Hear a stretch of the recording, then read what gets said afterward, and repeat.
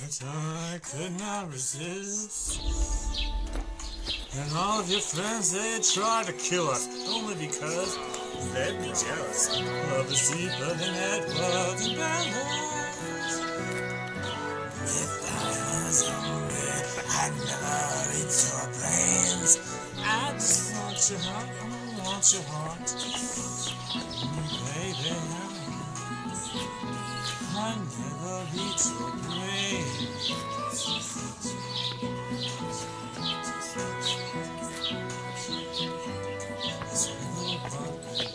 Says to save the life from the hunted.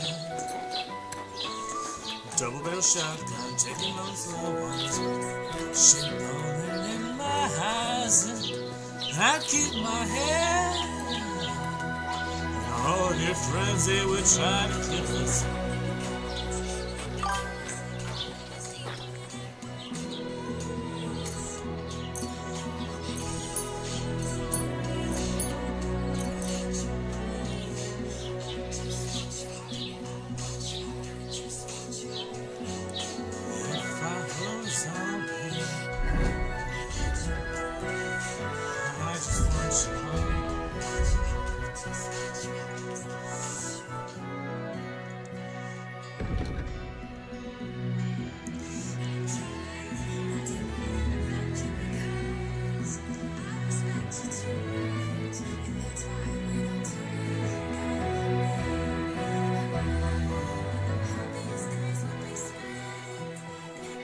Talking to commoners.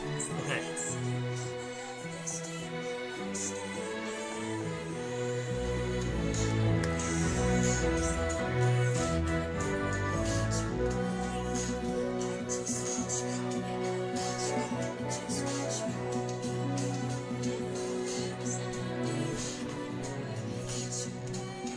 Poison specialist. Heals you faster.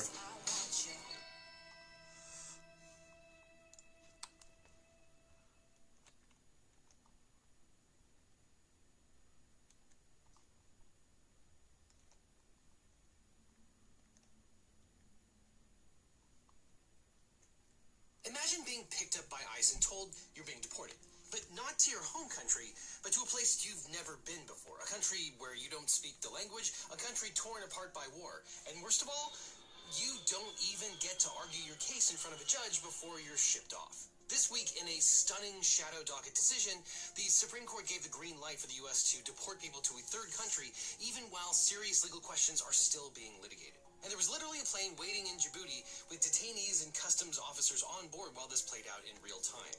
And if you think this sounds like a due process nightmare, you're not wrong. And what makes this even worse is the Trump administration openly flouted 2 district court orders not to remove people to South Sudan. And right or wrong, rather than backing up the district court judge who issued the orders, the Supreme Court basically told the Trump administration, hey, it's totally cool that you ignored the orders. And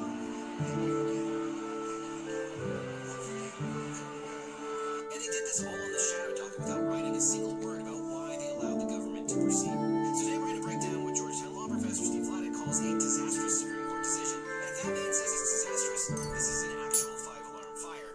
And explain what it means for immigration law, due process, and the limits of executive power. On February 18, 2025, the Department of Homeland Security issued a policy directive instructing officers to review all cases of individuals previously released from immigration detention for redetention and removal to a third country, a country that differs from the countries of origin or citizenship. Now, a class of non-citizens with final removal orders sued DHS, challenging the government's practice of removing people to a third country without providing notice or opportunity to contest. Now, make no mistake, under 8 U.S.C. 1231, the government is allowed to remove individuals to several specified countries, such as their country of birth, last residence, or departure port. If none of those countries are viable, the statute allows the government to send the person to any country willing to accept them.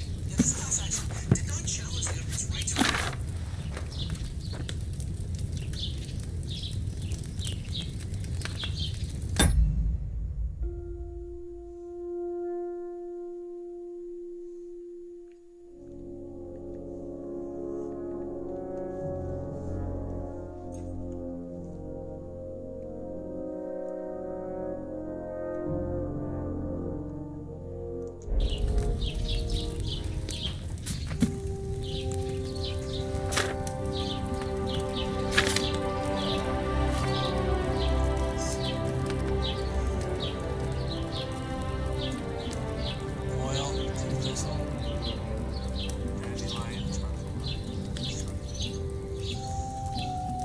thistle. What is it? 2 thistle, 1 dandelion, 1 trunk.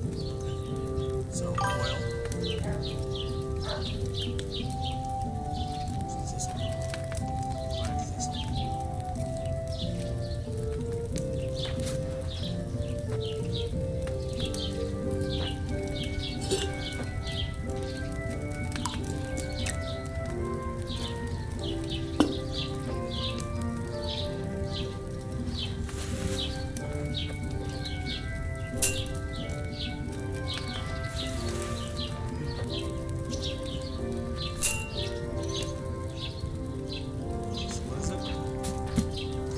Grind, add, boil 2. Dandelion, boil 1.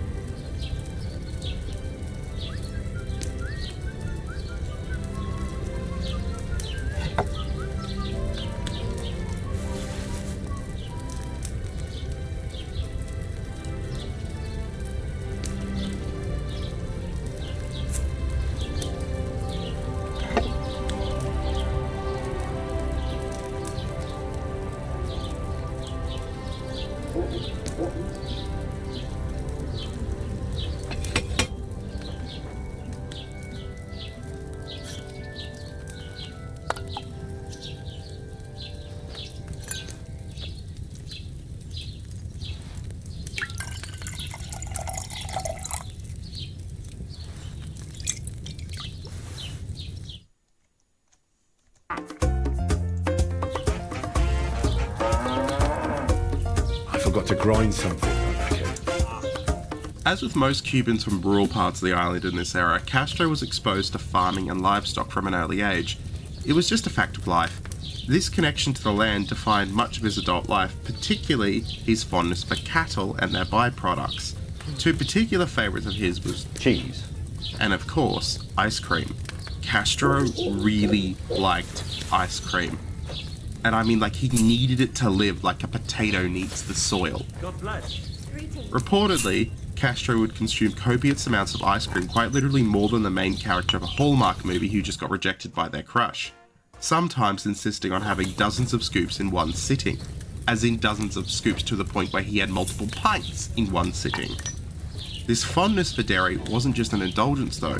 See, for Castro, dairy evolved into a symbol of his vision for Cuba, blending his personal love for milk with his political commitment to self-sufficiency. When Castro took power, he instructed his government that Cuba, to become a modern and powerful nation, would need to undertake ambitious cultural initiatives, not unlike that of other communist nations. For Castro though, it wasn't grain that was the subject of his desire, rather it was the sweet white nectar of the cow. No, not that, get your mind out of the gutter. Castro's great vision was that these reforms would turn Cuba into a dairy powerhouse, capable of producing enough milk and cheese not only for its citizens, but also for export. Think Ukraine and grain, but Castro has this plan with Cuba and milk. But the problem with this grand plan is that cows are big, and they like to eat a lot of food, and that Cuba is hot. And to have milk, you need to have the cows get milk through, cow mummy and cow daddy special times. But no matter, Castro had a plan. Cow genetics. One of the most infamous initiatives was Castro's attempt to breed a super cow capable of producing extraordinary amounts of milk. See, the thing is, the cows that were in Cuba before Castro took power weren't really known for their milk production, and that just comes down to their breed. See, they had evolved from Spanish and Indian cows to live in hot climates, so they were perfectly suited to the Caribbean. To fix this severe lack of cow juice, Castro purchased a bunch of Holstein dairy cows from the Canadians. You know, the stereotypical kind of spotty cow that you sort of see in movies and stuff. But they were Canadian cows, so the temperature was no bueno. Castro, being Castro, then built a giant air-conditioned cow mansion for his babies to live in. But that was expensive, so his solution was to get the Cuban intellectuals together and have them breed the heat-resistant cows that were being bred for their meat with the super juicy cows in some sort of Minecraft crafting table sort of event. This didn't really work, save for one instance. Ubra Blanca, the white udder, a cow that became the national symbol of Cuba's agricultural ambitions. Ubra Blanca shattered records for milk production, reportedly producing over 100 litres of milk in a single day. Her achievements were celebrated, and she became the source of pride for the nation, a testament to Castro's determination to achieve dairy supremacy. Castro would tell the world in speeches just how amazing this cow was, referring to Ubra Blanca as an example of communism's superior breeding skills. Just don't even go there. Don't even go there. And to many Cubans, this cow symbolizes the special period in Cuban history, a time where everything felt and looked positive. That is before the economic collapse began in 1989. Castro's obsession with Ubra Blanca extended far beyond her record-breaking milk production. The cow was treated quite literally like royalty, with special care and attention given to her diet and living conditions. When the inevitable happened and Ubra Blanca went to the great grass field in the sky, she was immortalized with a marble statue and earned a place in Cuban folklore. And just like other great symbols of communism, Blanca was embalmed and placed in a glass climate-controlled case at the National Cattle Health Center, where her remains are still on display today, in some sort of Lenin-esque cow display. Cuban scientists would attempt to clone Blanca with frozen tissue samples, but so far all attempts have in fact failed. Blanca also is kind of famous in Poland for a litany of reasons. It's kind of complicated, but there are poems written about Blanca and the Polish media. It's an interesting series of events. However, this dairy-centric vision was not without challenges, and the success of Ubra Blanca was not to be repeated on a large scale. The broader agricultural system struggled under the weight of unrealistic goals, limited resources, and the US embargo. Despite this though, Castro remained steadfast in his belief that dairy could transform Cuba's economy and society. You see, if the big cows were failing, what if every Cuban had access to their own cow? It would solve the supply chain issues, right? And every family would have milk. But cows are big. So what if you could genetically engineer a mini cow?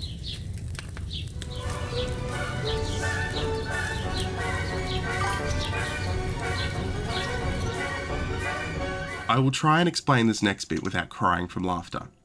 But yes, Fidel Castro attempted to order his scientists to genetically engineer cows to be smaller, as in dog size, with the same yield of bigger cows. The idea was that cows could be bred so small that they could live in people's apartments, like on balconies and stuff, eat tiny bits of grass like a puppy in a bowl. And to absolutely nobody's shock, this didn't work. But he didn't end up killing half his population on cow-related adventures, so he's doing better than some other communist nations with animal problems, not looking at anyone in particular, China. Cows cannot in fact be bred to be puppy-sized to live in your apartment. But if you thought this was the end of Castro's dairy shenanigans, the failure of his genetically engineered super mini cows, no. We're not even getting started, because we've talked about getting the milk, but what do you do with it?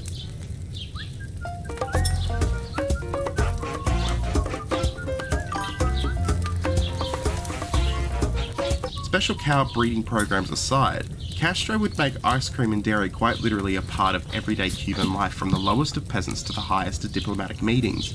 If a foreign ambassador showed up, he would ply them with insane amounts of ice cream, so much so that a lactose intolerant person would probably explode. I say explode because, let's be honest, there is no lactose intolerant person in the world who at any given point will just turn around and go stuff it, worth it, and eat their weight in ice cream.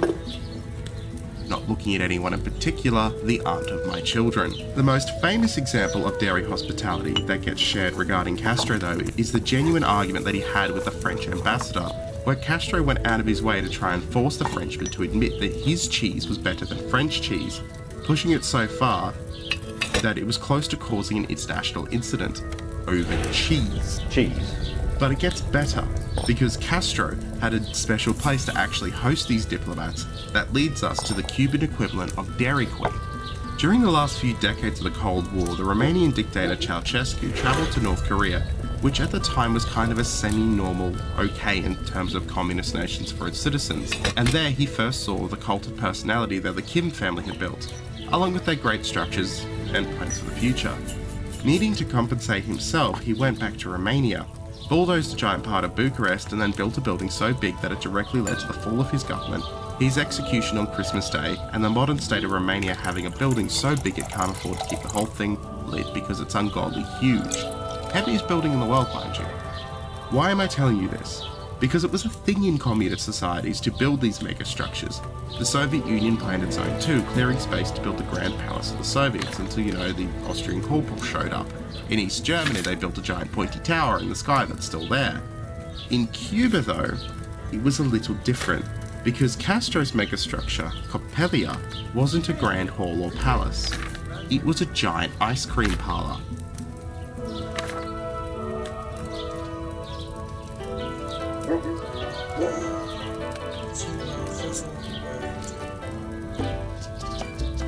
Shortly after taking over the reins of power, Castro set about implementing his revolutionary ideals, and at the top of the list was dairy.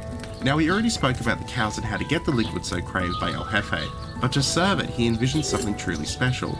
So in 1966, Castro ordered that an entire city block be cleared on the site of the old Reina Mercedes Hospital, and in its place, the megastructure was built.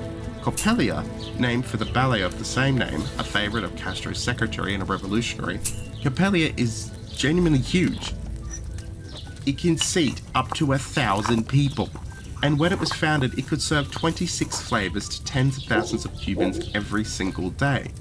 But the optics, and I'll be honest, aren't great. See, this was built in a relatively poor area, and this many fridges are extremely expensive to run. Coppelia would not be part of Castro's architecture for the future. Rather, it stands out just as another communist megastructure, like the People's Palace or the Palace of the Soviets. It just doesn't really fit. And it costs too much. The modern structure still exists, mind you, although today it can only really serve a single flavour at a time, and the lineup to get ice cream isn't exactly quick, but Coppelia does struggle on. It's actually in talks at the moment to expand into Venezuela. Because, of course it is, because Venezuela's in a fantastic position right now to start giant ice cream parlours. Today though, Fidel Castro's obsession is really nothing more than a footnote. A hilarious footnote in history, mind you, but a footnote nonetheless. In the grand scheme of things, it really isn't anything to write home about. The best part about it though, is that at the end of the day, the man who defied the CIA's unending assassination attempts, who told the United States to get bent and fought off the Bay of Pigs, was completely and utterly obsessed with something so simple as dairy. It almost baffles the mind just how obsessed he was, and to be honest, when I see the cost of Ben & Jerry's, I kind of understand how communism and ice cream goes together. Yeah, look at that. Doesn't it make you just want to...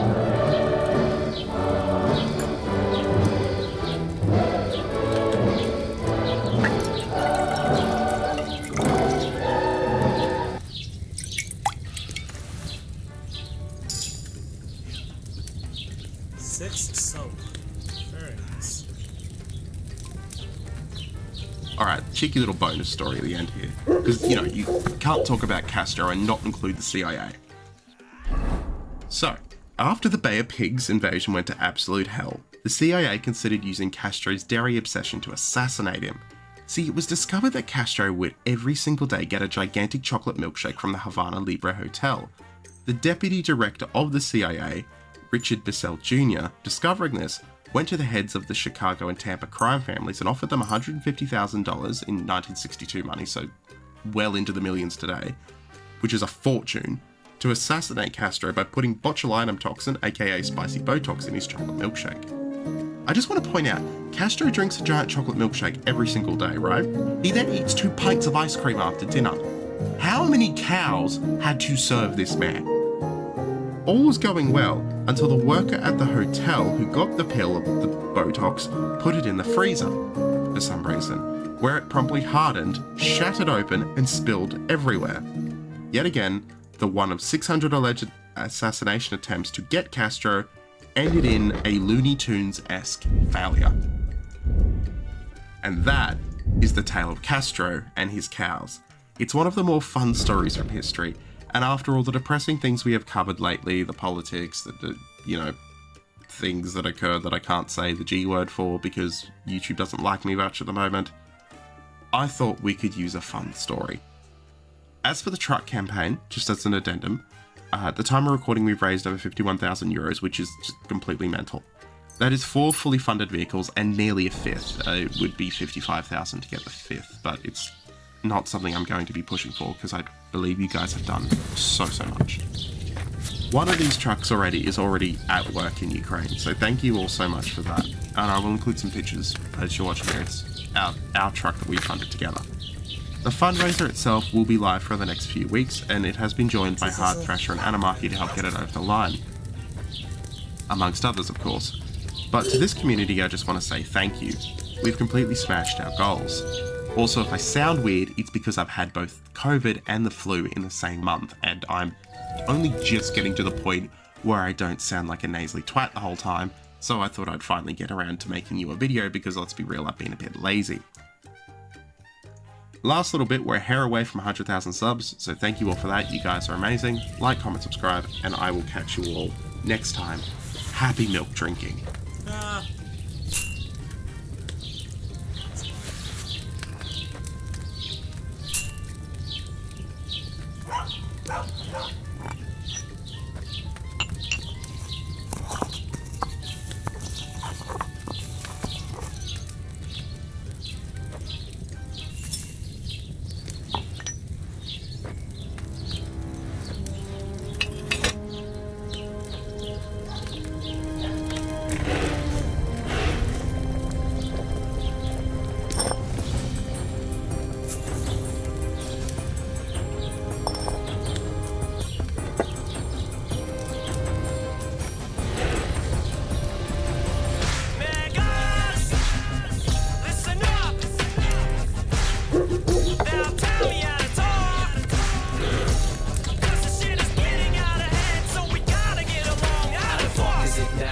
Election for office, what we elect for the options for either fascists or fascists. We had enough of it, like our key and relics from bronze, prestige and plenty of bomb could be whatever we wanted to see our troubles met.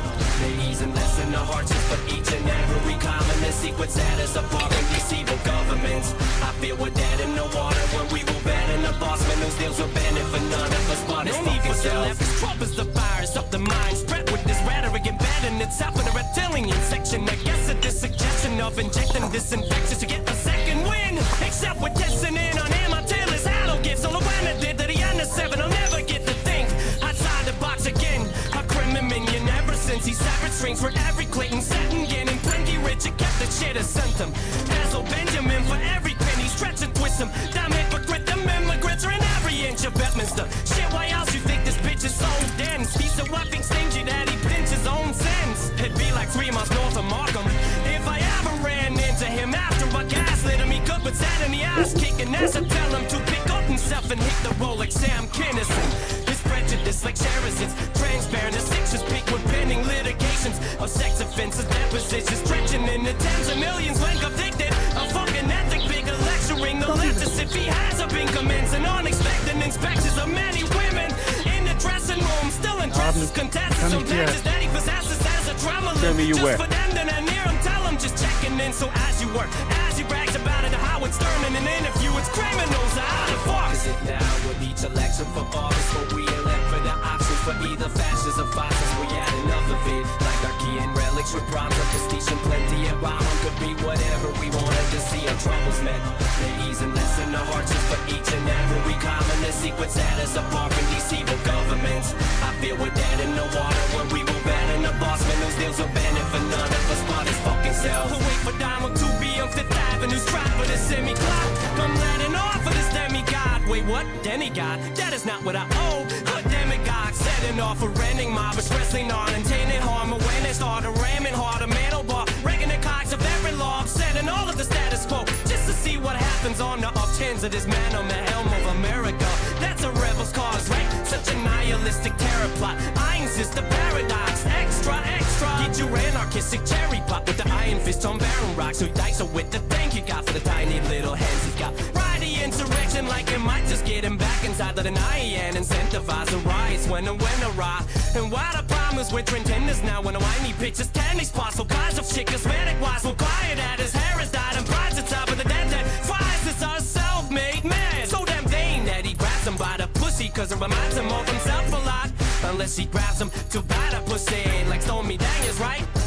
Banana ties the spoin off. We tried to shut the door on behind her while she forced on to the wall, but Trump and croaked on without a stone in the throat on the Mar-a-Lago a tore arm, the radical like a boom talk. It's funny because the roll off the war he wanted so much was by and large to ward off the garbage dumps and no one who wants to cross the country but want to knock his truck the North off. That was like some robots but pigs off. No wonder we down the cost of cutting the cost across the border. How the fuck is it now with each election for office where we elect for the options for either fascists or fascists? We had enough of it. Like our key and relics with bronze of prestige and plenty of bomb could be whatever we wanted to see our troubles met. They ease and lessen the hardships for each and every common. The secret set us apart from these evil governments. I feel we're dead in the water when we will bet in the boss man whose deals will benefit none of us but his fucking self. Fucking cunt, I hope you kick the bucket. This bitch and chuckle the gun reform is the children ducking class. That's Trump literally laughing at the country's expense. Is the federal that appears to be like a school shooting amongst the hearing impaired? Cause Trump shot up the deficit. Sincere when he said it clear to get rid of it year after year as he snitted it and gave us an ear, which is pretty weird as he didn't care to use them except when he had to really stick his fingers in there. So many shortcomings he got me belittled. Yeah, this bitch is so shifty and slip the middle finger in a freaking picky sweat. Not even a mirror there is set would see him as king. So no need to wet it is some pumped up round when dude left the US and the cost of fucking only PC bra was stuck to his scalp. Fuck it, cause now there will be hell to pay. He's just the arrow wave and daughteress. Cause I'm murking his hooks until he starts to wake out. This sucker ain't gonna ride his ball. Accusations of racist, a fraud, waving a cart inside him violence. So Let's talk about the price. Good. Done my nose. Is this enough? That's more like it. Hey, key and relics with pride and prestige and plenty of bomb could be whatever we wanted to see our troubles met. They ease and lessen the hardships for each and every common. The secret set us apart from these evil governments. I feel we're dead in the water when we will bet in the boss man whose deals will benefit none of us but his fucking self, fucking self, fucking self. But his fucking self, fucking self, fucking self. None of us but his fucking self, fucking self, fucking self. But his fucking self, fucking self. Benefit none of us but his fucking self, fucking self, fucking self. But his fucking self, fucking self, fucking self. None of us but his fucking self, fucking self, fucking self. But his fucking self, fucking self. Benefit none of us but his fucking self.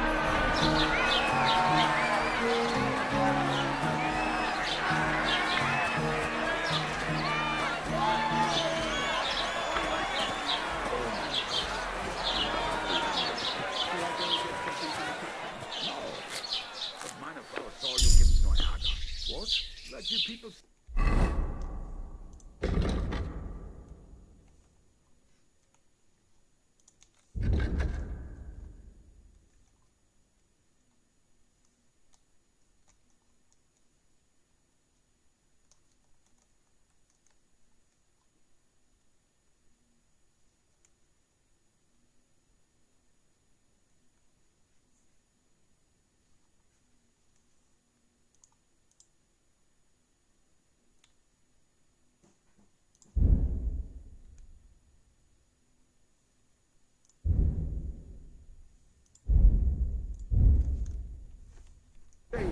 Trouble.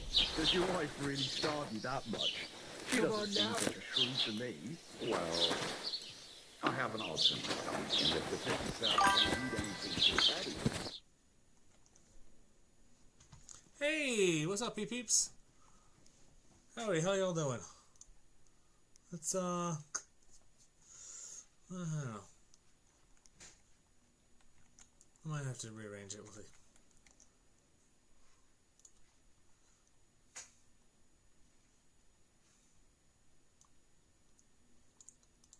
Can you give an update on the current state of the Russian economy and when the war will no longer be financially taxing? I don't really have anything new so far. The Russians are saying that everything is going well. Putin is acting as if the sanctions are not harmful at all, but on the contrary, good.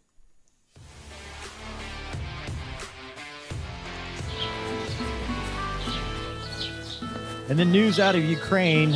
Unfortunately, the Ukrainian Air Force has announced that they lost another F-16. God bless.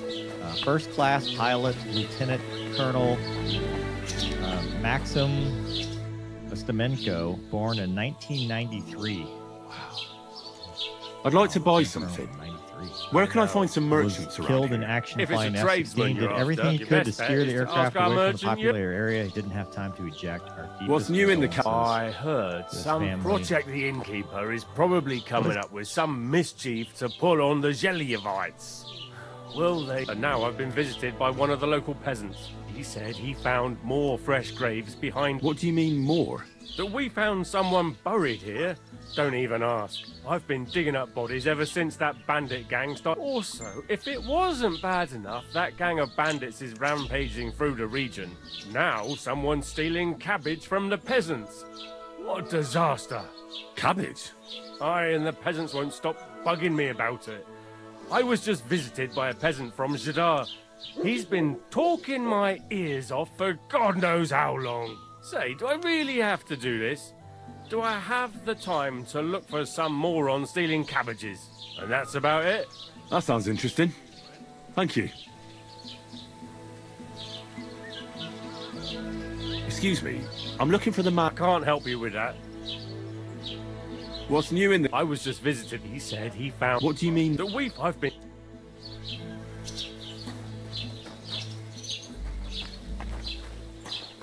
Careful.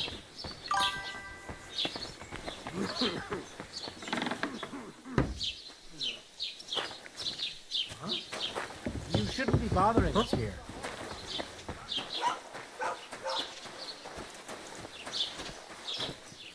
Christ be praised, sir.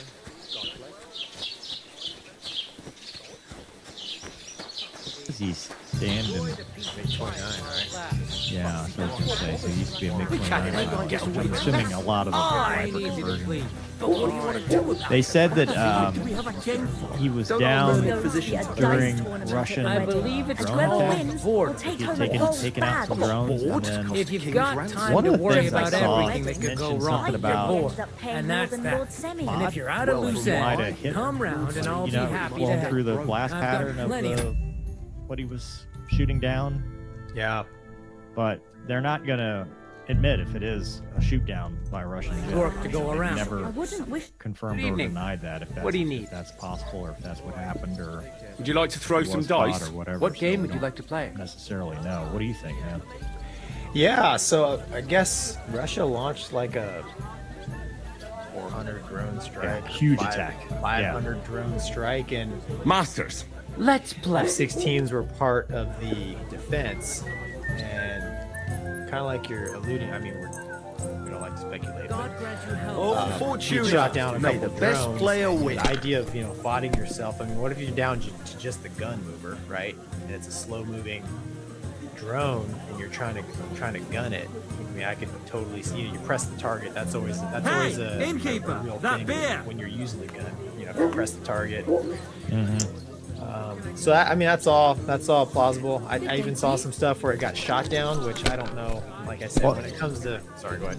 That's what the Ukrainian article had said, was that it had, he was defending the country and had damage during the intercept is all it says, which that usually implies 537 targets, cruise ballistic and hypersonic missiles, as well as the Shahed type drones. Yeah, it was a massive offense. 3 hours while the drone attack was 10 hours. I'm done. I'm supposed to open my mouth and wait for it to rain. Flying for that long, but it's the third Ukrainian F-16 pilot to die in combat. Remember, Success! Yep, he was the first, right? No, first was Moonfish. Okay. Juice was killed training for it in a trainer, but he was going to the F-16, and Moonfish was the first. Pavlo Ivanov was killed during a combat mission. God bless you. So August of 24, April of 25, constant risk of full-scale invasion. How come you weren't in church on Sunday? It doesn't say- It says it was damaged and he crashed and couldn't eject. And usually when you say something was damaged, I mean, what could damage it, right? spot from what you just shot down, or you got shot down. And that's kind of your two options. A projectile, some sort of projectile. Yeah. From the outside. I mean, that's... I don't know, man. I know we keep saying it. I mean, people are dying. Good day to you. It's frustrating, you know. Would you like to throw some dice? What game would you like? An end in sight. I mean, dude, 93. Masters. Let's play. He's He's 32. He's 32. Yeah, I mean, you're not playing for the first. Lieutenant Colonel. Yeah, compared to I mean, he's a young guy. Beat me. He's usually like a major. Some vagabond.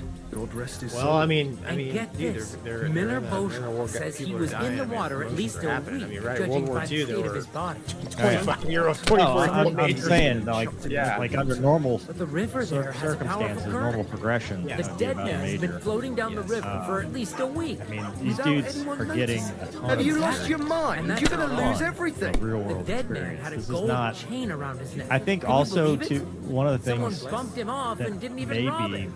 something to think about is, you know, when I went from the Viper to the Hornet, or If I was you, T-38, right? And you probably saw this going from the Hornet to T-38. Your sense of scale changes.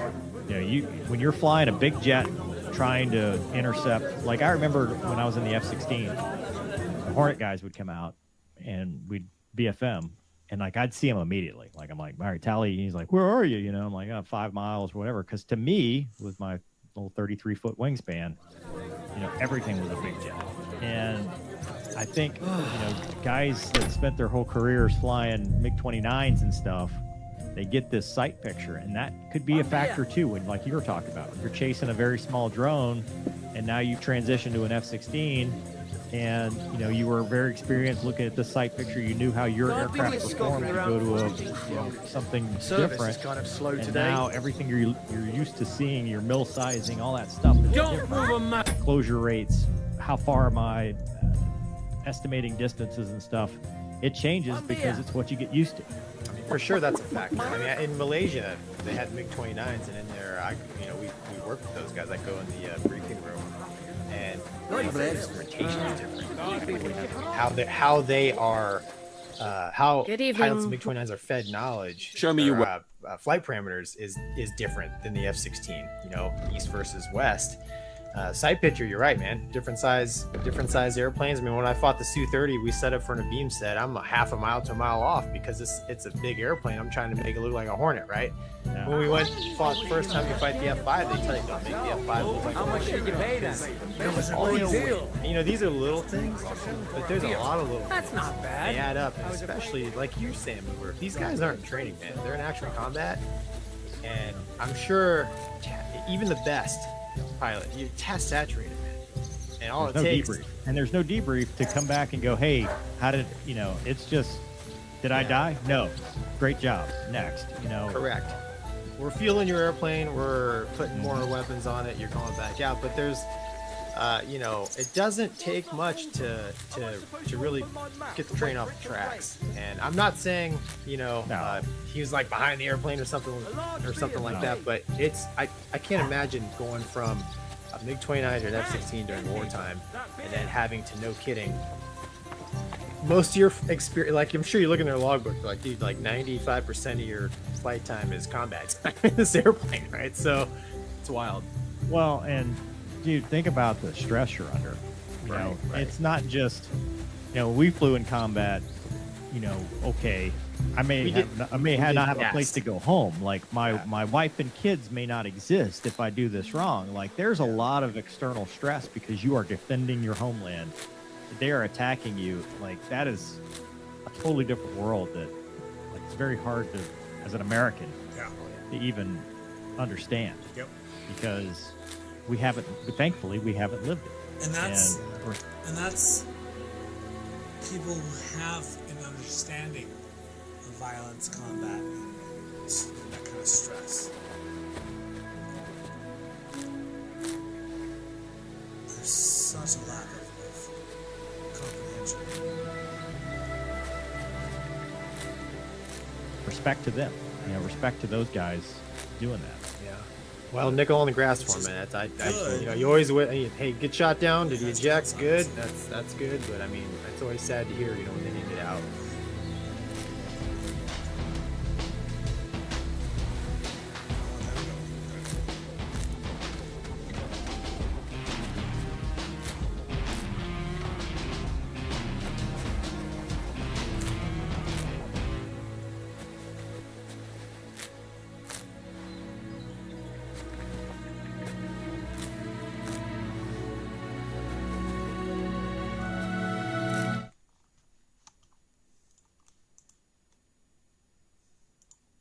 Vladimir Putin seems to be running short on allied countries. Why are even some of his most loyal satellite states now slipping from his grip?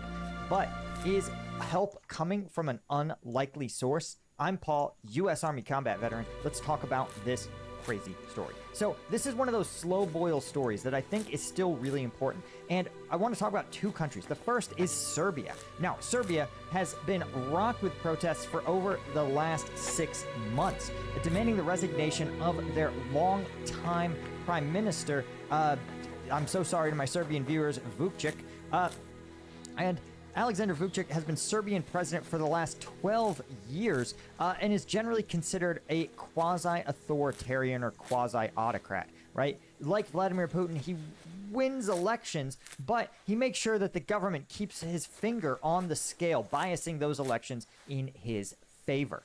And so the problem is when you have these kinds of autocratic systems, Viktor Orban in Hungary is another good example, it requires actually a lot of corruption. It requires a lot of payoffs, right? Because anybody else who could stage a meaningful opposition to him, say a Serbian billionaire, needs to make sure that he is on the take. So Serbian businesses make sure that government contracts are always friendly, never get a little too in the weeds about things like safety regulations or using right materials. And this is something that a lot of the Serbian public has, for a time, looked the other way. But now things have gotten a little out of control. And what really sparked this is actually a pretty innocuous event. This was a collapse of a overhang that killed a number of students, right? So what happened is that in November, there was a collapse of a railway station. And this resulted in a crushing death of almost a dozen people. But this is literally like in the heart of the city. So it would be the equivalent of a newly rebuilt Times Square collapsing and killing a dozen people. And the problem is not just that this was collapsed, but that the president himself showed up to sign off on the effort, right? And because the president literally cut the ribbon at the building. So he literally said, this is something that I have personally overseen, personally approved.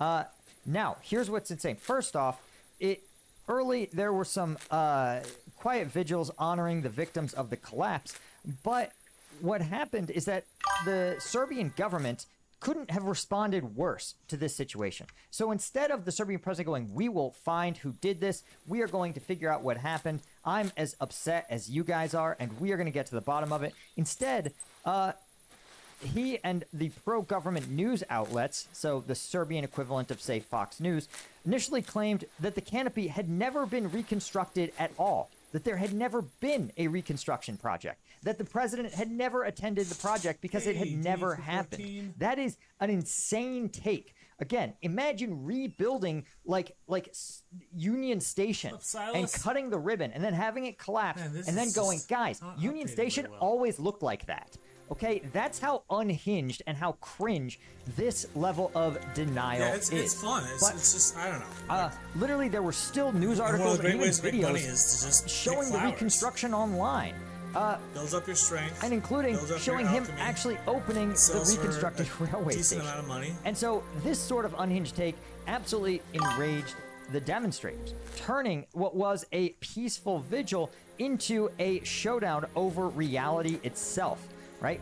And this is the culmination of, again, a huge amount of corruption. And what you see is that the Serbian government keeps doubling and tripling down on the protesters' frustrations. For example, after saying, hey, no, you definitely did rebuild that, and you should have an independent authority conduct some kind of investigation to figure out, this is one of the things the students, the goals are what they say is justice for the victims of the railway station collapse, i.e. an accountability if there was government negligence, and a resignation of the prime minister who signed off on this, or president, right? Dismissal, but the thing is, initially, the politicians and the the Serbian party that backs the president literally had the dumbest takes. He said, this is from one of the senior officials within the president's party. He said, quote, "We will fight against these anarcho-terrorists, fake commie intellectuals, and the pseudo-elite that is ravaging Serbia with anti-Serbian attitudes." Guys, imagine how fucking brilliant you have to be to have, say, protesters who go, "Hey, I think it's bad that those kids died in that railway station collapse." To go, do you hate Serbia? They go, "It's Serbians that died, my guy. Like, you killed a bunch of Serbians and we're mad about it." And you're like, "Do you hate Serbia?" Like, no. This is why you're just quintupling down on the cringe, right? They call them, "It's time to stop this social scum," he adds. "In every place and every step," the opposition leader continues. "First of all, in every discussion, if necessary, with force. This scum will no longer be able to terrorize the country. Long live Serbia." This is pretty unhinged, honestly. And I can't imagine why these protesters are increasingly irked. But again, you see in large numbers of college campuses, but now it's spread to even more areas. With up to 20,000 protesters downtown, but hundreds of thousands across the country. There's also been a widespread tactic of blockades, when which 100%, areas are sort of blocked off. And the thing I don't get is how Russia hasn't figured that out. Like, they have these commanders who are herding cats and just go forward. I don't know what their initial force structure was like, but it should be crazy now. It's just weird how much Ukraine has adapted, and Russia.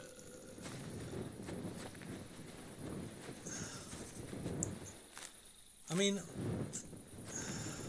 they've done some things. But it's just weird how much they prepared and then didn't bother to prepare.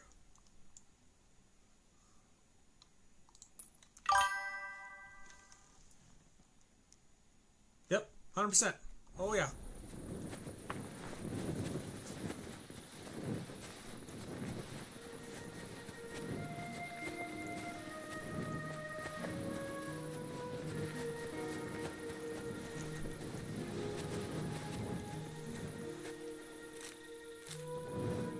I mean, our officers, our command structure is built for maximum flexibility, where you have orders not to go past this point, but when you get to your spot, you see an entire tank division that you could sneak up behind, and for very little casualties, you do something you weren't supposed to, but it's within the spirit of the orders, so you get awarded for it instead of getting in trouble for it.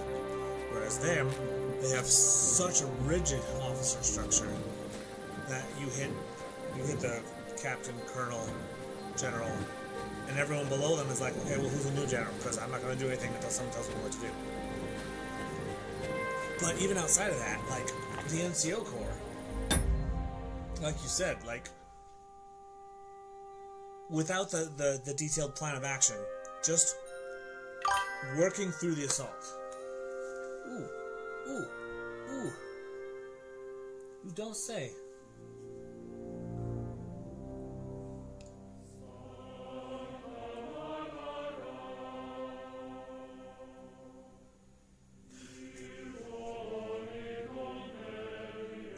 Why do you think that is, though?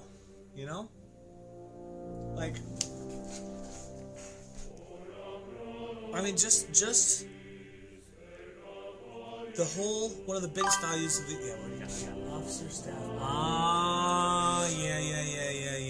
Yeah, okay. Alright.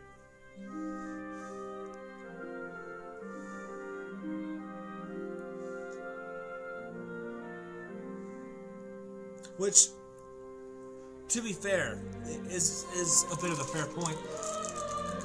When your infantry is how? I mean, we've got what the VDV and Spetsnaz that are, you know, to my understanding, some level of talent. But outside of them, before they got wiped out, most of your infantry can't really be trusted, right? So, yeah, there's an incentive, I suppose, to maintain that. I don't know.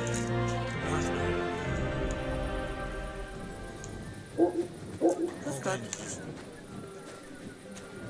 Shenanigans.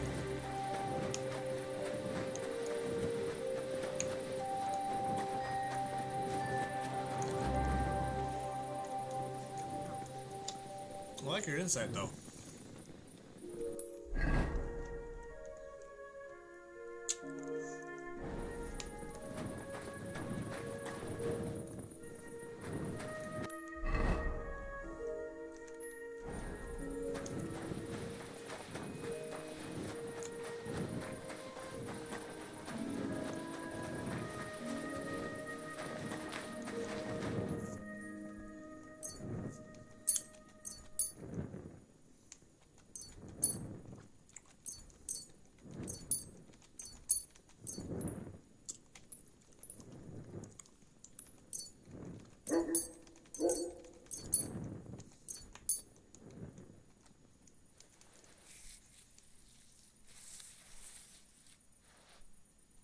Yeah, I appreciate your comments.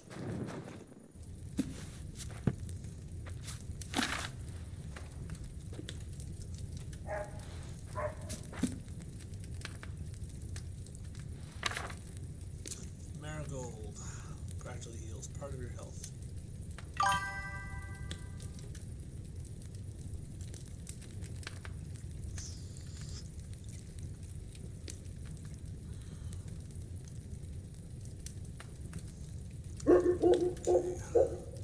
One nettle, 2 marigold. Nettle, boil for 2. Add ground marigold. So one nettle, 2 marigold.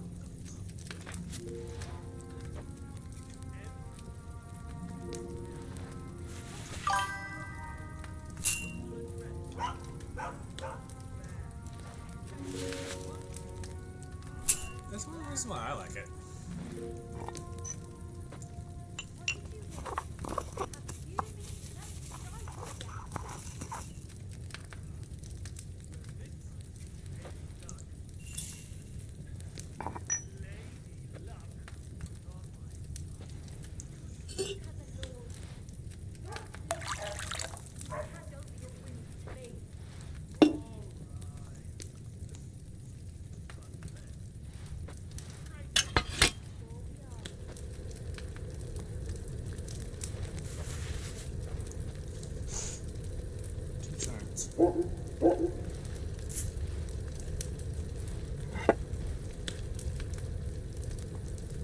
Come on, potion.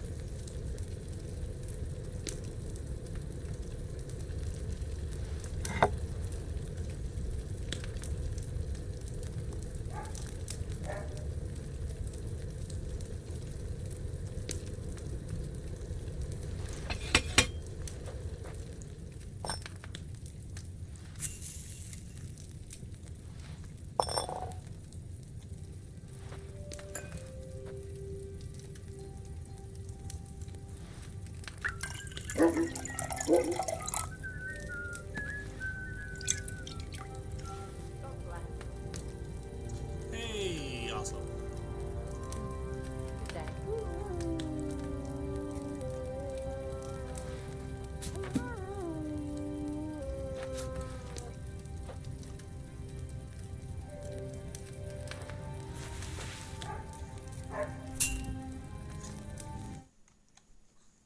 And in 24-hour runs, there's also been more mobilization. For example, farmers blocked the Ibar Highway with tractors. You have let's see. Oh, you also have the Prime Minister doubling down, saying, quote, "You can't bring down a country because of 15 people who died, nor 155, nor 1,555." That, FYI, guys, that's not a hot take to be like, actually, guys, I can kill anyone I want. Is really not the way to deal with this. So he could have done better. You can imagine. Here's another brilliant one. Commenting on the involvement of high school students in the protests, another high-ranking official said, quote, "Children are property of the state until they reach the age of majority." So then doubling down and saying, actually, guys, we own your children. Again, if you know anything about being a parent, you know that if someone from the state comes and says, we're taking your children away, even a pretty sane, grounded parent is going to go, I will carve you into pieces and feed you to your own dogs before you do that. So you can understand how this hot take fell pretty flat. So this is escalated, including, and more sectors are rising up essentially against the Serbian government. Education workers. You have work unions. You have the entire bar of Serbian, the Bar Association of Serbia went on strike. So this is just ramping up. And what's happened is that Vladimir Putin has gone over to the next logical step of the playbook and has begun to say, actually, guys, these protests they're actually sponsored by foreign governments. Notice that they weren't sponsored by foreign governments. They agreed totally that they were absolutely organic Serbian protests right up until they grew to a point that they began to meaningfully threaten the government. And then all of a sudden they go, actually, guys, we're sure this time. We have evidence that we didn't show you before and we didn't ever mention or discuss, but we're definitely convinced that now those 100,000 people that showed up in downtown Serbia were actually foreign agitators, okay? Dude, FYI, the U.S. government can't get 100,000 of its own citizens to show up to a rally, okay? There's no fucking chance that any foreign intelligence service can just conjure up, 100,000 people in Serbia, which is literally that's like 1 in 4 Serbians. It's some tremendously huge number, okay? Or 4 in every 100 Serbians. It's something preposterous like that. So Vladimir Putin, of course, is now saying, guys, Dmitry Peskov saying, quote, "We, the Russians, cannot rule out the use of familiar tactics aimed at carrying out color revolutions in Serbia." FYI, guys, this is the weakest take of all time. We cannot rule out that this was color revolutions. Is sort of like saying, technically,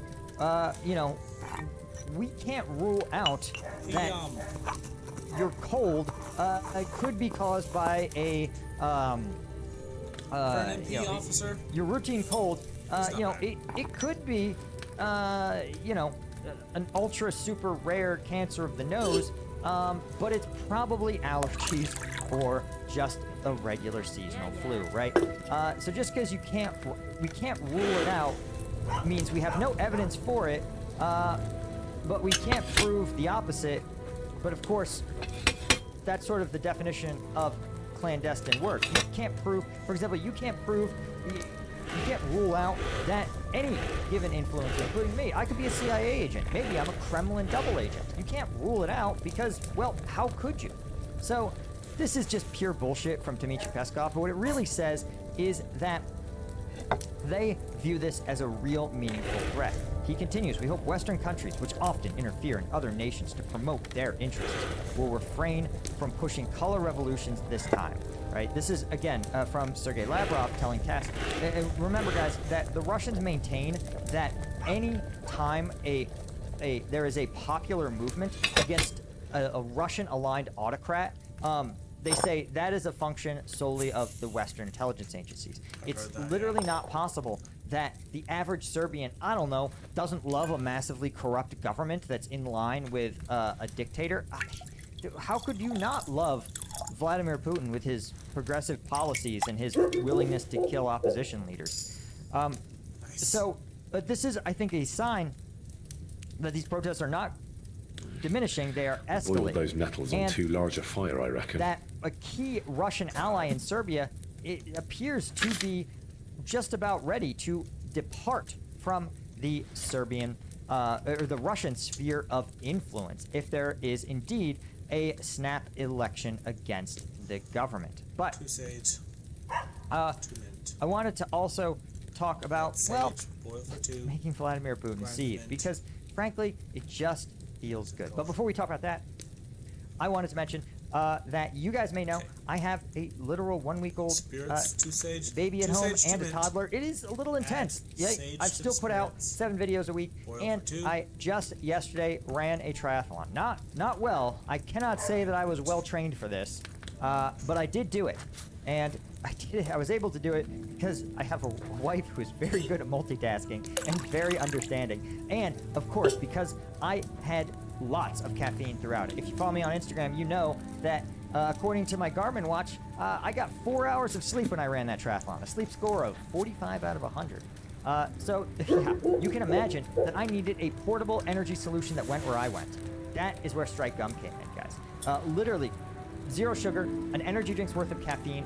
I had this on the bike, on the run, and when I needed a little bit of extra pop just to lock in and get it done, I chewed a Strike Gum, right? So if you are interested, and you don't have to be a overachieving triathlete like me, overachieving, underperforming triathlete like me, but literally, it's a favorite of cops, firefighters. I even got messages from Ukrainian drone pilots who say, listen, when we have to do these long reconnaissance missions, I can't be juggling my drone and sipping an energy drink, but chewing this gum gives me the surge and focus that I need to lock in. So go to strikegum.com, right? Obviously, you'd be crazy if you're already one of the 70% of our customers who reorder, right? That's 7 out of 10 people who try one piece of Strike Gum come back. If you're one of those people, don't rip yourselves off. Get the subscribe and save, okay? Right? You get it every month, boom, we give you a discount, right? Why would you rip yourself off? You can just cancel anytime. Also, FYI, if you have purchased it on strikegum.com and you've enjoyed it, man, drop us a review. We appreciate that, right? It would be really helpful. Only ones on Strike Gum. Okay, Amazon got mad at me for having too many reviews too fast. But strikegum.com, yeah, we'd be happy to have more reviews. Okay, so one of the questions people have is, how do you know Vladimir Putin's so mad about all this? Well, the answer is he is extra mad about the level of Western support, right? We see here that despite all these signs that the Russian position, the Russian economy is weakening and the Russian political position is weakening, because bear in mind, guys, right, Serbia might potentially exit the Russian sphere of influence, and we're going to talk about even another country exiting the Western sphere of influence, but there's a huge problem. Iran is another pro-Russian country that has recently had its influence cut off at the knees, right? The U.S. military has smoked Houthi militants who are proxies for the Iranian military. The Israelis have basically crippled Hezbollah. They've crippled Hamas in Gaza, right? And struck numerous Iranian military targets, as has the United States, taking out the Iranian nuclear program. And remember, it's not theoretical. The Russian military has provided basically all of the air defense equipment for Iran, hell of a lot of good that did, and has also provided the Shahed drones that are used by Russia to strike Ukraine. So these guys have a years-long military exchange relationship, and the Kremlin has, again, the Iranians have never probably been in a poorer international position in terms of their ability to project power. So, of course, whenever you have someone who's a raging narcissist like Putin start to diminish their standing, what they do is go back to the only bag of tricks they know works, which is seething, raging, and coping. And as you can see, he's now in full siege mode, saying, actually, guys, if you want a ceasefire, you can't even train Ukrainian soldiers. Ukrainian soldiers have to pinky promise not to learn anything from Western allies, right? Remember, Russia also has at different times said that Ukraine has to actually turn over all of its Western equipment to Russia, but now it actually needs to mind wipe all of its soldiers of any Western training. So this is increasingly preposterous and is obviously unbelievably unrealistic. Now, obviously, there's a lot to criticize about these training programs.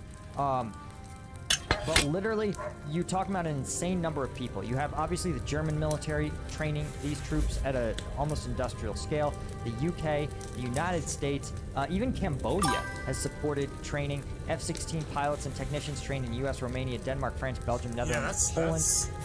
Tens of thousands of troops in the UK. So this is, and you can also see this involved instructors from Australia, Denmark, Canada, Lithuania, New Zealand, Norway, Finland, and Sweden. Absolutely preposterous for the Russians to make this demand, especially given that they have never been in a weaker position. But I think this is the sort of seething that you see whenever something bad happens to Vladimir Putin. And if you're like me, you cheer every time something bad happens to Vladimir Putin. And I know you guys are like me because you've stepped up. And boy, the Russian trolls in the comment section just get angrier and angrier the higher this number goes. You guys know that when the Ukrainian units really have a pressing need, a dire need, and Russian fiber optic drones, that is a dire need. They reach out to us, right? There's a lot of influencers they work with, some of which are actually bigger than the Combat Vet Reacts community, but there's nobody that mobilizes more than us. And that's why they have this very ambitious goal that we are blowing out of the water. We've only been operating for, what, a week or two? And we're already at That mint shouldn't have been boiled on such a high flame. Of the way there. But what is it for? It is to help Ukrainian units stop Russian fiber optic drones. We're getting them their own long-range reconnaissance fiber optic drones to find Russian drone teams, to improve their mobility, to get to and from positions faster where they're less likely to get spotted, and of course, lots and lots of nets. These drones, as you can literally see from the picture, get caught in nets that they put over main supply routes to protect them, forming a canopy that the drones cannot fly through. So if you're interested in helping these guys out, of course, 59th has pledged some of their patches to donors. They donate up to $250. $400 gets you not just the 59th patch, but actually I think this is pretty sick and I've never seen it before. The Ukrainian Sun patch. This is the flag of the Free Donetsk Oblast. Again, the Russian-occupied Donetsk Oblast has a totally different flag. So thanks again to all you guys like Ian Knutson, Canada stands with Ukrainian fight against the invaders. Jerome, right, just dropping $260 and walking away in silence. A real gangster move there. Brian Langford, Amador from Galicia, Spain. And of course Oliver Kalmed, Salve Ukraini. Alejandro Virtuoso Heraldon, dope. Dropping 200 kroner. I have no idea what that is, right? So thanks to all you guys that do your part. Even guys like Tom, a small donor from Norway. Hey, Tom said, listen, I'll make coffee at home and I will take that money I would have given to Starbucks and we'll get some more nets over Ukrainian positions. These guys, I can tell you for sure, every $100 we raise allows Ukrainian soldiers to come home. So thank you guys, as always. Okay. But there's another Russian ally who appears to be rethinking their support of Russia, and that is Azerbaijan. What? But Paul, I thought Azerbaijan was a staunch Russian ally. What happened? Well, the answer is the Russians have been increasingly, as often happens with authoritarian governments, is when you are an authoritarian, you only have two tools in your toolkit to keep people supporting you. You have money that you pay usually to a country's elites, right? Or you have the stick, which is using your special services and your other coercive methods, your military if necessary, to keep that country from getting a little big for its britches. Well, there's a problem in that Vladimir Putin has, and that is that his country is going broke. So he doesn't really have the money to bribe Azeri politicians, to bribe Azeri businessmen, right, to give them sweet contracts or give them a cut of Russian-backed enterprises. And the problem is he doesn't have the military might or even these special services anymore to coerce people. And so more and more you are seeing when they do try to use this force, right, the only tool Boiled that that they still have in chamomile their for too toolkit, long. the Azeris are increasingly saying, hey, go shove it up your ass. You can see here that in Baku, Azerbaijan, all Russian cultural events, both official and even private events, have been canceled, right? And this cancellation came after a police raid in Russian territory killed two Azeris. They are literally 60 years old. detained along with many others over a cold murder case in 2002. But this incident prompted Baku's Ministry of Culture to issue a statement saying, quote, targeted and extrajudicial killings and acts of violence committed by Russian law enforcement agencies against Azerbaijanis. And it describes this as actually a systematic effort. So this should tell you that an extremely cold case from literally 25 years ago, resulting in the death of two 60-year-old dudes, probably, as the Azerbaijanis point out, that this is actually just about killing people that are seen as problems for Russia. And Russia has absolutely demonstrated a willingness to kill nationals from other countries, and this would be an act of war if it was done by any other country, and certainly if it was done to Russia, they would describe it as an act of war, particularly when they add that it is a systematic killing of Azeris in Russia. Now, the diplomatic fallout, of course, this is just the latest in a series of real problems. Remember that aircraft that was shot down last year in Azerbaijan, right? It was an Azerbaijani jet shot down soon after departing Grozny. But we talked about the fact that it was a really strange story, as the aircraft was actually attacked after it was leaving Russian airspace. So it wasn't even a case of a tragic accident. There was some kind of hostile act by the Russian government targeting this aircraft after it had left, after it was on its way out of Russian airspace. It was actually over a body of water between the two airspacers. So this reflects, again, the fact that not so much, remember, if the leading politicians in Azerbaijan want to stay aligned with Russia, they would sweep this under the rug like they sweep everything else. But the fact is that the Azerbaijanis have an incentive to do two things. One is to remind Russia and to engage in basically rent seeking. To remind Russia to say, listen, Vladimir, we are your friends, but our friendship comes with a price. Because countries don't have friends the way you and I do, right? Countries have interests. In Azerbaijan, it goes, listen, our ruling class, you better not think about paying us less. We demand the same bribes or even more, because being your friend is hard.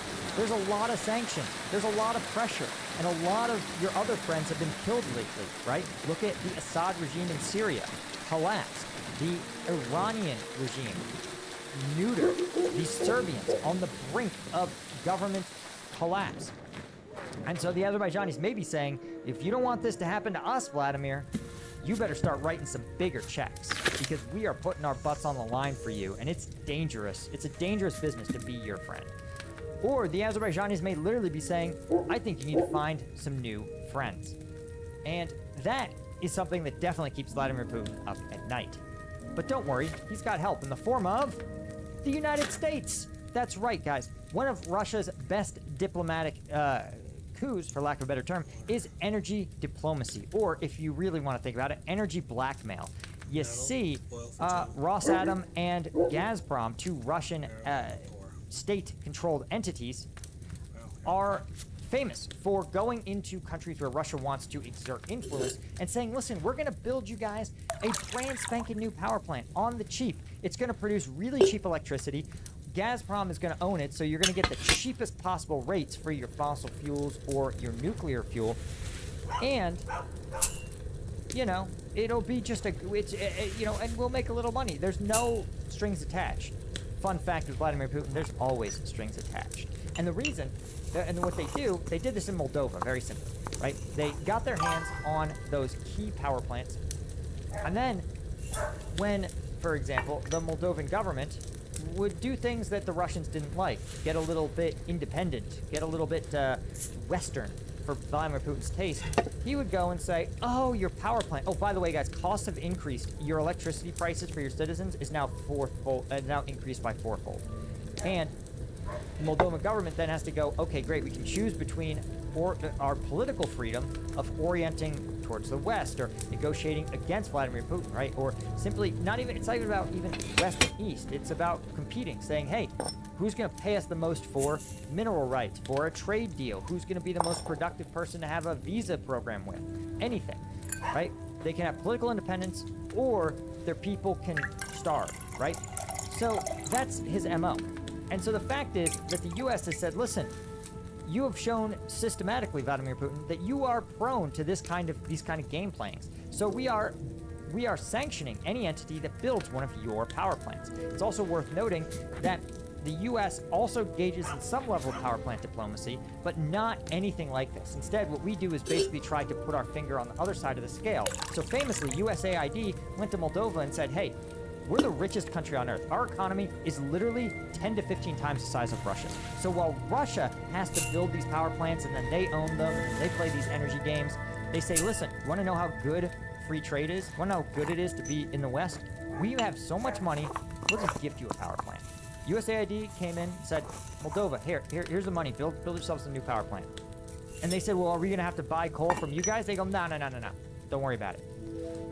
And Vladimir Putin, of course, heard that and more seething and coping. But the fact is that the US went from saying, no, we'll build you a better power plant so that you can't get coerced by Vladimir Putin, right? Instead, now they're saying, yeah, go get leverage over our ally Hungary. US has lifted sanctions on Hungary's PAC-2 nuclear power plant project, which is, of course, brought to you by Russia's by state-owned energy consortium, Rosatom. That's right. They said these politically motivated measures, i.e. the sanctions, were imposed by the Biden administration just before Trump took office. Bear in mind, Trump has kept every single one of those sanctions in place. He says, grateful to the Trump administration as this project will guarantee our future energy supply. He forgot to add, will be controlled by Russia.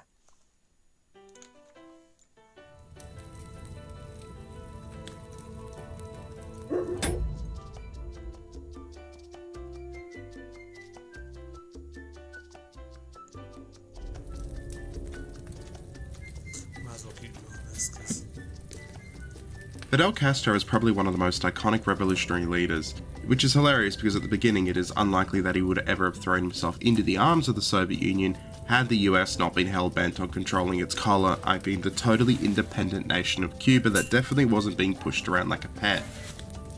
Anyway, Castro is often remembered for his commanding speeches, military fatigues, having that one really big in his cabinet that for some reason university students fetishize, his cigars, and his role in reshaping Cuba's political landscape.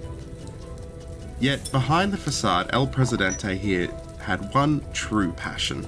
An unexpected passion. No, not surviving CIA plots, he was good at that, but I of course refer to his obsession with dairy.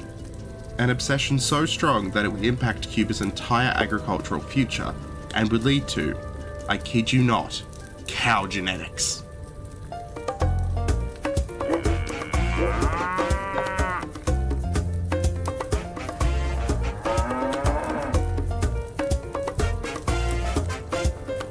As with most Cubans from rural parts of the island in this era, Castro was exposed to farming and livestock from an early age. It was just a fact of life. This connection to the land defined much of his adult life, particularly his fondness for cattle and their byproducts. Two particular favourites of his was cheese, and of course, ice cream. Castro really liked ice cream.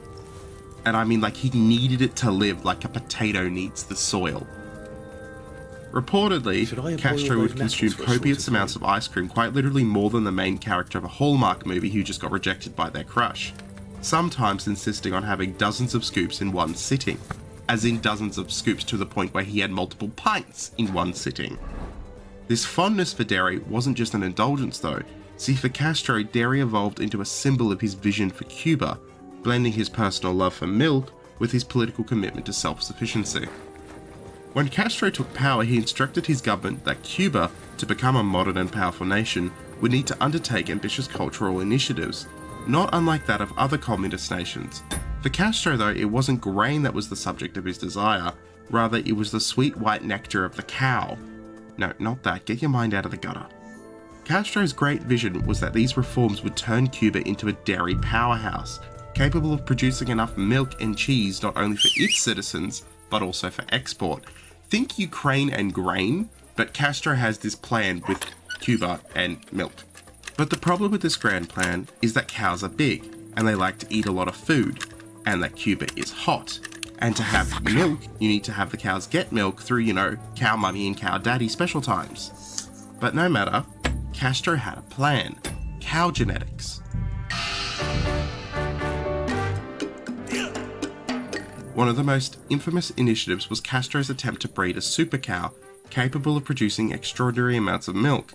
See, the thing is, the cows that were in Cuba before Castro took power weren't really known for their milk production, and that just comes down to their breed. See, they had evolved from Spanish and Indian cows to live in hot climates, so they were perfectly suited to the Caribbean. To fix this severe lack of cow juice, Castro purchased a bunch of Holstein dairy cows from the Canadians.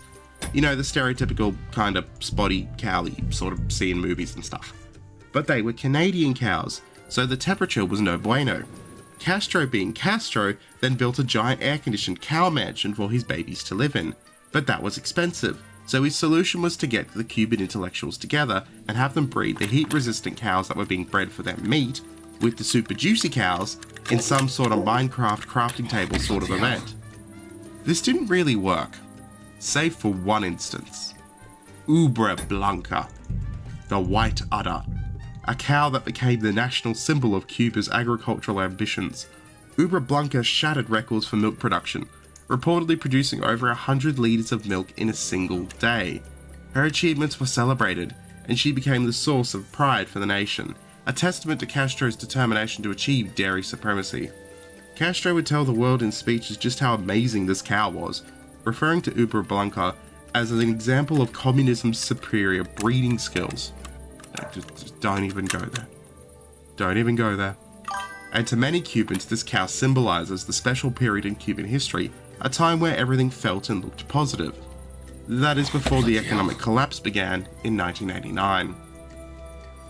Castro's obsession with Ubra Blanca extended far beyond her record-breaking milk production. The cow was treated quite literally like royalty, with special care and attention given to her diet and living conditions. When the inevitable happened and Ubra Blanca went to the great grass field in the sky, she was immortalized with a marble statue and earned a place in Cuban folklore. And just like other great symbols of communism, Blanca was embalmed and placed in a glass climate-controlled case at the National Cattle Health Center, where her remains are still on display today, in some sort of Lenin-esque cow display. Cuban scientists would attempt to clone Blanca with frozen tissue samples, but so far all attempts have in fact failed. Blanca also is kind of famous in Poland for a litany of reasons. It's kind of complicated, but there are poems written about Blanca and the Polish media. It's an interesting series of events.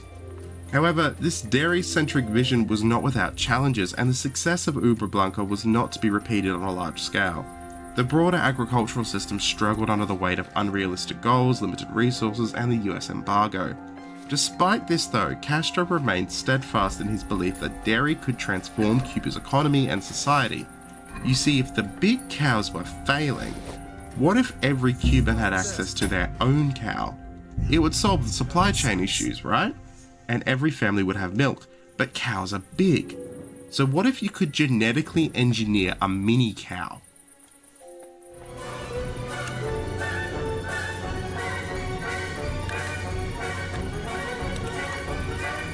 I will try and explain this next bit without crying from laughter. But yes, Fidel Castro attempted to order his scientists to genetically engineer cows to be smaller, as in dog size, with the same yield of bigger cows. The idea was that cows could be bred so small that they could live in people's apartments, like on balconies and stuff, eat tiny bits of grass like a puppy in a bowl. And to absolutely nobody's shock, this didn't work. But he didn't end up killing half his population on cow-related adventures, so he's doing better than some other communist nations with animal problems, not looking at anyone in particular, China. Cows cannot in fact be bred to be puppy-sized to live in your apartment. But if you thought this was the end of Castro's dairy shenanigans, the failure of his genetically engineered super mini cows, no. We're not even getting started, because we've talked about getting the milk, but what do you do with it?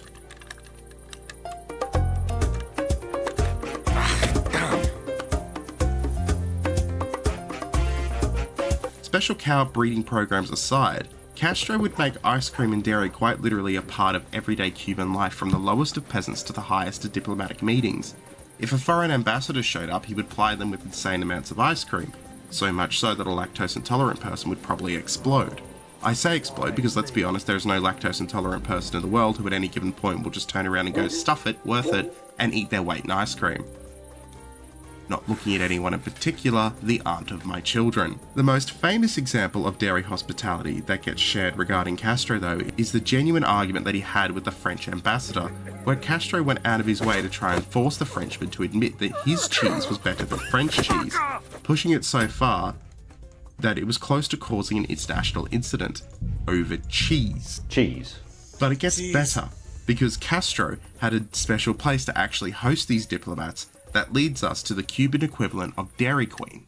During the last few decades of the Cold War, the Romanian dictator Ceausescu travelled to North Korea, which at the time was kind of a semi-normal okay in terms of communist nations for its citizens. And there he first saw the cult of personality that the Kim family had built, along with their great structures and plans for the future. Needing to compensate himself, he went back to Romania, bulldozed a giant part of Bucharest, and then built a building so big that it directly led to the fall of his government, his execution on Christmas Day, and the modern state of Romania having a building so big it can't afford to keep the whole thing lit because it's ungodly huge. Heaviest building in the world, mind you. Why am I telling you this?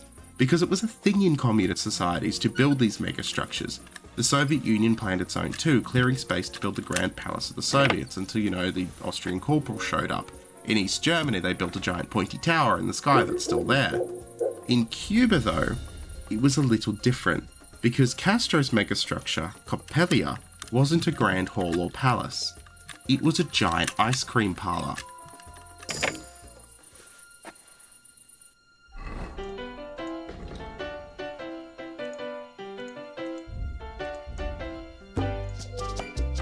Shortly after taking over the reins of power, Castro set about implementing his revolutionary ideals, and at the top of the list was dairy. Now, we already spoke about the cows and how to get the liquid so craved by El Jefe, but to serve it, he envisioned something truly special. So in 1966, Castro ordered that an entire city block be cleared on the site of the old Reina Mercedes Hospital, and in its place, the megastructure was built. Coppelia, named for the ballet of the same name, a favourite of Castro's secretary and a revolutionary, Coppelia is genuinely huge. It can seat up to 1,000 people, and when it was founded, it could serve 26 flavours to tens of thousands of Cubans every single day. But the optics, and I'll be honest, aren't great. See, this was built in a relatively poor area, and this many fridges are extremely expensive to run. Coppelia would not be part of Castro's architecture for the future. Rather, it stands out just as another communist megastructure, like the People's Palace or the Palace of the Soviets. It just doesn't really fit. And it costs too much. The modern structure still exists, mind you, although today it can only really serve a single flavour at a time, and the lineup to get ice cream isn't exactly quick, but Coppelia does struggle on. It's actually in talks at the moment to expand into Venezuela. Because, of course it is, because Venezuela's in a fantastic position right now to start giant ice cream parlours. Today, though, Fidel Castro's obsession is really nothing more than a footnote. A hilarious footnote in history, mind you, but a footnote nonetheless. In the grand scheme of things, it really isn't anything to write home about. The best part about it, though, is that at the end of the day, the man who defied the CIA's unending assassination attempts, who told the United States to get bent and fought off the Bay of Pigs, was completely and utterly obsessed with something so simple as dairy. It almost baffles the mind just how obsessed he was, and to be honest, when I see the cost of Ben & Jerry's, I kind of understand how communism and ice cream goes together. Okay, what am I supposed to Yeah, look at that. Doesn't it make you just want to...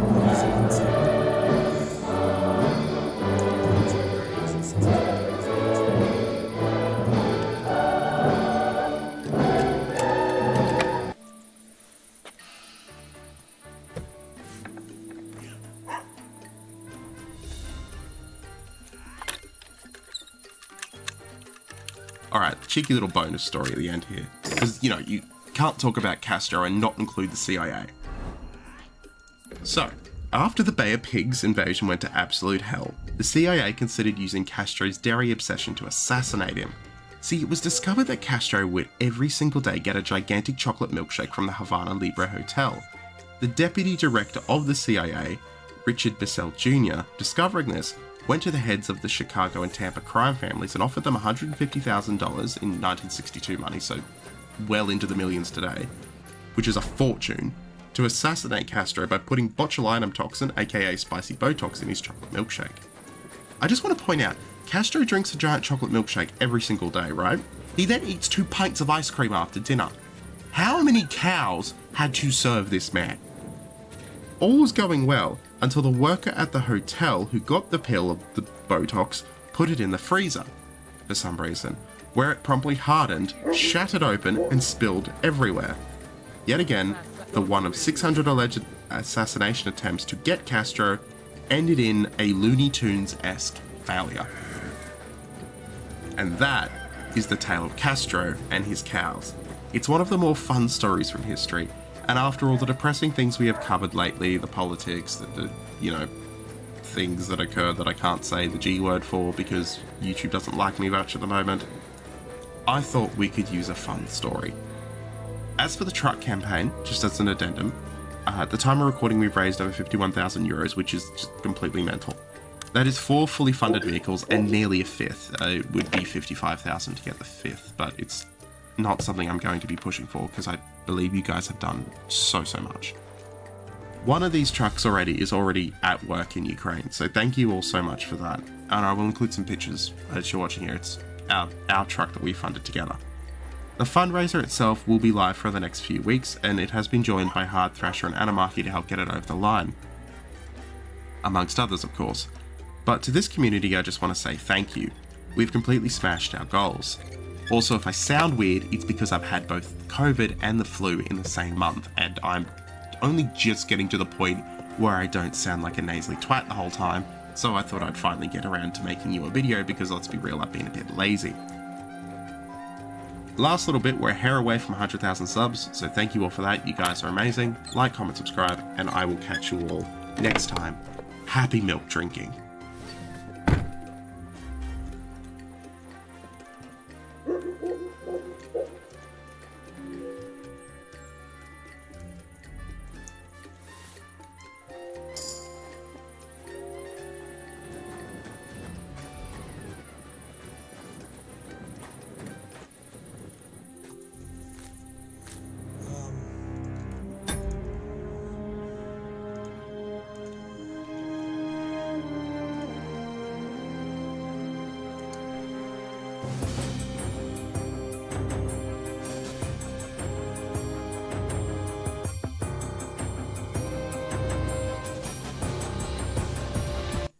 Sponsored by NordVPN. Hello, I'm Animarchy History, and I have a problem.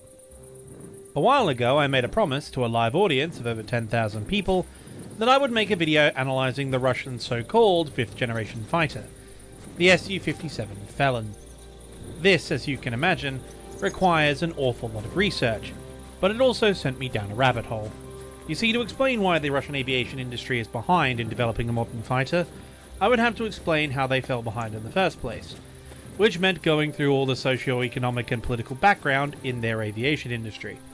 Thus, what started as a quick 50-minute dismantling of Russia's flying facade of a 5th generation fighter, it rapidly became a crash course in the entire history of Soviet fighter aviation. Hence, you see the ridiculous length of the video in the sidebar below. And as for my premiere peeps, buckle up guys, this is going to be a long one. Now, keep in mind, it would be impossible to cover everything in excruciating detail.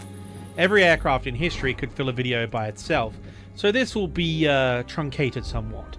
And covering literally every prototype, every aircraft, and every personality, while maintaining a coherent and understandable narrative, would be equally impossible. So, if something doesn't show up here, it was either cut for time, or wasn't notable enough to include. And even with all that, this is still an hour and a half long. So grab a drink, order some Uber Eats, and put me either on the big screen or on speaker, depending on your preference. It's time for me to tell you a long and rather disappointing story. And, appropriately, we start this story like the famous Russian author Leo Tolstoy. We start it by going right back to the beginning.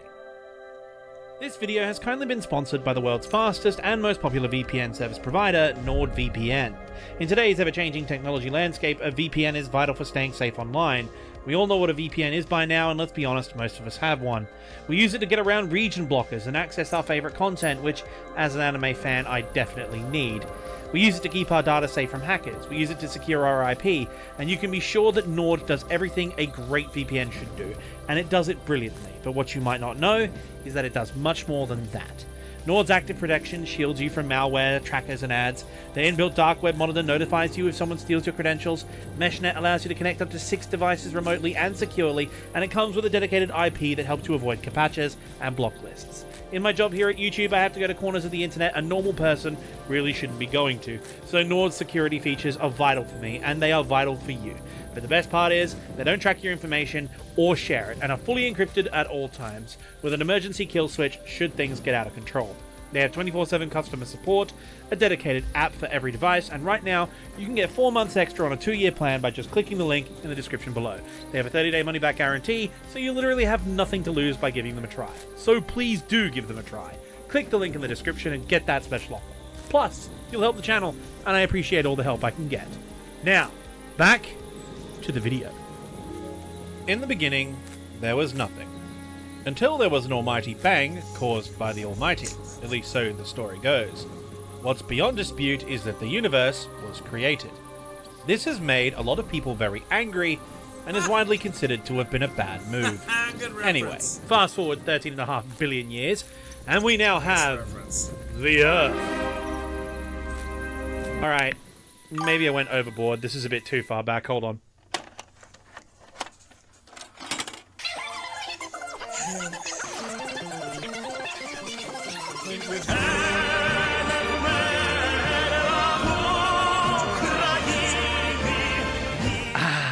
Beautiful Ukraine, then known as the Kiev Governorate of the Russian Empire, but I feel, given current events, using its proper name is appropriate. Kiev has been a focal point of both science and culture throughout the centuries, and despite 5 revolutions, 2 world wars, and potentially being the catalyst for the 3rd one, it remains the jewel of Eastern Europe to this very day. But more importantly, it was the birthplace and home to an absolute titan of aviation, namely this man, Igor Sikorsky, who was, in 1908, a student at Kiev Polytechnic Institute, which has since been named in his honor. We know him today, of course, as the immortal god emperor of the American helicopter industry, but in his younger days, he was the up-and-coming star of Russian aviation design. However, the fact he is most well-renowned as a Ukrainian-American aviation magnate rather than a Russian one should give you the hint that things in the motherland were not exactly conducive to aeronautical excellence. Russia wasn't exactly a bustling powerhouse of innovation and production in any sector of a modern economy, least of all the technology sector, which in the 1900s was primarily focused in telecommunications, aviation, and rail transport. As we shall see, little has changed since then. In the 1900s, it's often said that the Ottoman Empire was the sick man of Europe, but despite the loosening grip on their imperial possessions and the upcoming collapse during the end of World War I, Turkey itself remained largely intact after a bit of an unstable period, and throughout the 20th century their industrial and economic base would steadily grow and develop into the regional powerhouse we know today. Russia, by contrast, was in a terrible state. After their defeat in the Russo-Japanese War and the subsequent democratic revolution which resulted in the creation of the Duma, Russia was in a catastrophic state of turmoil and decline. The last nation in Europe to abolish serfdom, almost the entire Russian population was still living in a near-feudal condition on subsistence farms, while the emerging urban working class had some of, if not the, worst living conditions in Europe, all while under the lash of a hyper-authoritarian Tsarist nobility and their government bureaucrats. This vice-like grip on the Russian economy by the aristocracy, combined with a lack of even the most basic infrastructure in terms of education and communication, severely hampered the creation of the merchant class and the trading class, and, well, capitalists, the bourgeoisie. They are required to spur on investment in industry, and this also had the catastrophic side effect of preventing any real form of social mobility for people to work their way up. Simply put, there was no money, no capital, no investment. There was literally nothing. No money at all. No money to invest in manufacturing, no workers educated or skilled enough to work in said factory, if you could even build it, and no working class or middle class to buy the products you made in that factory to justify the investment. There was no consumer base whatsoever, really. And as a result, most of the factories in Russia were either state-subsidized enterprises or monopolies of essential services owned by aristocratic oligarchs, namely the railway industry, the agricultural machinery industries, vodka distilleries, and of course, the arms and ammunition, the military-industrial complex. The only independent entrepreneurial activity in Russia really was foreign firms opening subsidiaries or funding startups. And it was into this environment that Russian aviation emerged, slowly crawling out of small-scale machine shops or as privately funded projects in factories tooled to make rail cars or tractors. Basically, small-time workshops funded by foreign private investors. Throughout this era of humble beginnings, Igor Sikorsky had spent a considerable amount of his time in Germany and France, as both countries were on the cutting edge of aviation, especially in regards to aero engines. Sikorsky, even at this early stage, was experimenting with the helicopter concept, but the engines of the era didn't have anything like the horsepower required, while developments in the avionics needed were at least 20 years away. So back to fixed wing it was, and thus Sikorsky got his pilot's license while joining the Imperial Aero. A very important letter. I was supposed to deliver it to my master by tonight. What was in the...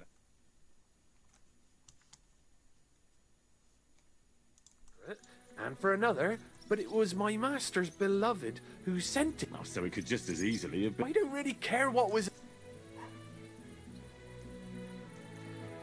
Do you know where you might have lost it? I haven't the faintest idea. It must have slipped out somewhere along the way. Would you like me to help you look for it? There's no point now. I've been on the road for 2 days as it is. We'll never make it by tonight. You should have been more careful, losing the one thing you... I know. So I forgot to check my bag. But now it's gone. I have to be going. I hope you find them. Me too. I'm sorry to hear that. Wait! Punch me in the face. What? Smack!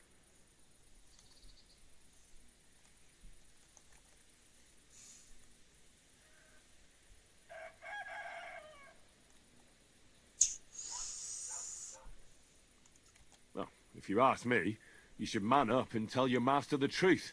Truth be told, my master has never mistreated me. I just didn't want to be a disappointment to him.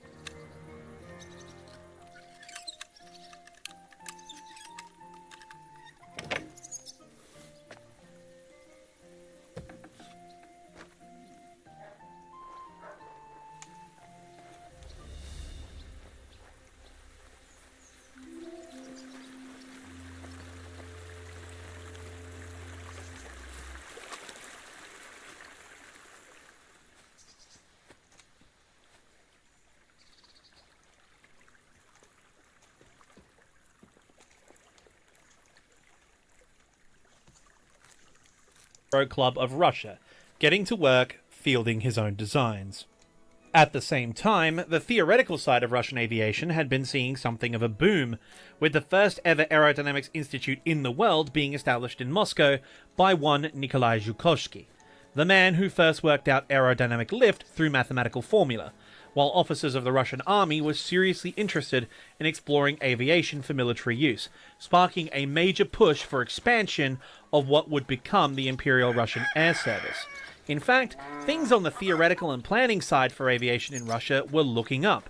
It was then Sikorsky was hired by a St. Petersburg railway manufacturing company established by a German investment group called Russo-Bolt.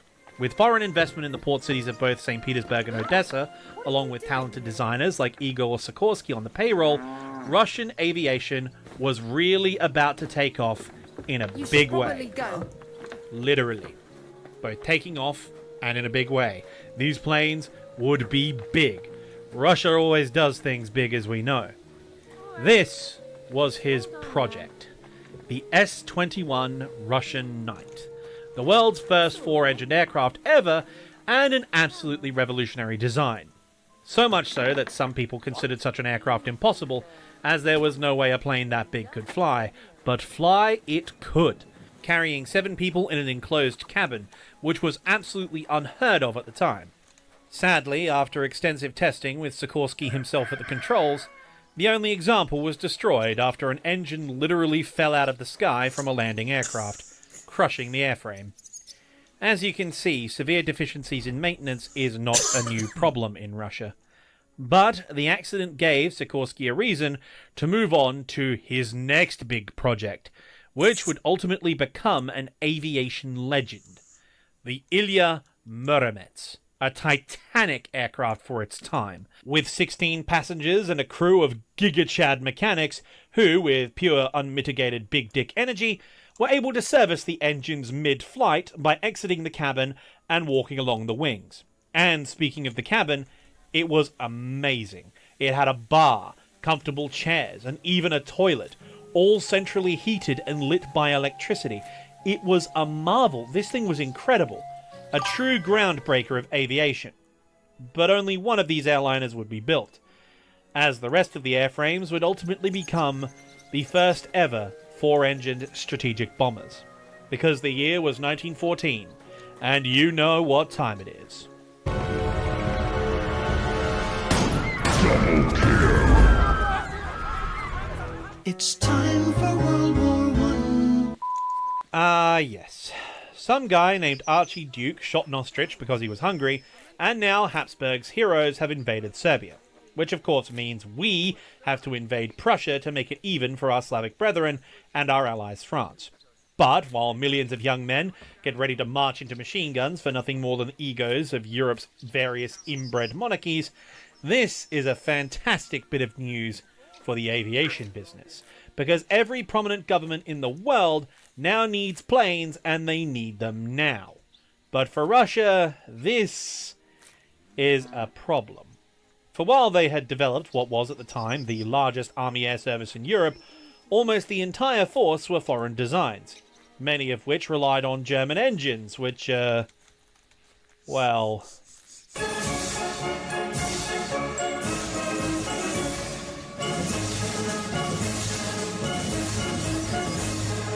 yeah. But, as is common in the history of Russia, it was far worse than that. Due to the aforementioned abysmal level of industrialization and the lack of a high technology sector, there were no indigenous engines available. There wasn't a single design or designer, nor were there the required experts for their manufacture, none of any note at any rate. Even the raw materials were in short supply, and generally of inferior quality. Russia just didn't have the industry, let alone an aviation industry. And given they were now locked in a global war, foreign investment and international trade had ground to a screeching halt, sending Russia into an economic death spiral across the board. Their only option, really, was to import engines and aircraft from their Entente allies while they got licensed production up and running. Sikorsky and his colleagues designed several aircraft for use with the imported engines, but with the materials and manufacturing capacity available, it simply wasn't enough in either quantity or quality. Sikorsky's S-16 single-seat fighter was decently armed and very agile, but it was horrifically underpowered due to the lack of good engines and the crude Russian raw materials adding excess weight and drag, while the other indigenous designs ranged from below average to absolutely awful. The Lebed 12, for example, repeatedly broke up in mid-flight due to structural defects, all while regularly spontaneously combusting without warning. In fact, its reliability was bad enough that the Russian army of all people, that's right, the Russian army, deemed the aircraft unfit for service. However, unsurprisingly, the Russian military bureaucracy kept it in production anyway due to a shortage of airframes with predictable results. Again, this is going to be the common catchphrase of this entire series. The more things change, the more they stay the same. Anyway, the Anatra D, meanwhile, had a center of gravity miscalculation so bad that its inherent instability killed pilots more frequently per capita than any other World War I aircraft, including its chief test pilot, and that was on days that the wing didn't fall off due to production defects. I could go on and on through all the others, but I think you get what I'm driving at. Russia's aviation industry just could not compete with the likes of Fokker, Newport, Caproni, or Sopwith, and as a result, the Imperial Russian Air Service throughout the entire war relied on imported or license-built Entente designs almost exclusively, with their main suppliers being the French Moran and Newport companies. Throughout the entire lifespan of the Russian Imperial Air Service until 1917, only about 5,000 aircraft of all types were built in-house. The rest of their inventory were imports, and with all the maintenance and logistics problems that entails. This would be dwarfed by the other major European powers, who would produce tens of thousands of airframes and engines throughout the same period. If you want to know how bad we're talking, the Italians, of all people, outproduced Russia both in airframes and engines at a rate of 4-1. And thus, despite the Imperial Russian Air Service starting World War I with the biggest air service in Europe, less than 2 years later, they were hopelessly outnumbered, while their aircraft were entirely obsolete. And as is typical with the Russian military, that was the good news. The bad news was their logistical situation. No replacements of any kind were available, be they engines, airframes, or spare parts to maintain their existing ones, while due to the reliance on imports from allies who themselves were locked in a full-scale war along the Western Front, there was absolutely no standardization whatsoever, like at all. Seriously, none. In fact, let me show you their operated types. Behold this list, while keeping in mind their low production numbers and the fact that they're hand-me-down imports, and the fact that it's Wikipedia and of course it has a bunch missing, such as captured types and types that came into service later. Roll clip.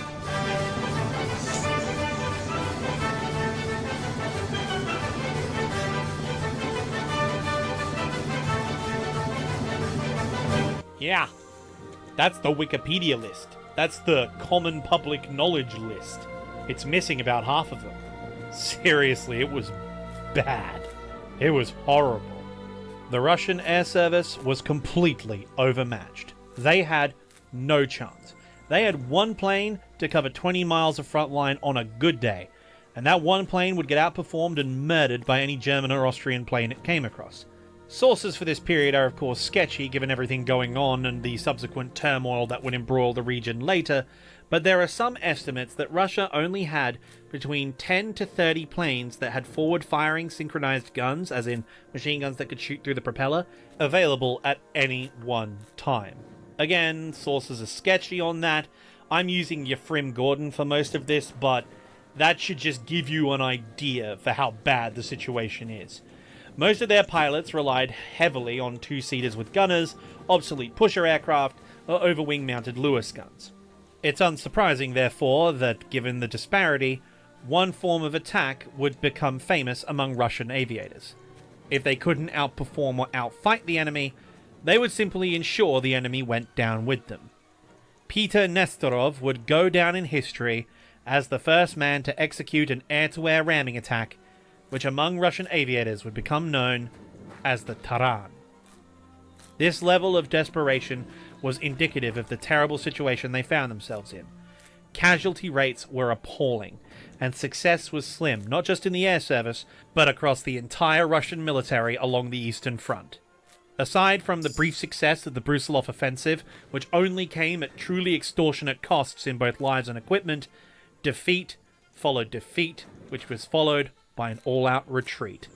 Casualties and fatalities among Russian forces were double that of all the Central Powers combined, while not just the economy, but the entire fabric of society started to collapse.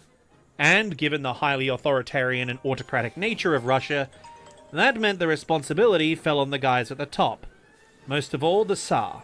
And there was only one possible outcome under those circumstances. Северо-запад! Они атакуют с юго-востока! Замечен противник на юго-западе! Вражеская цель на западе!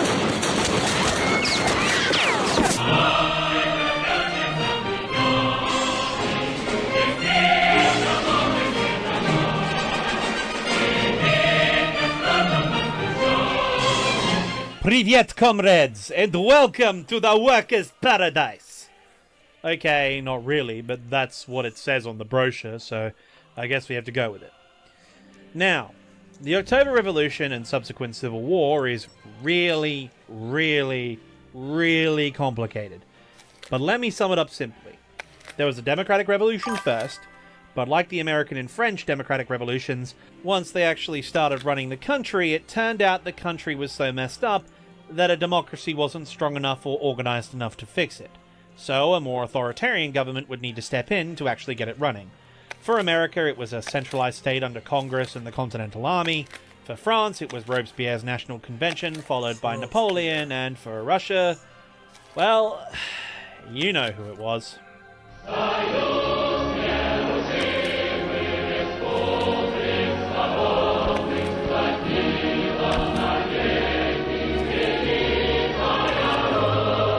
While that was happening, all these other countries, once occupied by Russia, declared independence. Poland and Finland, as well as the Baltics, restored their countries in one form or another, while Ukraine established their own socialist country. In fact, they founded two, the Ukrainian People's Republic and the Ukrainian Anarchist Free Territory.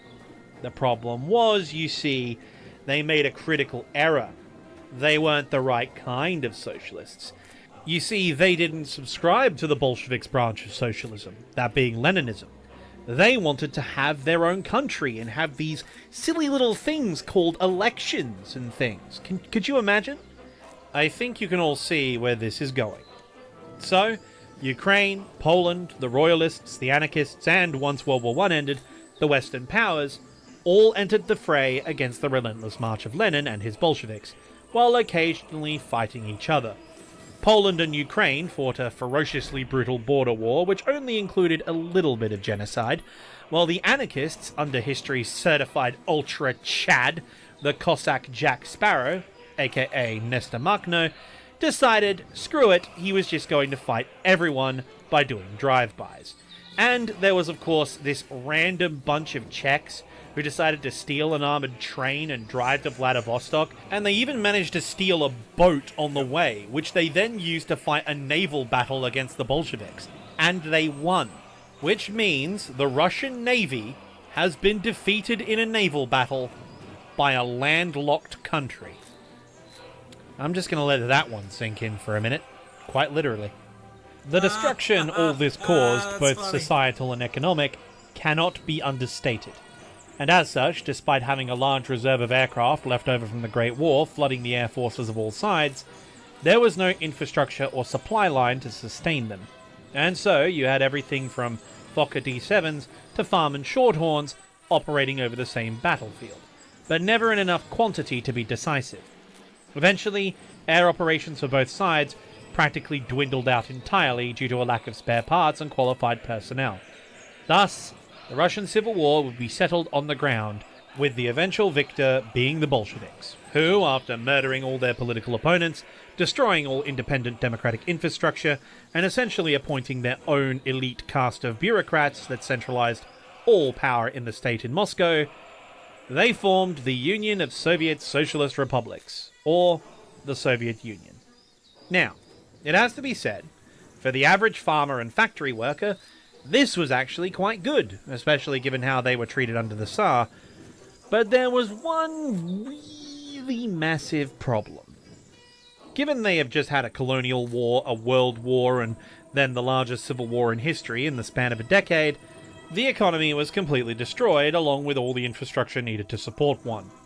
And, you remember how Russia was struggling with investment, capital development, and the creation of a skilled labor pool? Well, half the cities and towns have been razed to the ground, the Bolsheviks have just shot all the business owners, and seeing them get shot helped all the trained professionals to make the smart decision to get the f*** out of Dodge. One of them being Igor Sikorsky, who hopped a boat to New York while the going was good. So now, you have to rebuild a country with no experts, no money, and no way to get them back. Not to mention your ideology prevents you from taking some of the obvious steps necessary to start rectifying the problem. This would have a lasting effect on the Soviet aviation industry for reasons that are obvious. Nevertheless, a considerable segment of the academia who, by the nature of their profession, were progressives and Marxists, stayed around to help build the new state. Or they couldn't get out otherwise. And this, of course, included the aviation pioneer Nikolai Zhukovsky mentioned earlier. He cobbled together what remained of the Russian aviation industry and its associated intelligentsia to found the Central Aerohydrodynamic Institute, or in Russian, TSAGI. Meanwhile, in an initiative spearheaded by Lenin's wife Krupskaya, a massive literacy program was started across the Soviet Union, yielding incredible results, while the removal of class barriers engendered a glimmer of meritocracy, allowing some truly standout talent to come to the fore. It was then that Lenin, having finally decided to read Marx's Das Kapital and understand that capitalism is a necessary stage of development while building the productive forces of a society, announced the New Economic Policy, or the NEP. While it had considerable state oversight, worker-owned businesses and small privately owned firms were permitted to stimulate rebuilding and economic growth, while specialists, experts, and the intelligentsia were given economic incentives as well as good party positions. The culminating effects of these measures not only boosted the economy, but fostered a rebirth of aviation in Eastern Europe. The Red Air Force was now filled with young, educated, and dynamic officers, looking to build a new and modern branch of military service, while a new crop of up-and-coming designers started the long and arduous task of building a truly indigenous Soviet aviation industry. Men like Andrei Tupolev and Vladimir Petyakov, Nikolai Polikarpov, and Sergei Ilyushin. But they certainly had a mountain to climb. Despite their best efforts, the first attempts by the Soviet Union to build aircraft went poorly. Their first indigenous fighter, the I-1, was a modern, forward-thinking design, a monoplane with a powerful American V-12 engine and an aluminium skin, armed with twin synchronized machine guns. It stalled and crashed on its maiden flight. So they built a second one, and then that crashed as well. And that sunk So they built a third one. This got airborne and up to speed, only to fall into an uncontrollable spin, and then crashed. But the fourth one stayed up. Though, by the time the project had achieved all that, it had been deemed a failure, and so, after a limited production run, the I-1 was cancelled. That said, though, the test pilot did carry out the first parachute jump in the history of the Soviet Air Force, so yay, I guess? The Soviets had plenty of talent and the ideas were good, but they just didn't have the skilled labor, materials, or the industrial capacity to make it work. Again, stop me if you're noticing a theme. So, next, they decided to play it safe and go a bit more traditional. Next they tried biplanes. Behold! The DI-1. A two-seat fighter, this time with an even more powerful W-12 British engine. Surely this one will do better, and it crashed. Aircraft fell apart mid-air, and upon inspection it was confirmed that poor building materials and unskilled labor caused the complex airframe to come apart at high speed, killing both aircrew in the process. Look, it was going to be a very, very long road, but at least now they were learning. The economy was bouncing back. They had a strong academic base with plenty of resources to experiment and perfect new designs.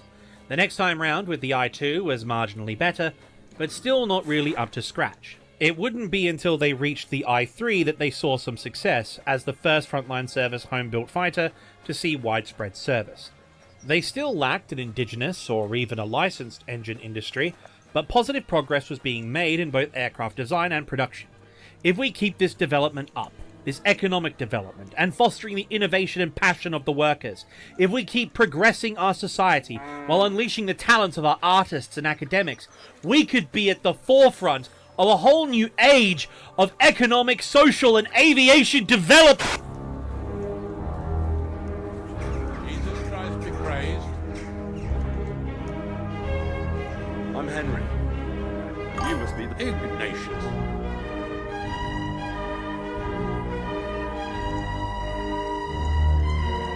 To bury a dead goat. I'm more interested in the grave digging profession as a whole. Once you try it, you'll never... Alright. Hands up who saw this one coming. Everyone? Grave digger must be Is that everyone's hands I see up? Thought so. Funny a young lad like you Yep. is so interested in. I'm only Stalin. asking. That figures. It's just a Youngsters, running are joke you with all Russia for- at this No. point. Every time Giving things you- seem how to do be you know that? improving, You've got someone that with "in" look. at the You end should of be their more- name shows up You're with either just an oligarchy or a up death to squad. service. And in this case, both. Phenomenal. And he wasted absolutely no time at all. So you remember all those designers I mentioned? Polikarpov? Gulag. Tupolev? Gulag. Petyakov? Gulag. Sergei Korolev, father of the Soviet space program. Ultra Gulag. With hard labor. Oh, and as for the founders of the Air Force, along with all those enthusiastic young officers I mentioned, all of them were rounded up and shot. Their friends were shot. Their families were shot. I never sold you pierogi! Shot! Yeah, you get the idea. With the rise of Stalin, all the reforms and progressive developments were abolished. The private sector that had rebuilt Russia in the aftermath of the war was immediately collectivized and centralized under party control. The owners of the businesses and farms were deported, sent to the Gulag, or shot as kulaks, depending on their individual wealth, their resistance to collectivization, and how big the execution quota was that week. I wish I was kidding. This was done in accordance to the 5-year economic plans initiated under Stalin to rapidly industrialize the Soviet Union in order to catch up with the other nations in Europe. And it has to be said that it worked. As the rest of the world collapsed under the weight of the Great Depression, the insulated economy of the Soviet Union started to boom, with the many unemployed tradesmen, senior managers, and technical specialists from the West being brought in on contracts to help develop the country. In fact, most of their dams, highways, all those projects were built and designed by Americans. However, as the old saying goes, when you spend money on things, that money has to come from somewhere. And the only major exports that Russia had were raw materials and, of course, foodstuffs. But the collectivization of agriculture, while allowing for a better allocation of labor and resources to industrialization, had halved productivity. After all, no one was making any money from farming anymore, so why stay on the farms when Stalin wants steel mills? So, you're exporting grain to pay everything, then a drought hits, resulting in further reduced production, and the people with the skills who could probably fix this, organize relief efforts, get everything under control, and start up production again, you've just had them all shot. This results in a food shortage, which you try to solve by, guess what? Seizing the winter reserve stocks from the peasants who grew it. They don't take this well, so you start executing them. So they kill their livestock in protest. So you seize literally everything they own in order to feed your industrial workers, who you've drafted from their farms because you needed to industrialize. So now you can't grow anymore. Yeah, it turns out authoritarian regimes, be they far right or far left, aren't exactly great at running economies. You can't eat steel, or guns, or anything else of that sort for that matter. The resulting famine devastated Eastern Europe. However, Russia survived largely intact, as Stalin and the party ensured that the food that was available was shipped to the Russian industrial centers like Moscow and St. Petersburg, now named Leningrad, in order to keep the industrial economy running. The satellites would die, so Russia could live. As a result, the Caucasian and Asian republics were decimated, while Ukraine, being the largest agricultural producer, as well as a hotbed of independence movements, was singled out by the party as the primary target of the Soviet Union's famine policy. 5 million Ukrainians died from starvation or state-sanctioned murder in an officially recognized genocide, known today as the Holodomor. It was into this climate that the Soviet aviation industry would mature. Gone were the troubled but dynamically optimistic days of Sargi's founding. Now they were a hyper-centralized organ of the state, the only source of aerodynamic research and development under complete oversight by the party apparatus. Any hint of not meeting quotas, any failing of a project, even the remotest whiff of political unreliability, a telegram to a relative in Poland, a handwritten note in Ukrainian or Georgian, straight to a camp with you and most likely all of your co-workers. In fact, the entire staff of Tsargi was imprisoned several times during the era of the Great Purge, with many of them being shot. In fact, I know of one instance where the entire faculty was shot. However, the indispensable members I mentioned before were put into special research and development gulags known as sharashkas. These were essentially slave labor camps like the rest of the gulag system. However, instead of digging mines or building roads, the inmates were technical experts in various fields, forced to continue their work under prison conditions, all while being closely monitored by the NKVD, the precursor agency to the KGB. Now, it should be said here that I am condensing the timeline, as the 30s saw huge developments in Soviet aviation. Not everyone was locked up at the same time, and there were hundreds of thousands of different intrigues and political maneuvers going on, and there was no way I will have time to cover them all. So instead, I will be discussing their various fighter projects. I just thought you'd all appreciate the irony that many of the Red Army Air Force aircraft that saved the world from fascist tyranny during World War II were designed in a prison cell, guarded by secret police. Anyway, with that wonderful piece of delicious irony out of the way, on to the next chapter. Has not been possible. We have been unable to use the bacteria bomb. The responsibility was yours. You have failed. The Supreme Council does not accept failure.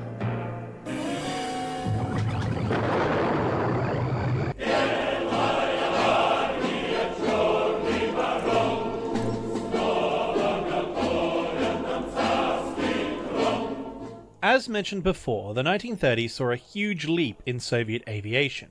Stalin's industrialization and increased trade with the West allowed for the purchase of various technologies, as well as the, shall we say, acquisition of others. One of the famous ones everyone likes to talk about, of course, is the licensing of the Christie suspension system, famously used on the BT and later T-34 series of tanks. But really, of all the branches of the Soviet military, it was the Air Force who went on a proverbial spending spree. Their main goal was, of course, engine procurement. Even after 20 years, they still hadn't managed to set up an indigenous engine industry. But with Stalin's industrial reforms and his workforce, highly motivated, it was time to change things. It is no exaggeration to say that the entire Soviet aero engine industry was founded on the production of Western designs. The famous Klimov VK105 series of engines were developed from the Hispano-Suiza 12Y, while practically every radial engine in use by the Red Air Force was a development of either the Gnome-Rhone radial or the Wright Cyclone series of engines built under license. The really interesting one, though, is the McEwen AM34 and its subsequent variants, the 35, 38, etc. They were developed from engines made by Fiat and BMW. It was actually a really solid engine design, showing the ability of Soviet engineers to improve and develop existing ideas. These engines, despite reliability issues and development problems, would eventually prove to be exceptionally powerful and provide an excellent base for Soviet aviation designers to come up with some truly great aeroplanes. However, the political climate of the Soviet Union did all it could to prevent it. Under Soviet economic planning, production numbers were everything. Meeting quota was as close to God's commandments as you could get. In fact, Stalin's commandments were God's commandments, really. It didn't matter if it was tanks, guns, engines, planes, or trains. All that mattered was the almighty quota. As such, higher quality and more modern designs for everything would often not be produced in favor of models already in production. Production they could subsequently cut corners on if need be to meet quota. If the factories failed to meet quota, the entire staff could be shipped to the Gulag for sabotage, or wrecking as it was known. All that mattered was getting their product out the door. Damn the consequences. As long as it looked good on the monthly productivity report sent to Moscow, that's all that mattered. And all of this was on top of the ongoing issues with poor quality raw materials and skilled labor shortages, which still hadn't been rectified. Simply put, manufacturing in the Soviet Union, by its very nature, was afflicted with horrific institutional problems, especially during World War II, or, if we're being accurate here, the Great Patriotic War. It wasn't uncommon for structural defects or control surface failures to plague the frontline aviation units. In fact, until mid to late 1943, most of their aircraft weren't even built to basic spec. German pilots recovering shot-down Soviet aircraft reported that in many cases, half the instrumentation in the cockpit would be missing, along with all their support equipment. The lack of proper weapon sights was a chronic issue, to the extent that most of the Western Lend-Lease aircraft that arrived were raided for their gun sights and their bomb sights by the aviators. Those who weren't lucky enough to get a hold of these rare commodities often had to make do with a painted crosshair on their windshield. Kind of like how those competitive shooter players used to stick a dot on the center of their monitor back in the days before you Zoomers came along. God, I'm old.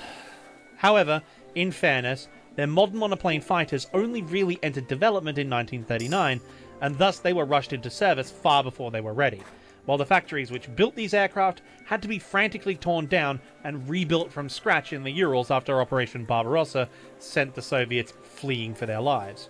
So this rushed production and the chronic issues with shortages and defects is unsurprising. However, during the interwar period, it appeared that the Soviets briefly held an advantage in terms of modern aircraft, thanks to the famous Polikarpov series of fighters. Unfortunately, it was a facade. The problem was that the I-15 Chaika and the I-16 Ishak, while excellent designs for the late 1920s, did not enter mainstream service until 1934, by which time all their competitors from the West and the Empire of Japan had high-performance monoplanes entering the testing phase. And even with their relatively good performance, the same issues plaguing Soviet aviation hit them as well. Poor materials, reliability problems, and the I-16, while a forward-thinking monoplane with retractable gear, had a number of severe flaws. Visibility was a problem. Originally featuring an enclosed cockpit, it was not actually easy to see out of it due to the canopy frame being very awkwardly built and the poor quality of Soviet glazing and glassmaking. A problem compounded by the fact that the engine often spewed oil directly into the pilot's face without warning, blocking their vision. That's when the engine didn't randomly catch fire anyway. This led to the canopy being completely removed in frontline service. Meanwhile, the short fuselage, combined with very sensitive controls, meant that while the I-16 was very agile, the center of gravity was thrown off entirely, making it very difficult to fly. Meaning if a pilot began pushing it beyond its limits, it would almost certainly result in a fatal flat spin, or cause the aircraft to oscillate wildly out of control. Combine this with the serious deficiencies in Soviet pilot training and the low educational baseline of their recruits, and the I-16 would end up killing a considerable number of young Soviet aviators. It was a sad reality that this tragedy would be compounded by the fact that the Spanish Civil War and the border clashes in Manchuria during the latter half of the 1930s would subsequently show that after all these efforts and all that sacrifice, the Soviet Air Force's frontline fighters were completely outclassed by their adversaries, forcing them to rush the development of replacements. To achieve this fast development turnaround, they had to get help. And they got that help by calling in a favor. A rather ironic favor. You see, the Luftwaffe during the 1920s was not allowed to exist. And while Lufthansa kept training way more pilots than they needed on two-engined planes that definitely weren't designed to be converted to bombers, they still needed to train fighter pilots. So the German government at the time had to find a place to train pilots and develop tactics without the Entente allies noticing. And the only place they could do that was the Soviet Union. So throughout the 20s and 30s, Germany and the Soviet Union worked together, developing tanks, planes, training pilots, testing strategies. In fact, the entire department of the Red Army responsible for developing weapons of mass destruction, chemical weapons, biological weapons, and of course later nuclear weapons, that entire department was originally set up by the Germans. But of course, things got a little complicated when old Mustache Man showed up, given his whole destroy communism thing. But in order to pursue his rearmament goals, he would need to sign various commercial agreements with the Soviet Union. And when it came time to invade Poland, he needed security guarantees and of course natural resources to make war. And so, the Nazi-Soviet commercial agreements were signed alongside the Molotov-Ribbentrop Pact. But Hitler and Stalin definitely weren't allies at all. We swear, we promise, we had all these documents we released in the 1950s proving it. They're completely legit, unedited by Stalin in any way, and are definitely not contradicted by the German Foreign Office document captured by the Allies. Anyway, one of the methods of payment for Soviet raw materials to fuel their rearmament and subsequent conquest of Europe were examples of modern German aircraft and their blueprints. These would prove invaluable in not only developing their own aircraft, but understanding the capabilities of their enemy. However, of course, it was a well-calculated gamble on the Germans' part, as they rightly surmised that the Soviet research and development and production cycle was not good enough to make use of their technology before they developed something better, or preferably, they had already declared war and defeated them. As we know, this gamble would eventually prove to be the biggest backfire to happen in the Soviet Union, at least until the first flight of the Tu-22, but originally it didn't look that way.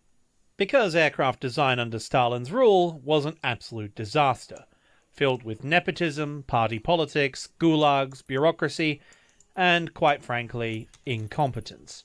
And I can think of no aircraft that sums this up better than what is possibly one of the worst flying machines ever built. And I use this term, flying, in its loosest sense. For as the Bf-109 made its presence known, everyone in Europe's air forces collectively shat themselves and began rushing to source a competitor or replacement to their current in-service fighters.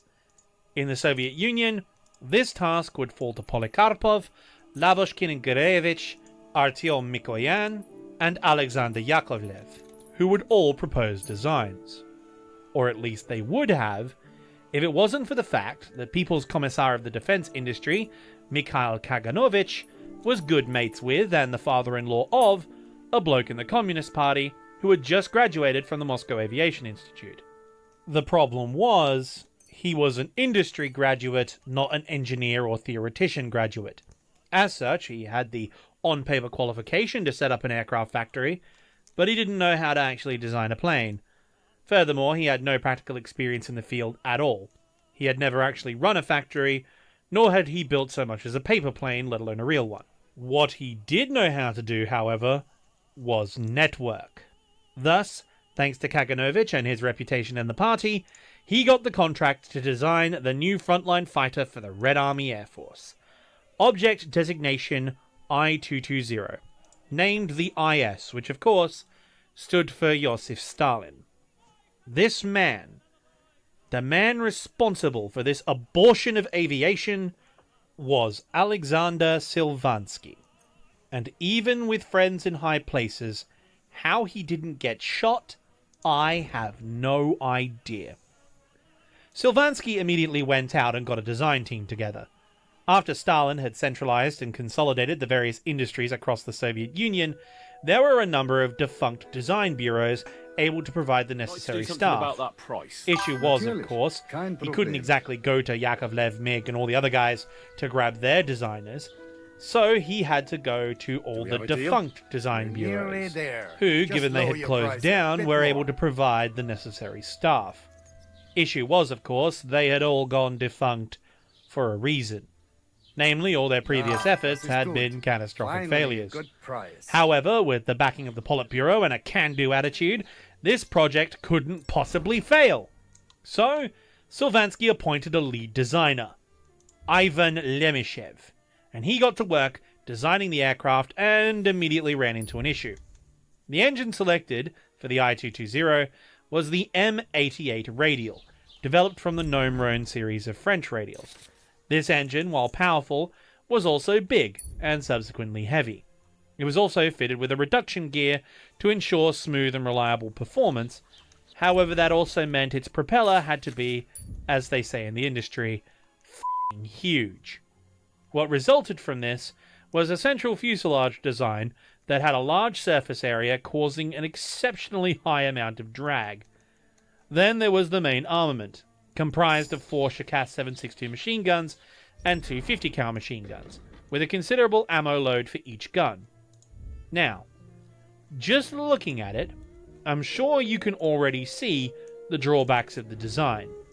However, I promise you, it gets worse.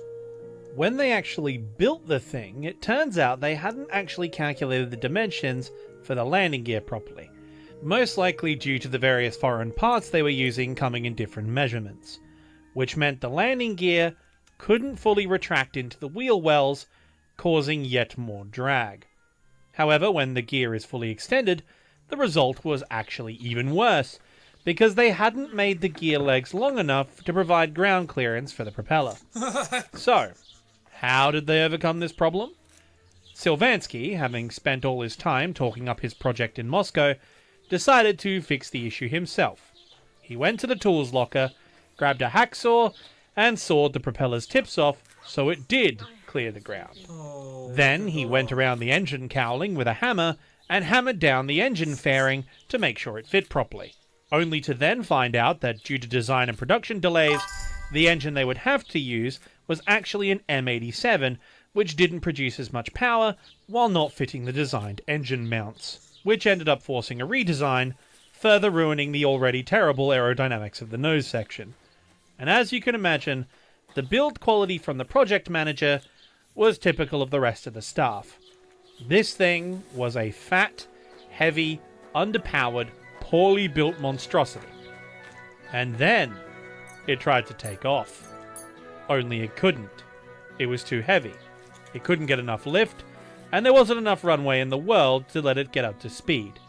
Turns out, failing basic engineering tasks and sawing your propeller in half has a negative impact on aeronautical performance. So they needed to reduce weight. How are they going to do that? Well, they took the only logical step. Yes, it's a fighter plane, but does it really need its guns and ammunition? I mean, really? Does it really need it? No, of course not. So they took the guns and ammunition out, and thus this so-called aircraft finally got airborne. But it didn't stay up for long. After getting to about 500 feet, the aircraft was vibrating and shaking all over the place. Controlling it was damn near impossible. The torque of the motor was atrocious, the center of gravity was off, the wheels protruding out of the wheel wells disrupted the airflow and caused an almost fatal amount of drag, and the test pilot barely escaped with his life on landing, almost ground looping while avoiding a prop strike by mere millimeters. After only 2 flights, the test pilot flat out refused to fly this thing, telling the director and even senior Soviet leadership that it was, in their words, and I quote directly, a bad heap of shit. They unanimously declared the I-220IS as unflyable and recommended the project be abandoned. It was subsequently taken to the Moscow Aerodynamics Institute, Silvansky's alma mater, to be used as an exhibit for its students of how not to design an airplane. And so, in the end, after all of that trouble, it would fall back... Hello? Who? No. Wrong number. Alright. Take care. Back to the original gang of designers, the most prominent one being Polikarpov, and it was he who would be the first up to present his entry for the next frontline fighter for the Red Army Air Force. If you don't want anything, then, eh? The I-180 project had a lot of potential. It was a far better design overall than the Silvansky IS, but it used the same engine, and as such it suffered similar issues. Polikarpov, however, was a competent designer and straightened them out over the next 3 iterations. Though to do it, he had to abandon the more advanced technologies and more ambitious design ideas he had, and fell back on a layout similar to his earlier work, which meant what he produced was essentially a Super I-16, just faster and more agile and more heavily armed. But alas, despite these improvements, it also had the same vices. It was difficult to control, quick to spin, and it required constant attention to fly properly. It also had the disadvantage of being very intensive on the use of special metals, something the Soviet Union wasn't equipped for the mass production of. And of course, it still suffered from the same problems of lack of skilled labor and poor raw materials. He warned the Department of Military Industry and the Air Force that his design required more fine-tuning and proper training. But that would cause too long a delay, and thus the aircraft was forced through into the testing phase. As a result, the I-180 ended up killing 2 of the Soviet Union's best test pilots, one of them being the famous Valery Chkalov. Once more, Soviet bureaucracy and political machinations had killed its aviators and undermined the nation's defense. But as we all know, the Soviet state is infallible, and therefore someone was at fault somewhere, either by negligence or by sabotage. Someone had to answer, and that someone was Polikarpov. He was declared persona non grata, stripped of his post, and sent on a fact-finding mission to Germany, which, as we know from the Great Purge, is usually a setup to getting shot on subsequent trumped-up charges of treason. R.I.P. Tukhachevsky. Truly a real one. Luckily for Polikarpov, though, the heat had died down when he got back, but never again would he lead a design bureau. He was relegated to working... All I know is that they're sitting... All right. You'll manage, but be quick about it. The start and no more fighting. I hear he ended up paying more than Lord Samim. Well, pour me one. I hear Lord Samim. The innkeeper said you wanted some food. Exactly. We do not want much. Just some bread and something beside. Maybe a bit of sausage. you have money? We have, and we pay for it. Whatever they want. The nerve of them showing their... I spoke to the queue. Do they have money? Oh, they say they do. Well, all right, but don't you dare take it. You know, old village. Right.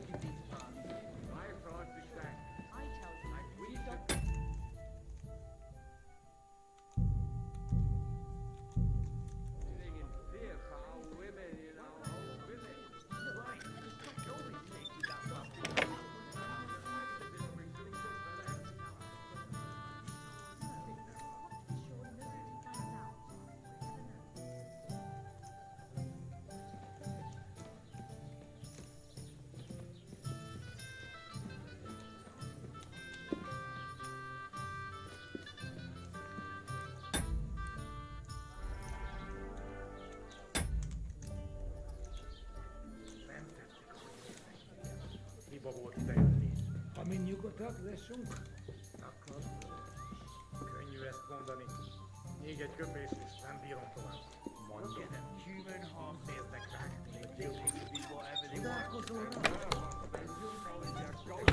Around here. Teach them how things work in these parts. My thoughts exactly. Can't say I blame Like him. we should be living in fear for our women in our own village. Right. Nobody's safe with that rabble around. You were swine. You think you own the place, do you? Bandits running round Someone should around. kick their asses. I'm happy to really something normal for a change. True. Where the hell is bread and sausage?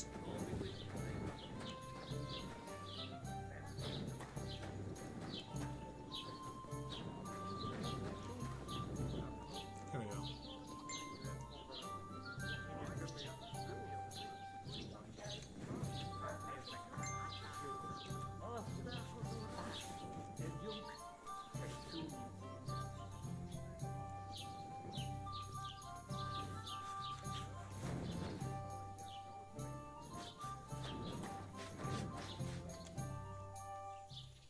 What do you have for sale?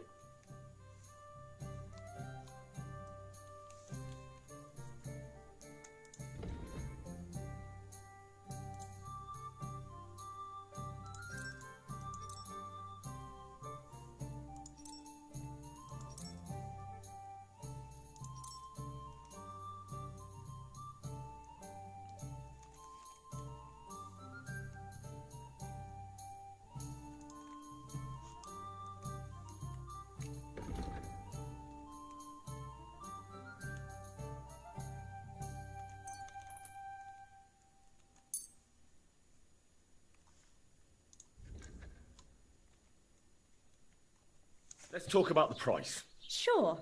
Why not? Do we have a deal? We're nearly there. Just... I apologize. Hogy néznek minket? Hiba volt idejönni. Amin nyugodtak leszünk? Akkor könnyű ezt mondani. Még egy köpés, és nem bírom tovább. Mondom. Here you go. Thank you. I afraid we leave Ahesh without food. Corva, why are you even talking to them? They can go to hell.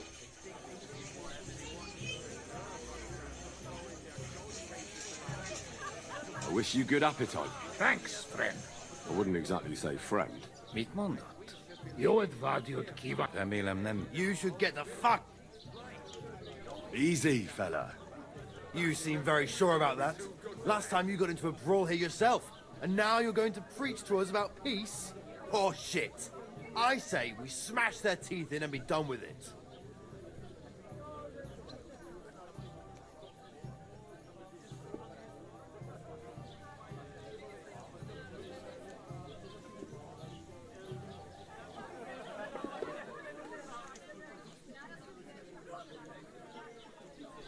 You seem to have forgotten I'm standing between you and them.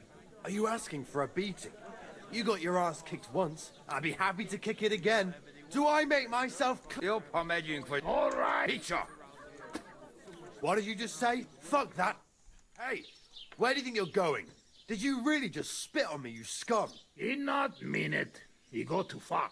And who's gonna pay? We no eat anything. So our food ain't the gentle. What about you, lad? Will you help us kick these pigs out of here? Leave them. You're defending those horse fuckers. You don't even know who they are. You think I don't? You fucking train. Hey? Why did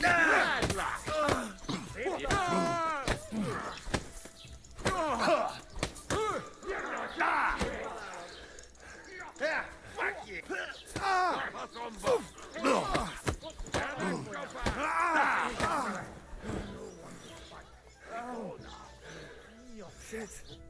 How are you doing? Friend Benless. Thanks, friend. I not come to our camp.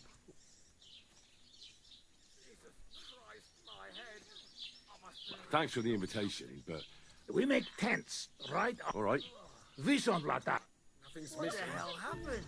Wake up! No, I have everything. Kurva. Sakura, That hurt. I need a bandage, quick. There, that's better. Oh, that could have gone better. Greetings. God bless you. What's the latest? If it's work you're looking for, you could stop by his wife is. If you ask me though, he spent. And have you ever heard? What? You haven't seen one. A Divashenka is a wild woman of. You can find them deep in. Sometimes they hurt. You shouldn't go. Why not? It's this, especially now. So, and that's about. Sounds interesting. What's the latest? Nothing much, and I hope. Show me your way.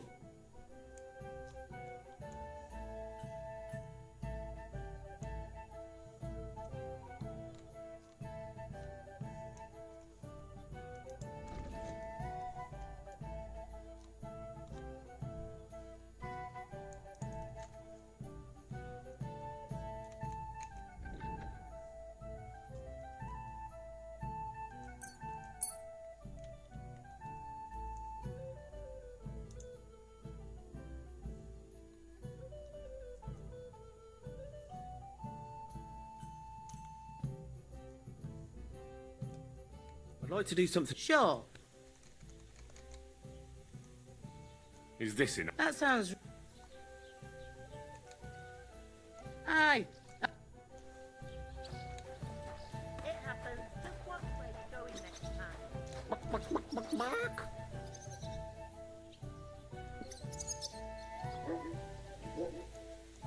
Good day to you. I hear you like to. What game would you like?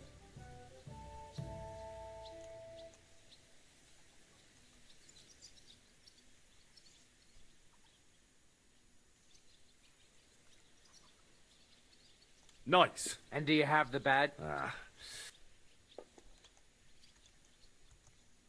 Masters. Let's play.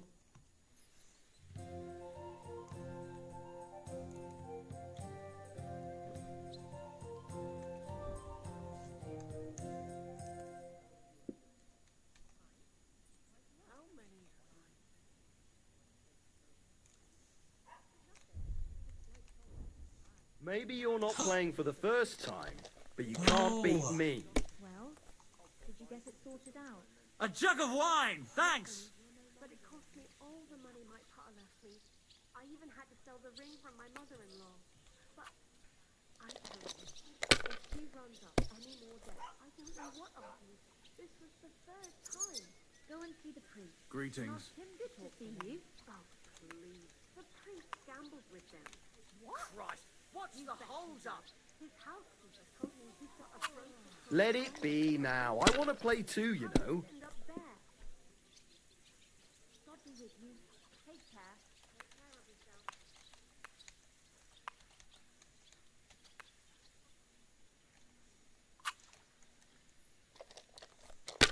Well, that worked. For a new up-and-coming superstar, Artyom Mikoyan, and his colleague Mikhail Garevich, otherwise known as MiG. You'll be hearing a lot about them in future, but this was still the early days, and they were just getting started on their contender for the Frontline Fighter contract. Speaking of, with Polikarpov out of the race and the Sylvansky IS quite literally shaking faith in the currently available radials, Soviet authorities put out a request for a fighter with an inline liquid-cooled engine to compete directly with the Bf-109 on its own terms. The engine selected for this contract was the Klimov VK-105, and while it too suffered the woes of Soviet manufacturing and a number of early teething problems, with a good ground crew performing the required maintenance, it was a powerful and eventually, after a lot of effort, a reliable engine. Its latent potential and quality would become clear as the war progressed, as its later variants would prove the equal of the Daimler-Benz 605, especially at low altitude. The question was, which designer could provide the best airframe to fit this engine too? And in the end, it would come down to two contenders, Yakovlev and Lavochkin. Although, I do want to mention one absolute mad lad of a designer, Leonid Kurchevsky, who, while all this was going on, threw his hat into the ring by trying to mount massive cannons on various designs.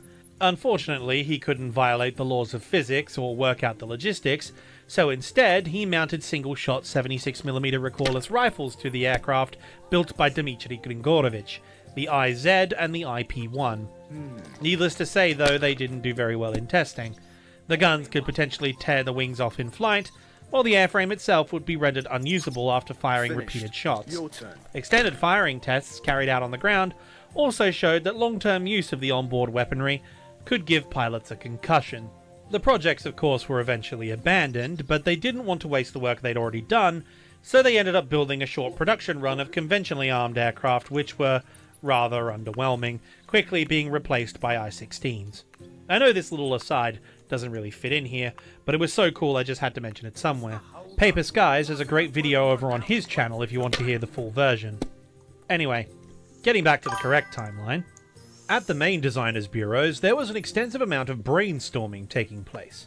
Lavochkin, along with his colleagues Gorbunov and Gudkov, knew, like Yakovlev, that raw material quality in the Soviet Union was questionable. They also had to consider that this aircraft would equip the entire Red Air Force, and hence they needed to have an acceptable cost per unit, while having the materials and skilled labor available for manufacture. The Soviet Union, despite having an extensive industrial base and huge mineral wealth, struggled with aluminium production, and its import costs were exorbitant. As such, wooden construction was unanimously chosen by all the design bureaus as the way forward. The question now was how to overcome the limitations of wooden construction. Now, wood is fantastic. It's sturdy, flexible, relatively resistant to damage, and while it's heavier than aluminium, it still has an excellent weight-to-strength ratio. I mean, just look at the Mosquito. But it has a couple of drawbacks. Firstly is the construction process. Metal is easier to standardize production with, easier to forge complex shapes from, and given its inherent strength, you can make larger components without losing rigidity, simplifying assembly and manufacture. With wood, you have to create laminates like plywood, which use a lot of adhesives and chemicals to treat the components and create the material you need in the shape required. It also loses a lot of tensile strength the bigger the piece is used. Thus, to make a strong flight surface, you need a higher density of panels and ribs to ensure the structural integrity of the airframe. But there is an even greater problem. Wood suffers greatly from environmental factors, such as humidity or extreme cold. And guess what two climatic conditions are most prominent in the Soviet Union for most of the year? Wet conditions cause rot, so keeping aircraft dry in hangars is vital. And guess what Soviet frontline airfields don't have? Alright, so we need to compensate for poor materials, simplify production, and future-proof against environmental damage. Their solution was to build a simplistic and sturdy airframe out of Bakelite. Yes, you heard correctly, Bakelite. Or more accurately, Delta wood, which is pine wood cut into sheets and treated with phenol formaldehyde resin, which is the key component of Bakelite. Now this was an ingenious idea, because it addressed all the primary issues of wooden construction. However, as you can imagine, with all the chemicals, adhesives, and the hardening process, manufacture was a good deal more complicated, and until they could get a trained workforce together, it would be a very hit-or-miss operation in full-scale production. There was also the slight problem that the cheaper adhesives and chemicals used in the process by the Soviets were exceedingly caustic and would cause serious skin conditions unless properly handled, if not serious injury or, in the worst case, death, which in the Soviet Union is... Actually, you know what? Given the constant threat of Siberia for wrecking, we can chalk that up to an occupational hazard. But it gets even worse still. By adding all those different elements, while it achieved the same effects as aluminium, it was still considerably heavier, and I think you can all see where this one's going. During the initial flight test, the Lavochkin Gorbunov Gudkov, or LAG, was okay, in the most average sense of the word. While definitely an improvement on the old Polikarpov designs, it wasn't exactly a thoroughbred masterpiece like the Bf-109 or the Spitfire, though it did win against some of its rivals in top speed when it closed all its radiators to reduce drag, so that was something at least. However, then it reached the second phase of testing, and oh dear lord. You see, when they conducted the initial tests, it was done with the proof of concept prototype, meaning it had been custom built, rigorously checked, and designed with flight testing in mind, meaning it wasn't equipped for the combat trials. The second model was the precursor to the production model. This was fitted for combat operations, meaning it had all the extra equipment on board, radio and navigation gear, a full collection of sensor gauges, a maximum fuel load, armor plating for the pilot, and a combat-ready weapons loadout. Here we are. Welcome to our camp. You hid yourselves well. Better not see. Be seen. Oh, and thank you for... Don't mention it. I think it'd be best if you... But now that almost... Threat is too strong a word. I'd call it a friendly warning. First you help us in tavern, and now this.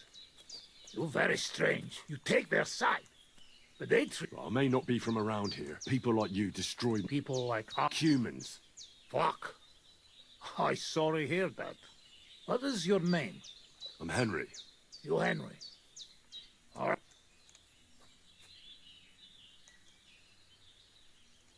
Have you heard of Scout? Come on, boy. Oh, so you have heard of it? Henry, I am... If only I knew. I know there's nothing I can do about it. And it will. So come. You'll drink to that. Feneki. Sereted. Strong, yes. What does it remind me of? Maybe plums? No, apples. Definitely. There's apples in it, right? Only if you have some stuck between teeth. But no worry. You will not care what... Where did you learn to speak? Well, from parents. Father travel a lot. Meet mother like that. She have... You've traveled a lot. Love? That is... How'd you get on with those nomads up there? We sometimes drink together. But anyway, they don't... Maybe... How do you say? What do you mean? Well, Yoshok here fall. Uja Yoshok. But nothing come from it, I think. And is she interested in him? Oh, I know.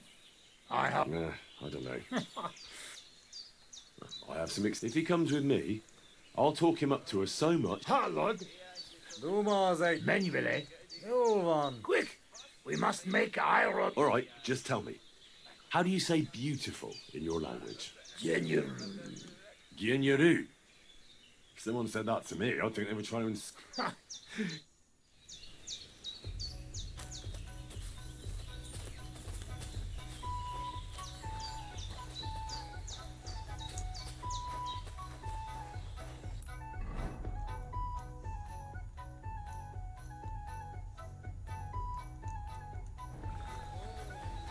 Ha zavarba hozol előtte, megkeserülöd.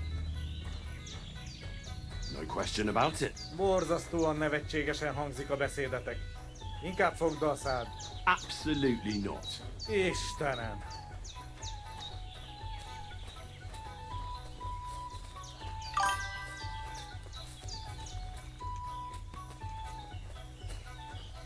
Hey, do you want to race horses?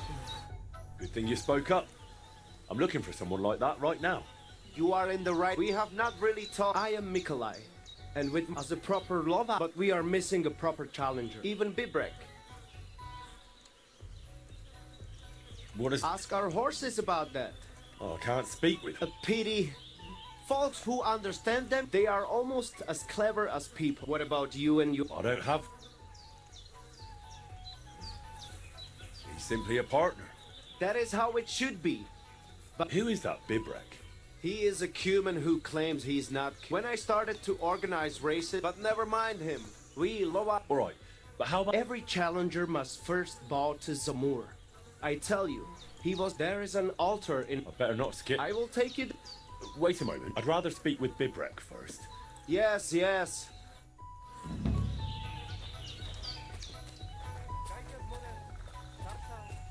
Tetumenga, you look just like that Gajo that Araka was talking. Can I have a word? Even two if you would like. It depends who you are. I'm a friend of Yasak here. This fella? That's right. You see, Yasak here wants to tell you something. But since he doesn't speak our language, I offered to translate for him. Am I right, mate? Mit bámulsz rám? What's he blabbering about? Christ, you're drunk out of your mind, aren't you? Us? All right. It's just that there's... Spit it out. Yasak. Yasak, right. Miért egyeztem bele ebbe?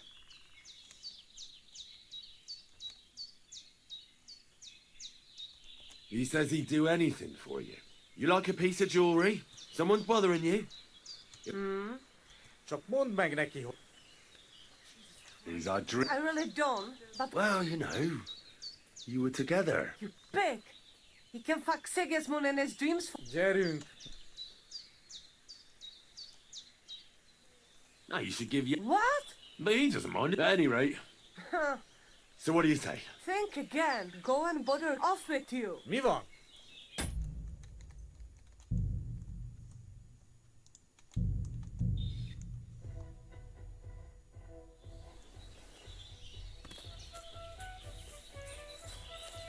I'm sorry.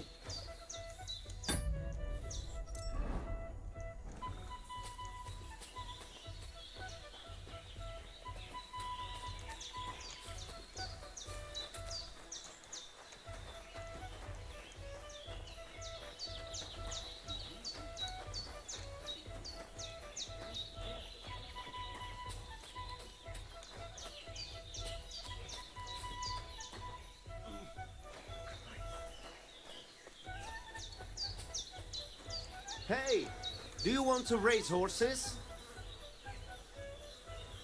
Good thing you spoke up. You are in. We have. I am. But we are even bib. Who is... He is. When I. But What is... ask. Oh, I can't... They. What about? I don't... He's simply... That is. All right. Every challenger there. I will take. Wait a moment. I'd rather speak... Yeah.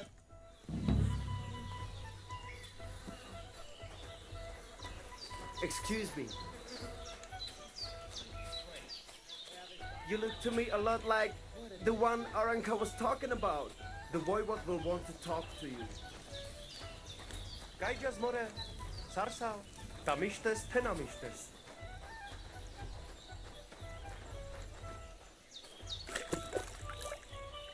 Ratatikal, the voivod. Seems like Aranka was telling the truth. I don't feel much like moving. Gaijas more.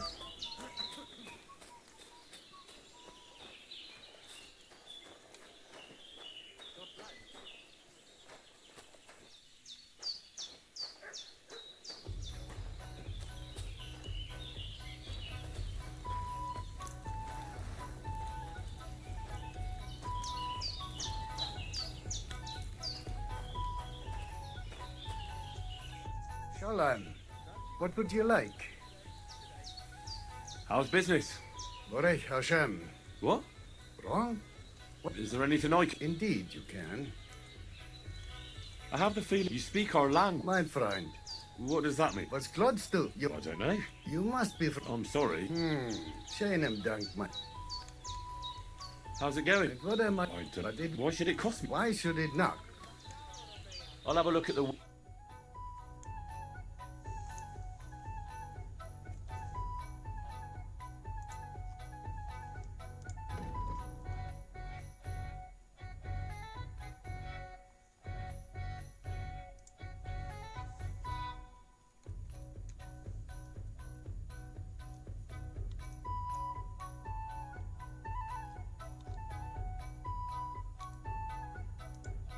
That's £10. That's...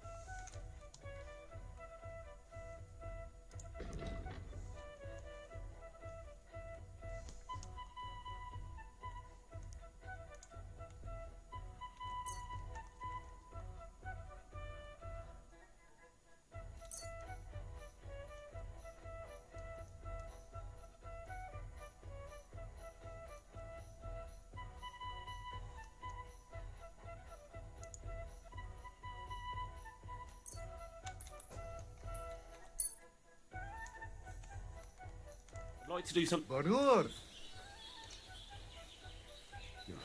That's more like it. Aye. Eppes. Kinder und Geld is a schöne Welt.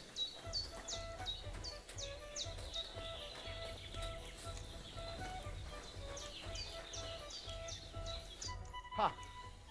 What? You come to save our family from this disaster. Save ha... Slow down. How can I slow down? My only daughter got Faranka's prophecy. How can I help you? How do you think? Do you think... No? What? Miri Romney had... She said a stranger coming. And I believe... So she disappeared? On my honor, we search for her. And now, it's written in stars. Will you help me? I'll help. Dear God... But hold on. Where and when? It has been 2 days. We even follow her tracks. You mean Bajena? I do not know the job. She say... Where's her tent? We look through everything. Still... Mishto, Marika. Voivod. No. But... I am... And when... Please.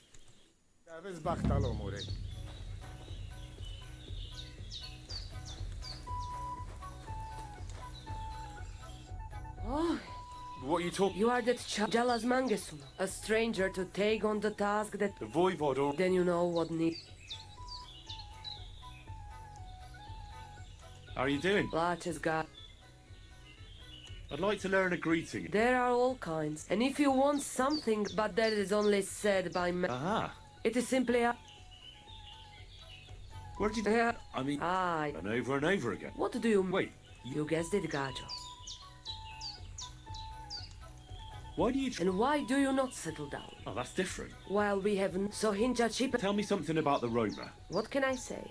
The only difference between us is that it is a free life. How do you get... It's always... And sometimes there are more... And what makes you... You know, God, we live our... Try it. What can you tell me about... May cholera. The last thing... Really? Oh, yes. Maybe I'm wrong. Kotuke Penja, I am just my old motto. You see, Not at all. Black magic, my power. how do you know when it's black magic? Simple. And is there another kind? Oh, devil. And is it... If you have faith. Do you have any idea? Dear boy. And the flight of the birds? Can you really divine... As sure as my name. But wait. There's... A city of rock? I can only... What do you have for say?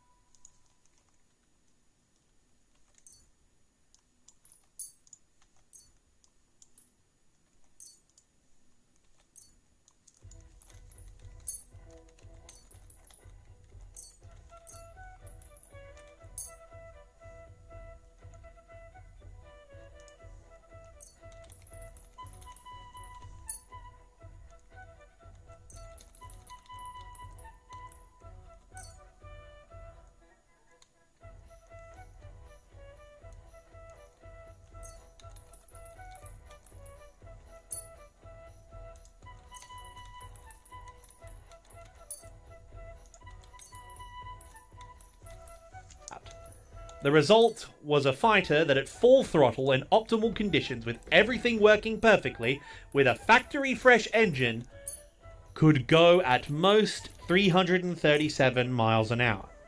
Compare that to the Bf-109 F2, which under the same parameters could reach speeds of up to 390 miles an hour, while the Bf-109 F4 could reach as high as 410, and both of those 109 models would be the primary opponent the Lag 3 would face. But the problems did not stop there. Because of the extra weight combined with the lack of power, the climb rate of the Lag was one of the worst among modern fixed-wing fighters of the period, and I am including the interwar designs. The roll rate was sluggish, the turn rate far inferior to even its competitors from Yakovlev and MiG, let alone the aircraft found in other air forces. And that's before going into the general mechanical reliability of the design. The hydraulic system was particularly bad, to the point where the landing gear would randomly retract while on the ground, causing the aircraft to collapse on itself, busting the propeller and wrecking the undercarriage and the engine. This could also happen in reverse while in flight. The hydraulic system would give way and all of a sudden your gear was down while going top speed, breaking the entire assembly if not throwing the aircraft out of control. Then there was the cooling system. The VK-105 was a fantastic engine even with the production issues, as I mentioned before, but the way it was integrated into the Lag, along with the excess weight of the airframe, meant it would run hot very frequently. A problem made worse because the pilots would often, as mentioned earlier, close all the radiator vents to try and get an extra few miles an hour because they desperately needed all the speed they could get to survive, which in turn caused the oil lines to rupture and the radiator to implode. This would of course remove the lubrication and moderating systems that makes the engine, work. So it would overheat and seize or explode, all while spewing oil all over the canopy. The canopy that most Lag pilots would keep open because when they were made, the nitrocellulose compounds they used to treat the plexiglass would cause a severe yellowing effect when exposed to excess UV rays. The stuff that aircraft constantly get bombarded with since they fly higher into the atmosphere, meaning that on early Lags they couldn't actually see out of their cockpits.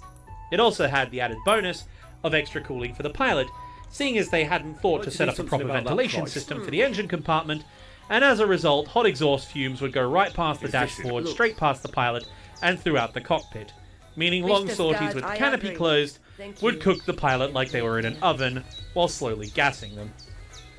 Naturally, Soviet pilots hated this thing. They absolutely despised it, and given the performance against its rivals, it would soon earn the nickname the Flying Guaranteed Varnished Coffin, or the Lacquered Flying Coffin, or something to that effect. But as is often the story, with 2 million genocidal fascists revving up their panzers next door, beggars couldn't exactly be choosers. And so the VVS, the Red Army Air Force, ordered the Lag 3 into full production, with the plan to iron out the kinks as they went.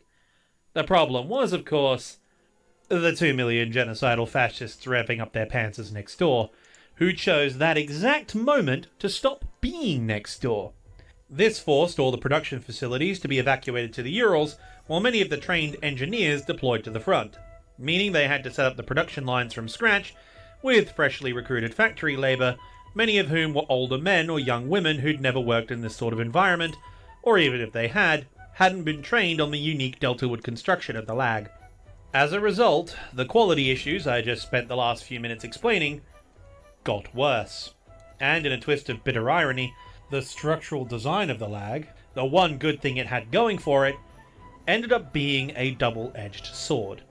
Because despite all its faults, due to that strong Deltawood design, the lag could actually sustain an awful lot of punishment. Like many Soviet vehicle designs at the time, it was built to operate in exceedingly harsh environments at the hands of relatively low-skilled operators, making its combat survivability quite impressive.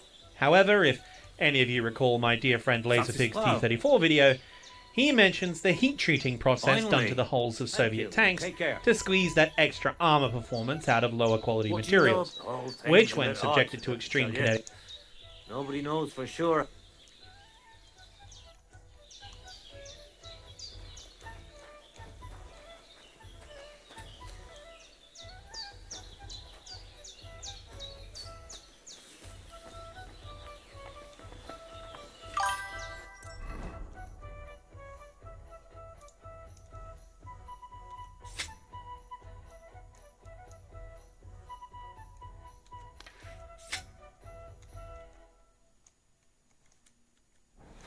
God bless.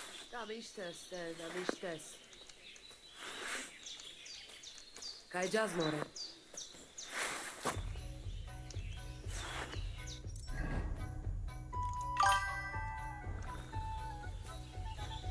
I'm sorry.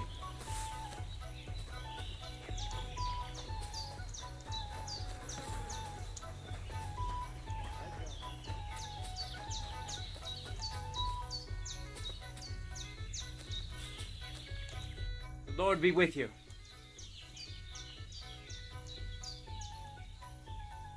My name is Henry. I'm looking for someone to help. What's it about? Well, it's complicated. I thought I was done for. And now, well... Aye, that I can do. I've been missing a... What would you like him? Oh, please. I'll do it out of...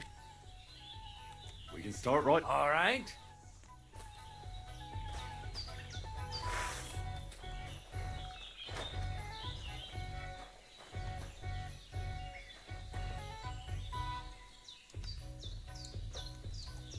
Shall we begin? Here's a practice longsword. Let's see what you've got. We'll start with exchanging.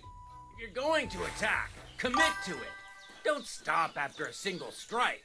Dish out several. Now I'm going to show you a simple technique that builds on that. You'll attack from the right, then left, then right again. Attacks follow one after the other. And you don't even have to break through your opponent's cover. So right, left, and then right again. Exactly. You could also do it the other way around. I'll let you have exactly 3 strikes, so you're not wasting effort just flailing around. I get it. Let's do it.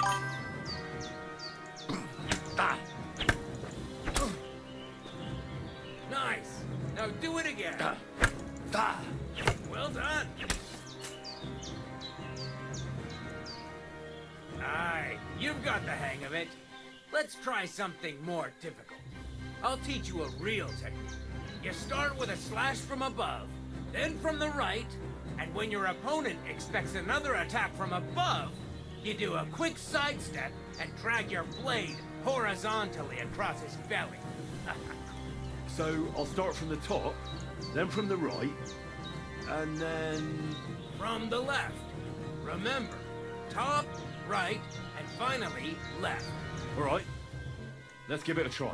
I'll let you make 3 strikes just like before. No more. All right.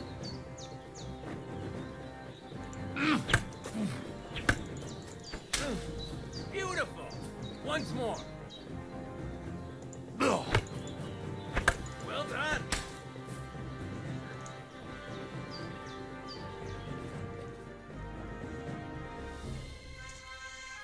Okay, I'm holding down the block button.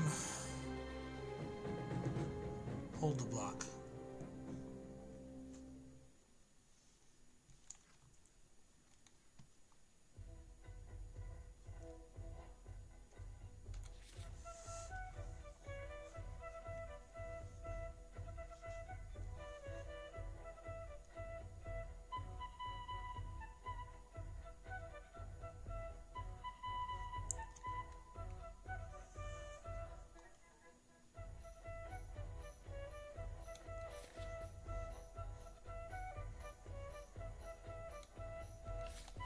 That's that then. You don't even have to use a longsword for this technique. It'll work with any other weapon. That'll come in handy. And one more piece of advice. Any attack. Look, if I attack from the right, your riposte will come from above. And that's the first step of this technique. Think about it. What about other... I'll teach you even more if you want. But if you prove yourself to me, I'll... How could I prove myself? You'll have to defeat me in a sword fight. So all I have to do is... That's right.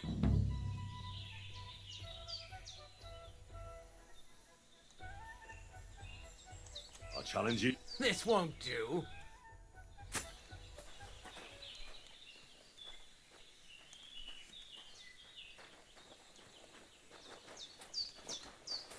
Excuse me.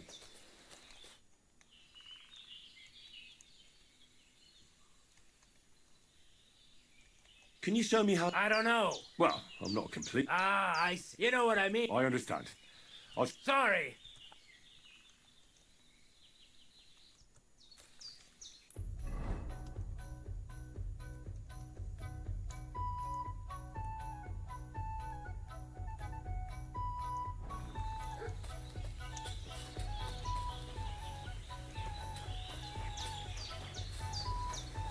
It happens.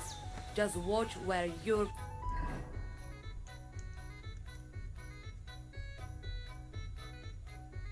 going next time.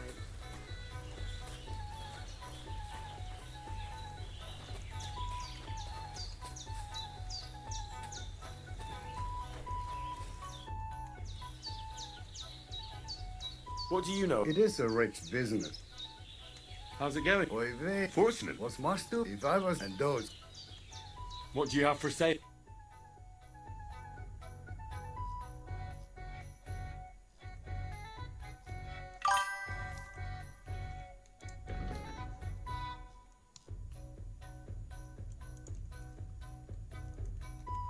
Don't like anything, eh?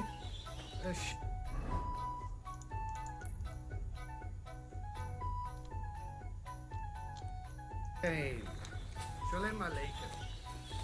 Wa alaikum salam.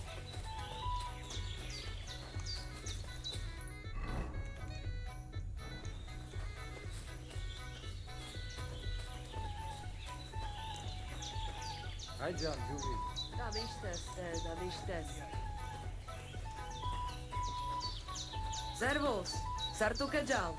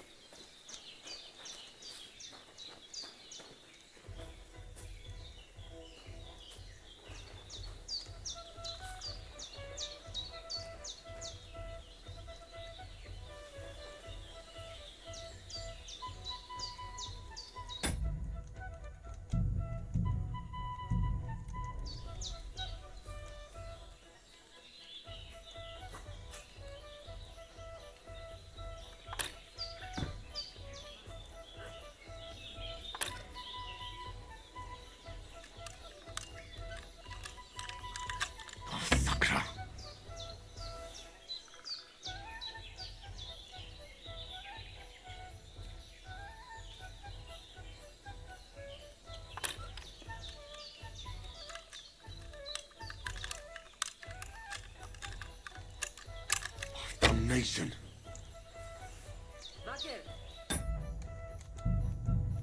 And that's why we saved. Force caused the armor plating of the T-34 to shatter, even if the round didn't penetrate, knocking out the vehicle. The Deltawood construction of the Lag-3 provided it great rigidity and strength.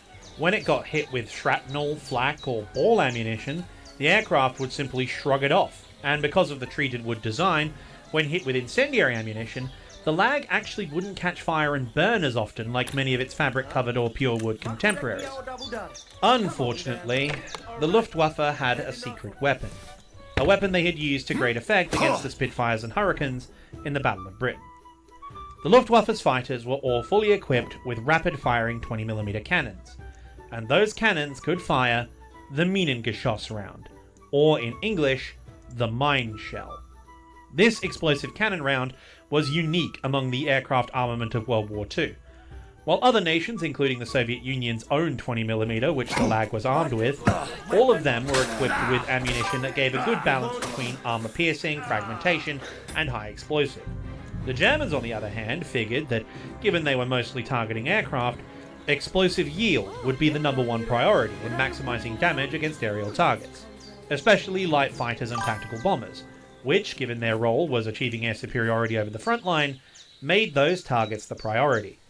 This resulted in the mine shell, which had as much high explosives packed into it as physically possible, meaning that when it hit the rigid, artificially hardened surface of the Lag's Deltawood monocoque construction, it would cause the fuselage and flight surfaces to literally shatter. Thousands of young Soviet aviators would die at the controls of the Lag-3, poorly trained and woefully unequipped to face the highly experienced and exceptionally armed enemy invading their homeland. But thankfully, for all our sakes, the Lag was not the only fighter they had at their disposal, because after all, like with most Soviet aviation design competitions, this was a three-horse race. Alexander Yakovlev had reached the same conclusion as Artyom Mikoyan. While Deltawood would solve a lot of issues regarding maintenance and materials availability, the VK-105's reliability issues in the early models of the engine, combined with the concerns about excess weight, meant that an alternative solution had to be found, and both men settled on a hybrid construction of metal, plywood, and fabric. Their aircraft would be built around a steel tube frame and then finished with the more available materials. This saved weight, provided excellent airframe strength, while keeping true to the original idea of having an easier-to-maintain aircraft in rougher conditions. Plus, it didn't need all the complex manufacturing techniques with chemicals that could seriously injure or kill you, so that's a bonus. The downside was, of course, that the environmental factors Deltawood was brought on to counter would affect both these designs, and as such, ground crews had to perform constant maintenance on both types of aircraft to keep them combat ready. However, in a clever piece of foresight, Yakovlev had planned on such an eventuality. While Mikoyan had chosen the complex approach for his hybrid construction, something he would become rather infamous for, Yakovlev had decided that the traditional Russian method of weapons manufacture would be the best option. Hit airframe with hammer, comrade. Put engine in flying box. Cover box in cloth. Throw at fascists. Keep throwing at fascists until they run out of planes. You know I don't understand the or words you ammunition. say, right? In all seriousness, Yakovlev's core concept... Inkább fogd a szád.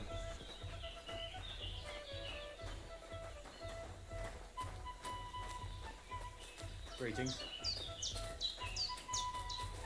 Istenem!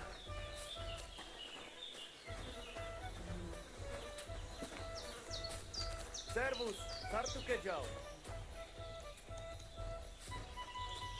Would you look at this? A visitor. Vigyázz többet és beszélj. Can I have a word? Even two if you would like. Me? Then why should I? You see, I'm alright, mate. Itt bámult. What's he blubbering? Well, maybe a little bit. But just to muster... Courage? Well... Spit it out. Yasak. Yasak. Miért? He says he He also says your teeth are... You said what? Csak mondd meg. How about a date? No witnesses. You got what? Gyerünk, nem ér. Sorry. This whole... What are you trying to making fun? Milan. Get out of especially meatball. It just didn't work out. Hey.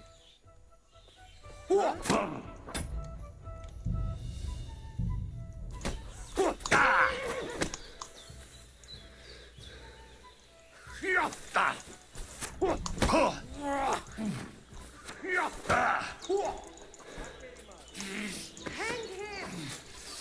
Hey.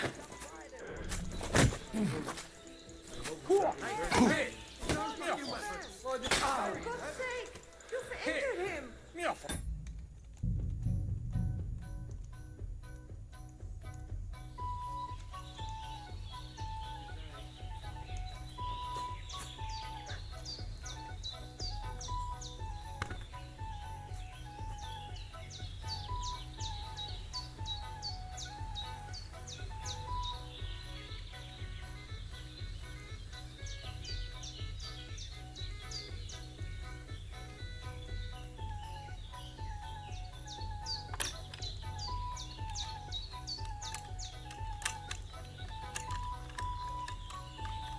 Bloody hell.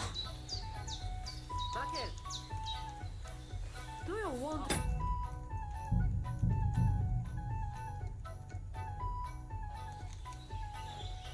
Sostajal, why are you creeping around here?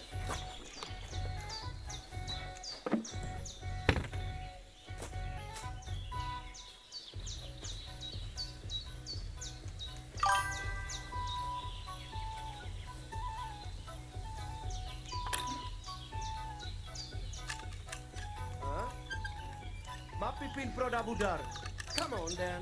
All right, you had your chance. Ah! I'm going to get that locker. Servus, Sartu Kajal.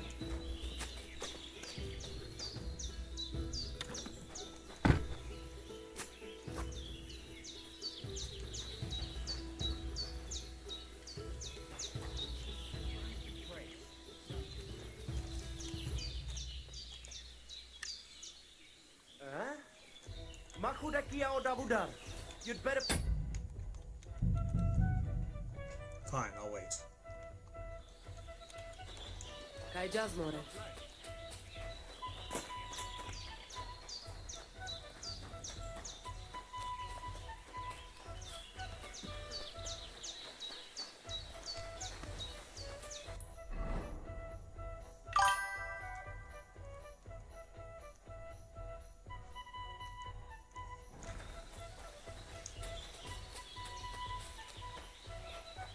Did you hear about what happened at the big wheel?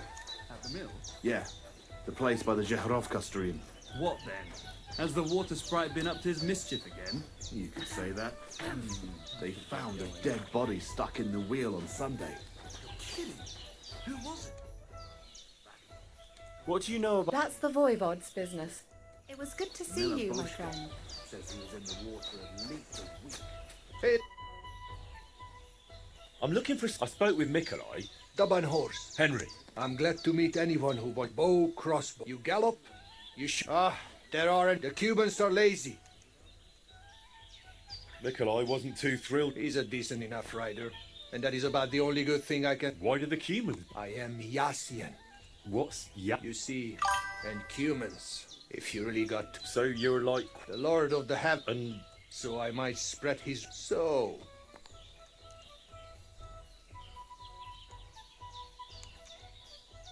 A bow. Nice. But all right, but what about the race? One thing at a time. Every rider must bow to it before the cut. So, what do you... Hold off on. Suit you. It was good to see you, my friend.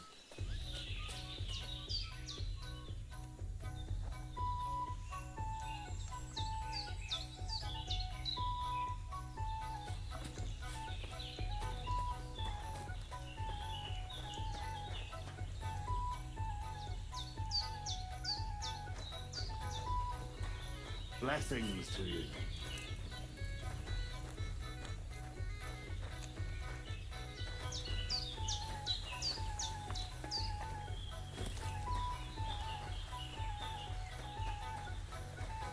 Zavarba hozol előtte, megkezdődj.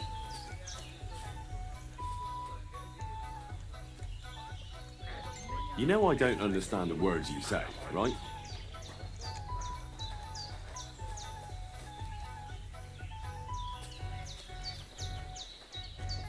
Hirtelen nem akarsz hazamenni? Lány. Elég volt ebből a te.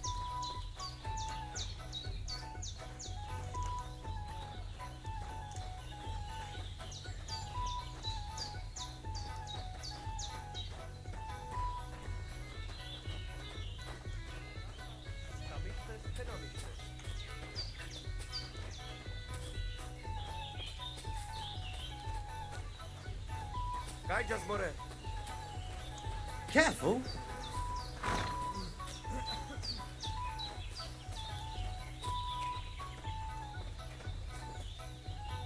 Would you look at that? A visitor. Can I have a word? Even two if you would. I'm a friend. This fella. That's right. You see, I'm alright, mate. Itt bámulsz. What's he black? Us? All right. It's just that there's. Spit it out. Yasak. Yasak, right? Miért egy... He says he likes you, and he also says you... You said, what about... Csak mo... Sorry. This whole thing is... What are you trying? Making... Mi van? Get out, especially... Mit mo... It just didn't work. Hey! What the... Ne te kurva!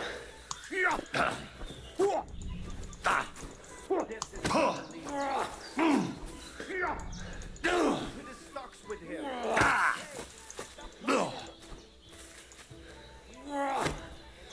I've had enough.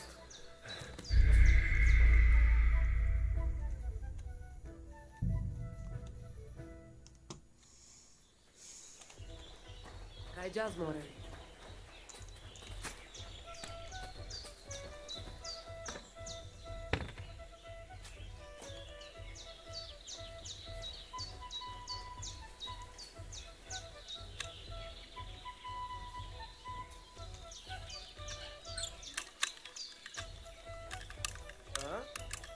Makudakia o Dabu.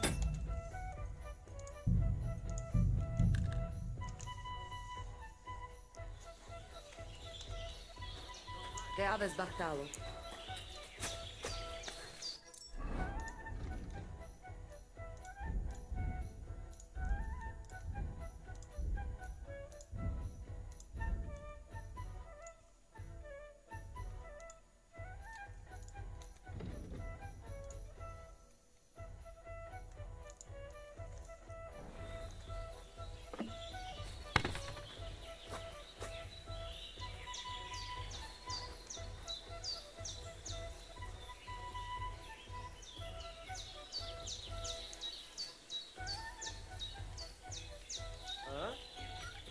Makudakia o Dabudar.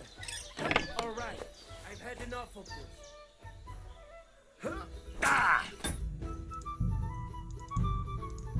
Okay, it's not worth it.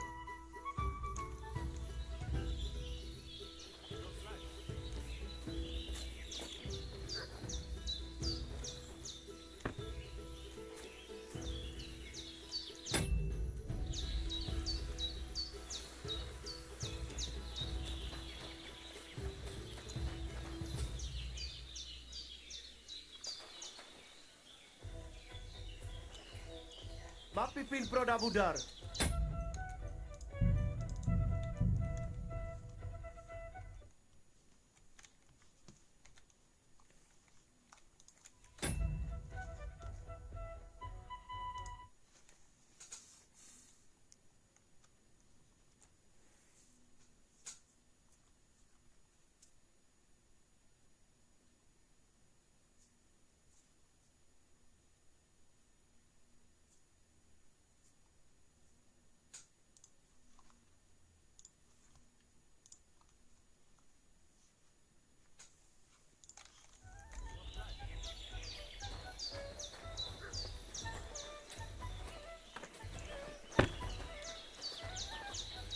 Aves Bartalo. Careful!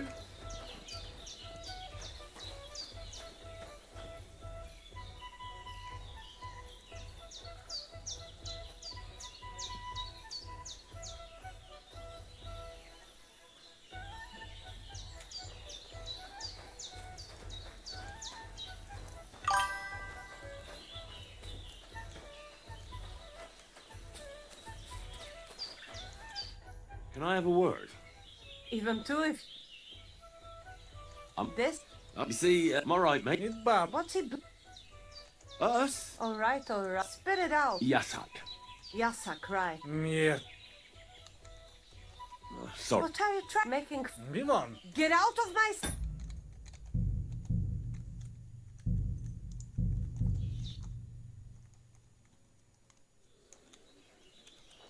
Te Aves Bartalo.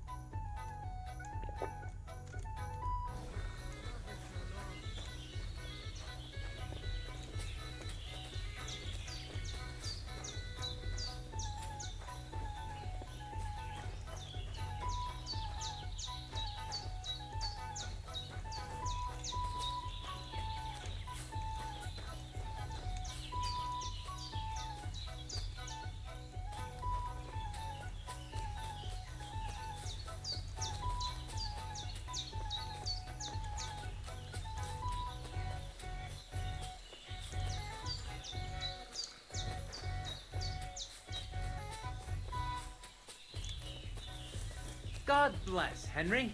How can I help you?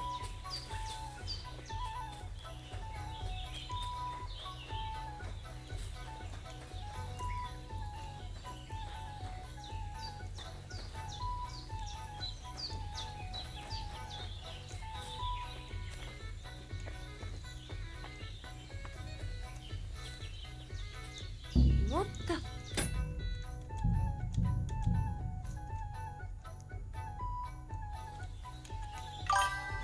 Servus, Sartuke Jau.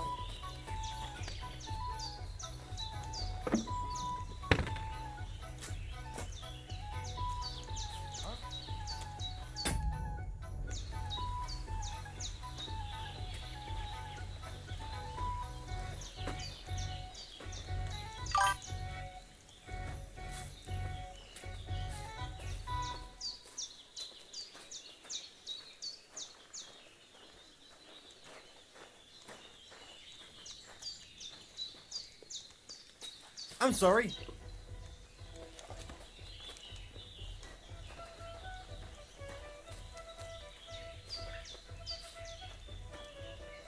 Ale. Can I have a... Even two. This fella. That's right. You see, I'm alright, mate. What's he blood? Us? All right. Spit. Yasak. Yasak, right. Miért? He says he did. You like a piece? Someone's bothering. Csak mondd meg. How about a... No, but you got what? Gyerünk. No, you should give you... What? But he doesn't mind at all. At any rate. So what do you say? Think again. Go and bother girls off with you. Mi van? She's just not... Csak nem mond.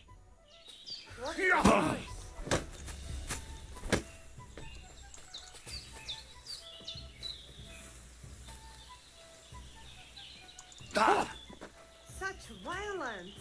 Ah. Anyone live by the fire?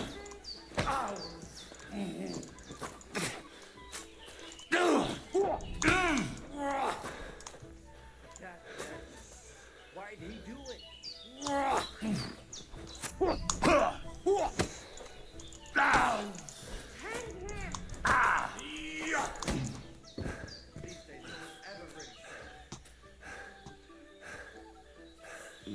Why? God bless. Why me?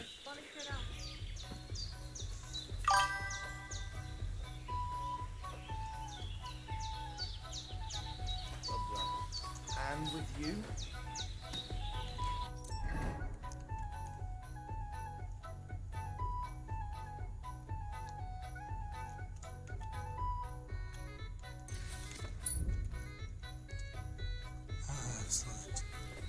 You alright?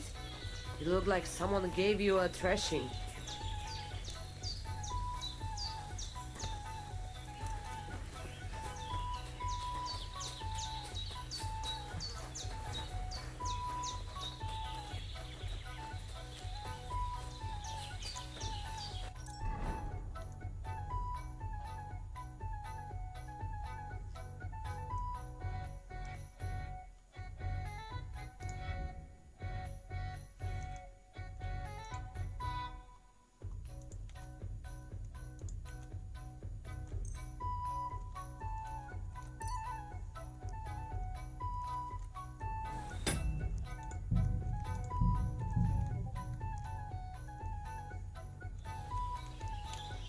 Servus! Sartuke Jal.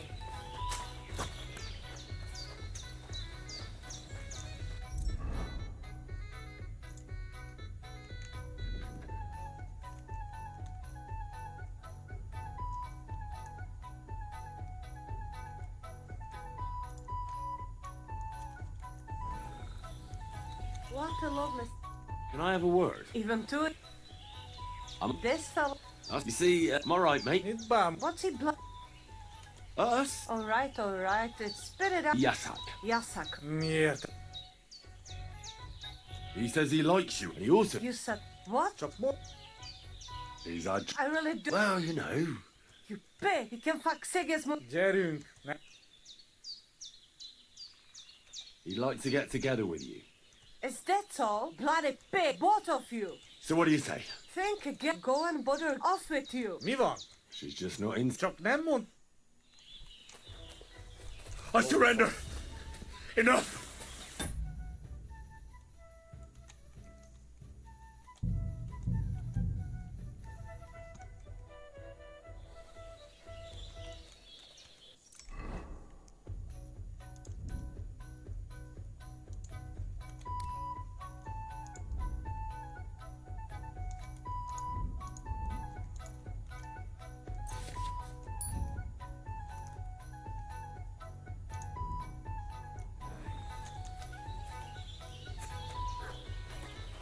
Ale.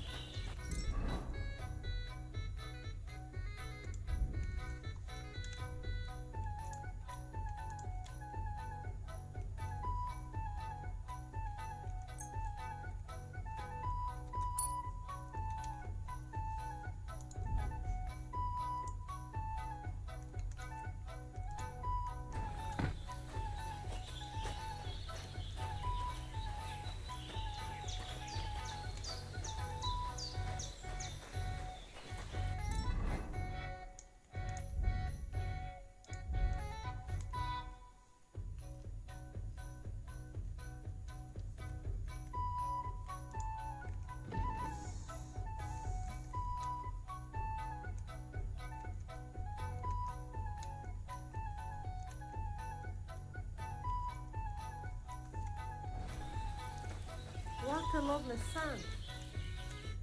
Can I have a word? Even to it. I'm a... This. You see, I'm alright, mate. What's he? Us? Alright. Yasak. Yasak, right? Miért?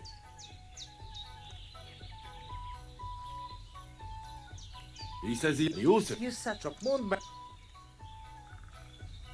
How about... No, you got... What is he up? Gyerünk! No, you should give you... What? But he doesn't mind it. At any rate. Huh. So what do you say? Think it going off with you. Mi van? She's just not... Csak nem... Hagyjan, Julie. Mister, spalik it out.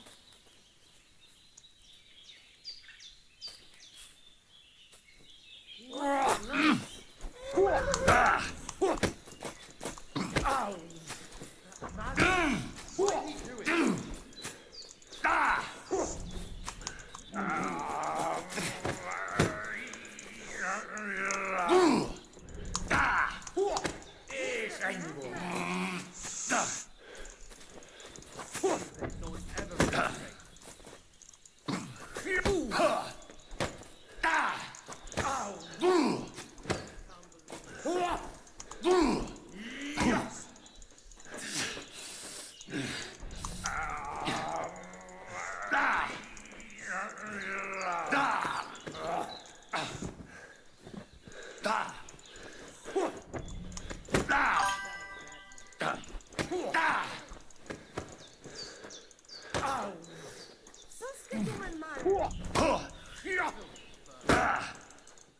És ennyi volt. Ennek is annyi. Leszarom. Cross my head.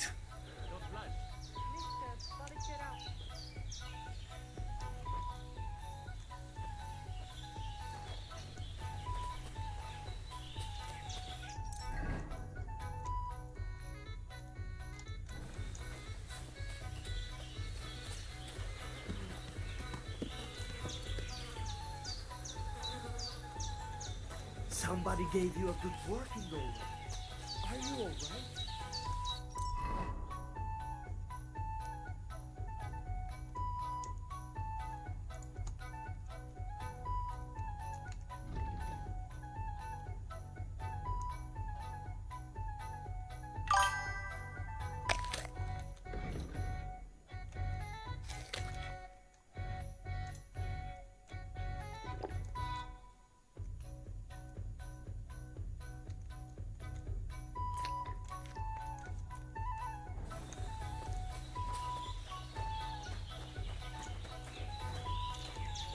Vagyunk, akik vagyunk.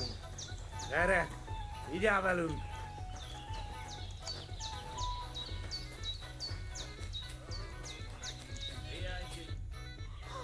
Look at you. But man, it seems Yasak and I see. Well. So, this time we drink cheers. Oh, what, you know like? Where'd you get it? Well, it like the... You mean Borrow. Borrow? You have to. Kuttenberg? He already did a long time ago. What? I do not know. Anyway, that is not...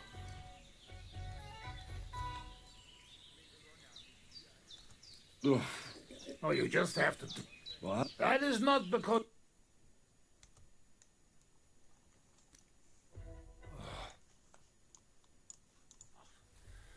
I worry like you. A real...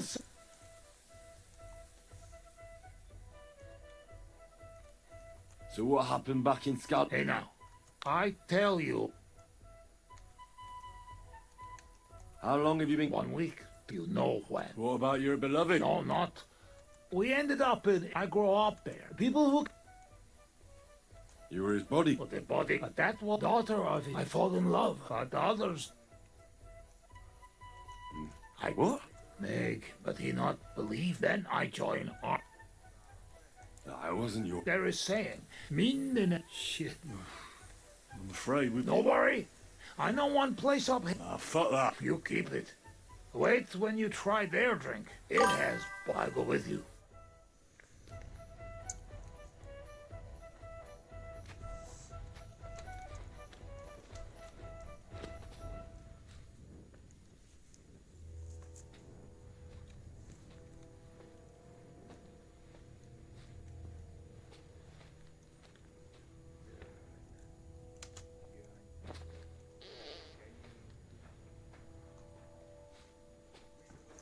Ooh, he is wasted.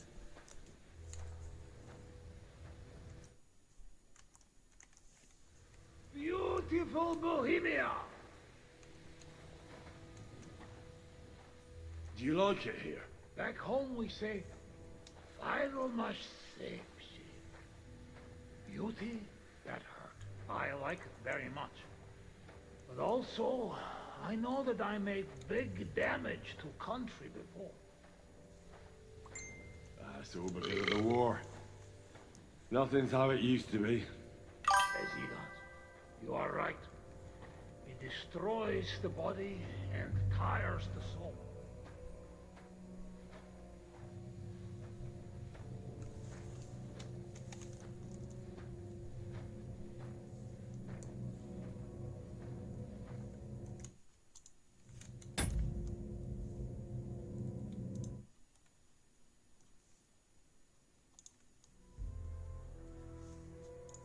Was the simplest.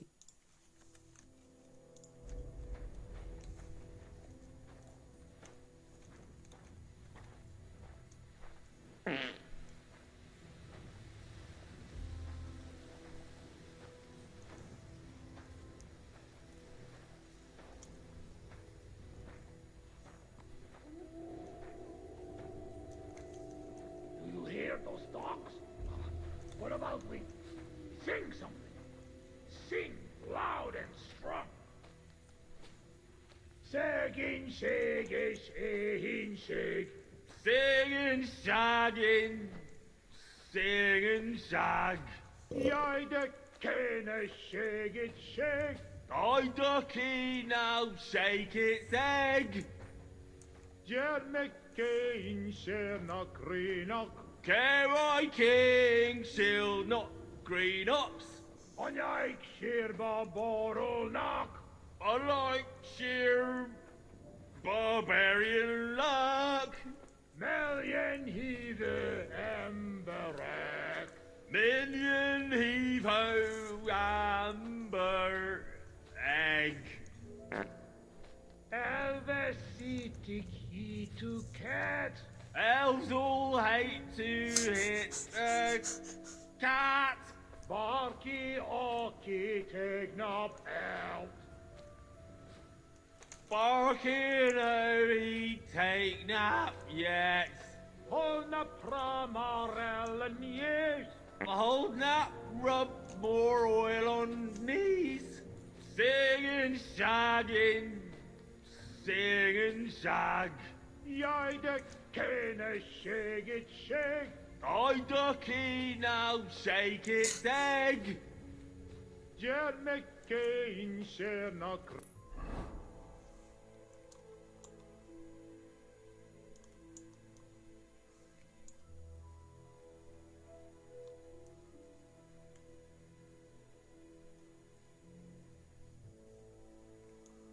Green up. Care king, shield not green ups.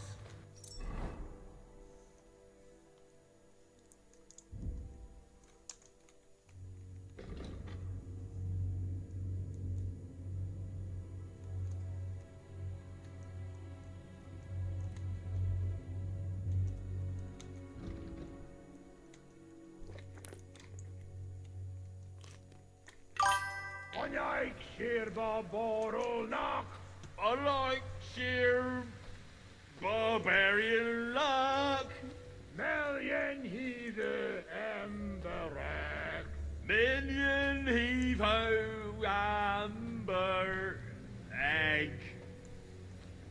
Elvesitic he to cat. Elves all hate to hit. I've been waiting for you.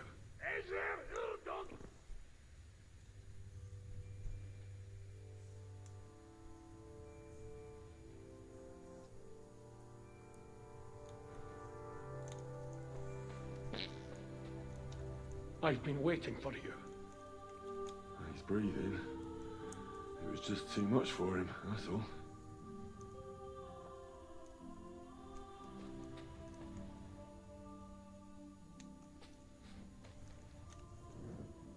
I've been waiting for you.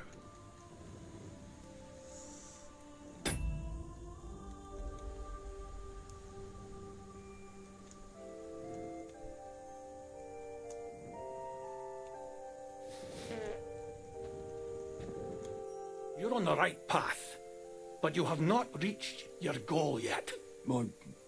That too. But more importantly, what? You tell me. Well, I just want... You have noble your destination. I will. Traversed. Did that dog? Talk?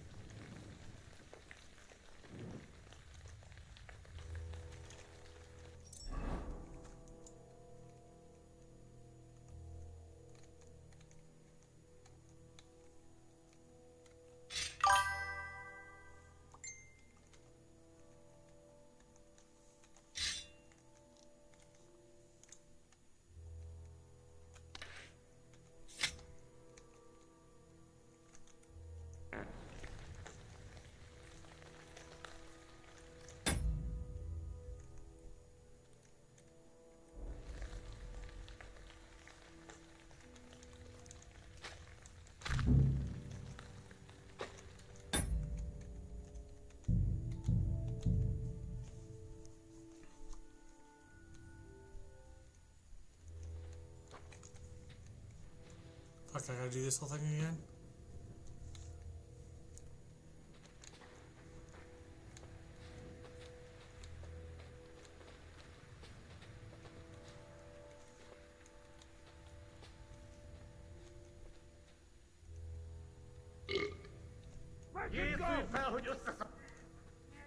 Ébresztő! Gyere!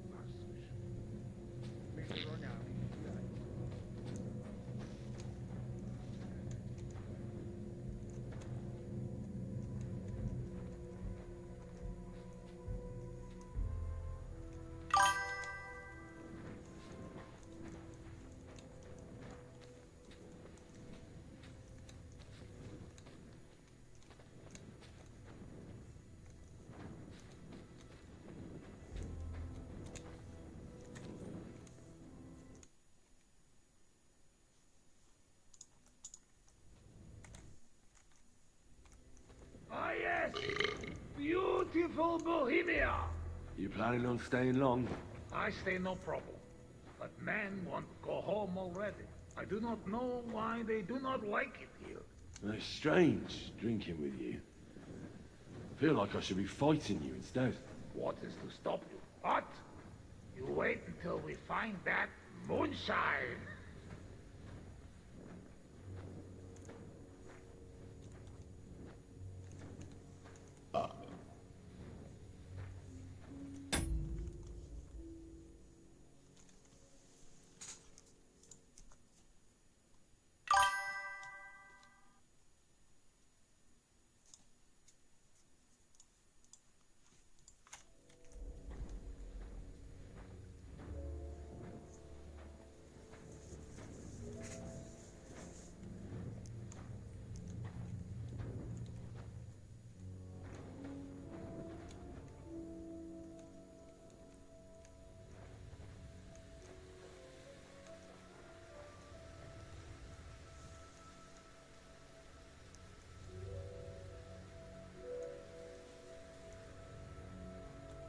Suck my cock!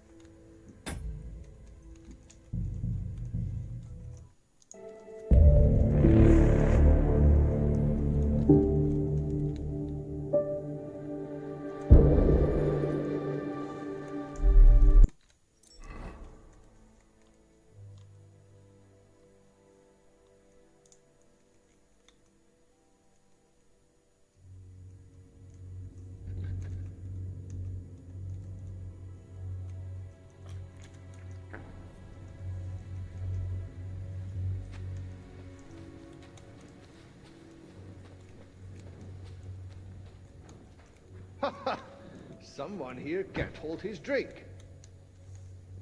Ah, I learned from the best of them. I can drink like the best of them.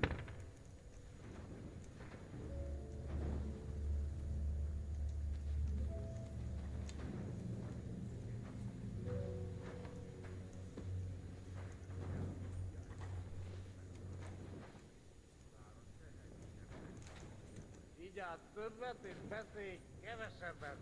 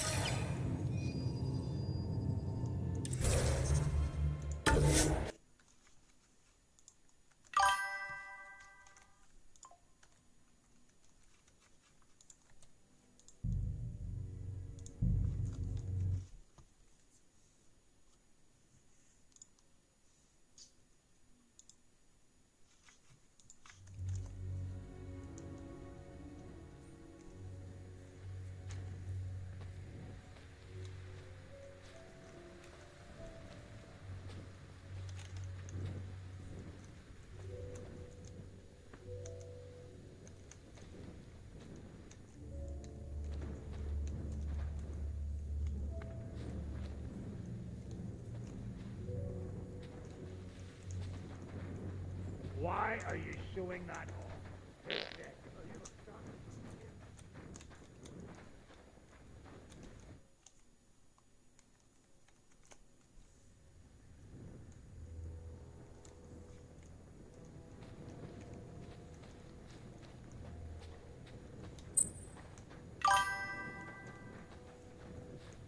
What's that pleasant scent?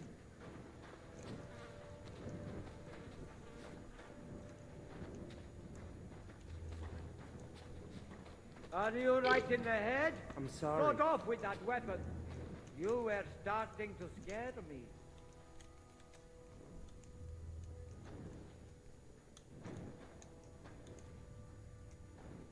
Takai just mora. G'day, g'day. He's as drunk as they come.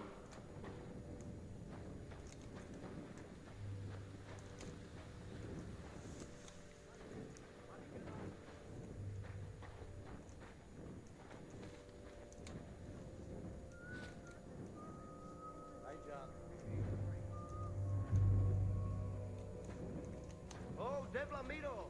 What are you doing here, you scoundrels? That's all, More. I'll be with you.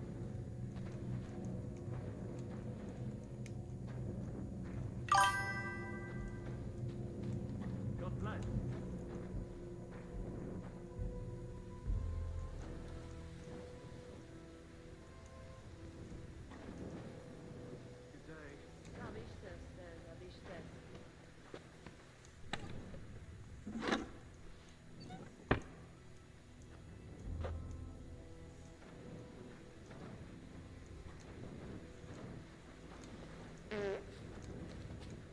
He's as drunk as they come. God be with you. David Bachtal, Romea.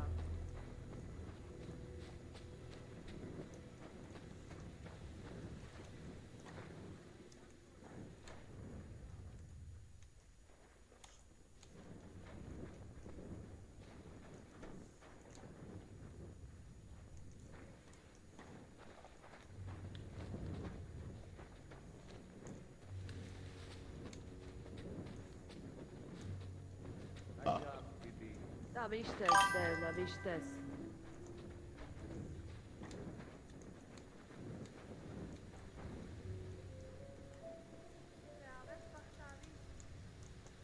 Machudakia o Davudat.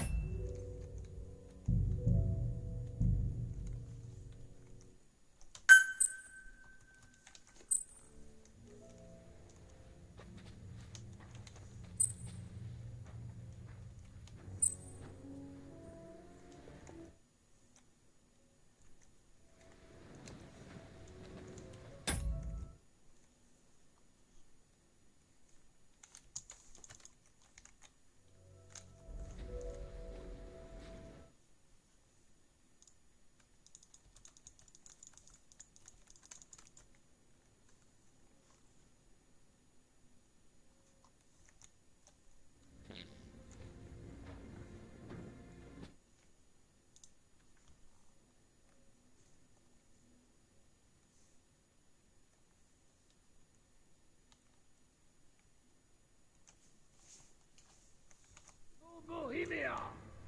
You planning on staying long? I stay no problem. But man won't go.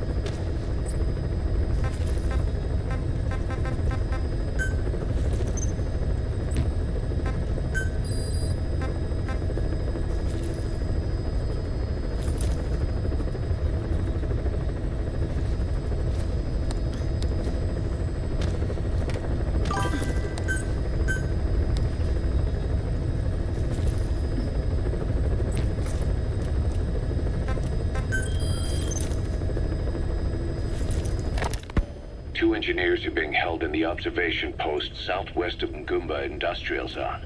Boss, your mission is to rescue them. The targets are civilians, 1 male, 1 female. They were dispatched to the area by an international health organization, but disappeared shortly after. Extract the 2 targets and help them escape the country.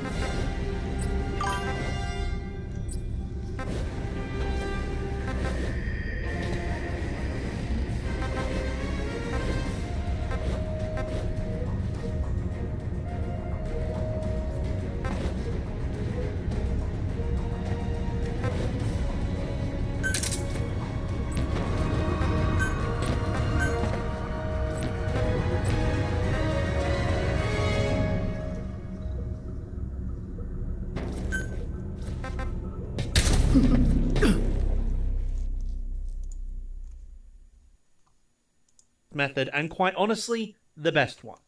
Build all the parts that need to be solid, such as the airframe and control surfaces, out of steel tubing, make everything else out of wood, cover it in fabric, make it small and as light and aerodynamic as possible with the best engine you can fit it with. Slap on some guns, and you're off to the air races. The resulting design was, of course, the Yak-1, armed with 2 machine guns and a 20mm cannon. This fighter would form the backbone of the Soviet fighter force in the coming conflict. This is breaking news. Another F-16 lost, but the pilot is a hero. Russia just launched one of the largest aerial attacks in the world. Over 500 drones and missiles. In the chaos, Ukraine lost one of its precious F-16s, but more importantly, the pilot was lost. The mission was intercepting the slow, lumbering Shahed drones. So, how does a 4th-generation NATO jet go down fighting drones? and today I figured we'd take a look at breaking down what really happened and why it's not as simple as pilot error. Hey folks, I'm Wes O'Donnell, Army vet, Air Force guy, and proud host of this channel, where we track how modern warfare is changing in real time. We cover the front lines of Ukraine, the cutting-edge defense tech, and the kinds of battlefield mysteries that mainstream media barely touches.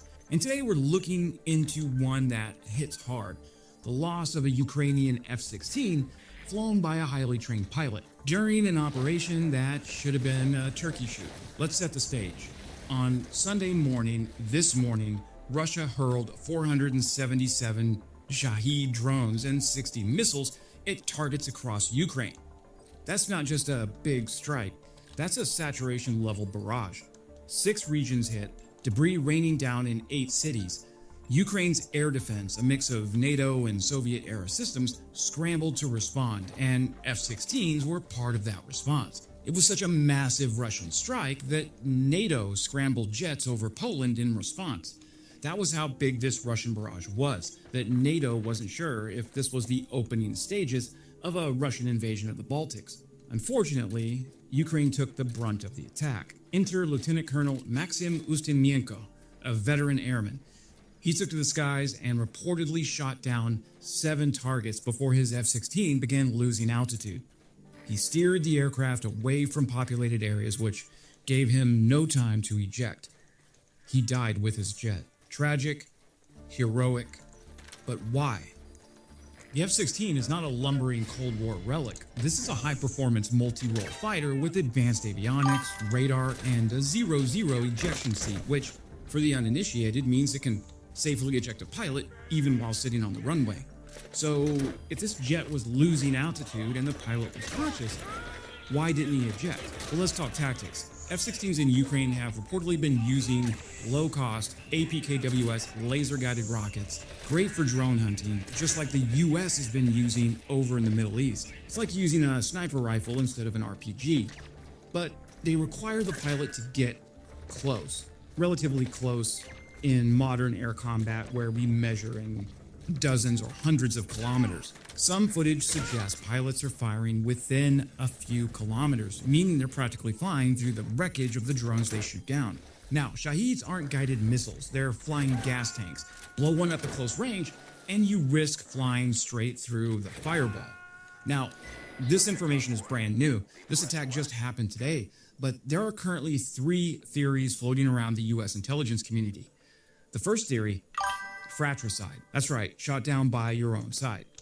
Ukraine's Franken-SAM systems, those hybrid missile platforms spliced from leftover Soviet gear and NATO missiles, are impressive, and I've talked about them before on this channel, but they're also chaotic.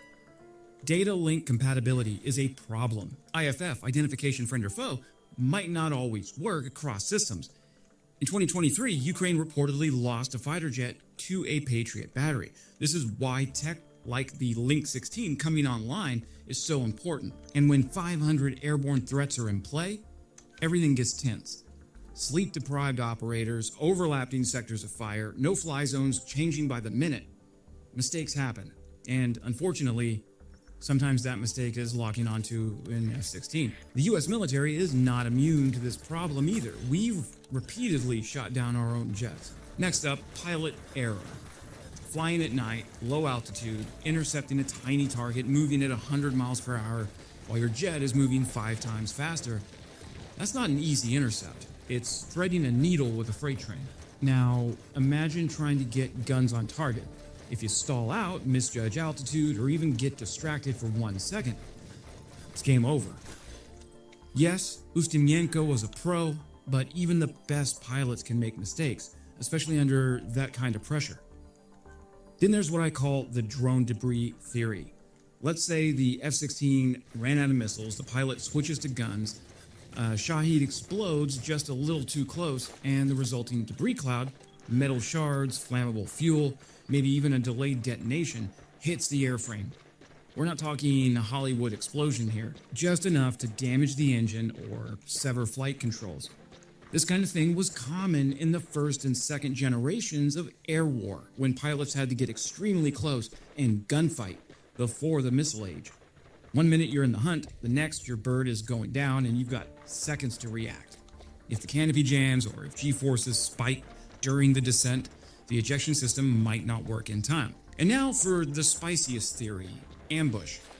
What if Russia isn't just sending drones in waves, but hiding teeth among them? Some reports speculate that upgraded Shahids or piggyback drones could carry proximity fuses or even air-to-air missiles. Unlikely? Maybe. But Ukraine has lost 3 F-16s during drone intercepts in 3 months. That's a pattern. There's even chatter that Russian jets, possibly Su-35s or even the stealthy Su-57s, could be trailing drone waves and picking off Ukrainian fighters once they get close. The absence of a Russian claim doesn't prove innocence. It just means that they're playing the long game, testing Ukraine's defense systems without showing their hand. Okay, big picture. Ukraine has a limited number of trained F-16 pilots. Training takes months. Losing a pilot is worse than losing the aircraft. And right now, the attrition rate is 1 F-16 a month. These jets are expensive. They are strategic assets. They extend Ukraine's reach. They deter Russian bombers. But if they're falling to debris clouds, friendly fire, or worse, Russian ambushes, then Kyiv needs to rethink how it deploys them. Using F-16s as glorified drone interceptors may be necessary, but it's risky. That's why we're hearing renewed calls for more ground-based air defenses. Not just more Patriots and IRIS-Ts, but Sky Sentinels, the AI turrets that Ukraine is investing in. Because drones are cheap, jets and pilots aren't. We are in a transitional moment for air warfare. Battlefield doctrine everywhere is being rewritten in real time right now. We're living through the biggest change in warfare since the aircraft carrier. I believe that. Traditionally, fighter jets don't intercept drones. That's a job for SAMs, for C-RAMs, or for AI-controlled turrets. But when you're being hit with 500 drones a night and you're low on missiles, you improvise. The problem is that improvisation works until it doesn't. If you don't change the doctrine, you keep burning through pilots and jets for kills that could have been handled by ground-based or even propeller-driven platforms. That's why Ukraine is reportedly looking at Super Tukhanos and other turboprops, slower planes better suited for drone hunting, because not every threat needs an F-16. The loss of Lieutenant Colonel Ustimenko is a tragedy and a warning. Ukraine's skies are turning into a three-dimensional chessboard. Drones, jets, SAMs, and now possibly stealth fighters lurking behind waves of cheap Shahids. If Ukraine wants to keep its F-16s in the fight, it has to adapt. Fast. Smarter tactics, better coordination, more varied platforms, and above all, systems that don't gamble a $30 million fighter to stop a $30,000 drone. Because every 16 that goes down is a big loss for the struggle against the Russian invaders. Okay, thanks for watching. If you found this breakdown helpful, you know what to do. Like, subscribe, and sound off in the comments. What do you think happened to that F-16? And should Ukraine stop using them for drone hunting missions? Until next time, I'm Wes O'Donnell. Stay sharp, stay curious, and as always, glory to Ukraine, glory to the heroes, and to Colonel Ustimenko. Fair winds.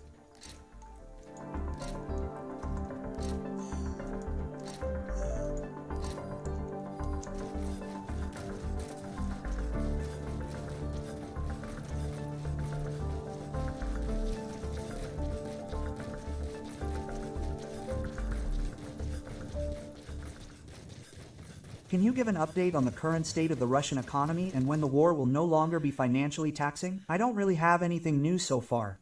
The Russians are saying that everything is going well. Putin is acting as if the sanctions are not harmful at all, but on the contrary, good, because they can then concentrate on the domestic economy. They say that they are increasing production. It is currently who was that? I think a machine manufacturer that builds armored personnel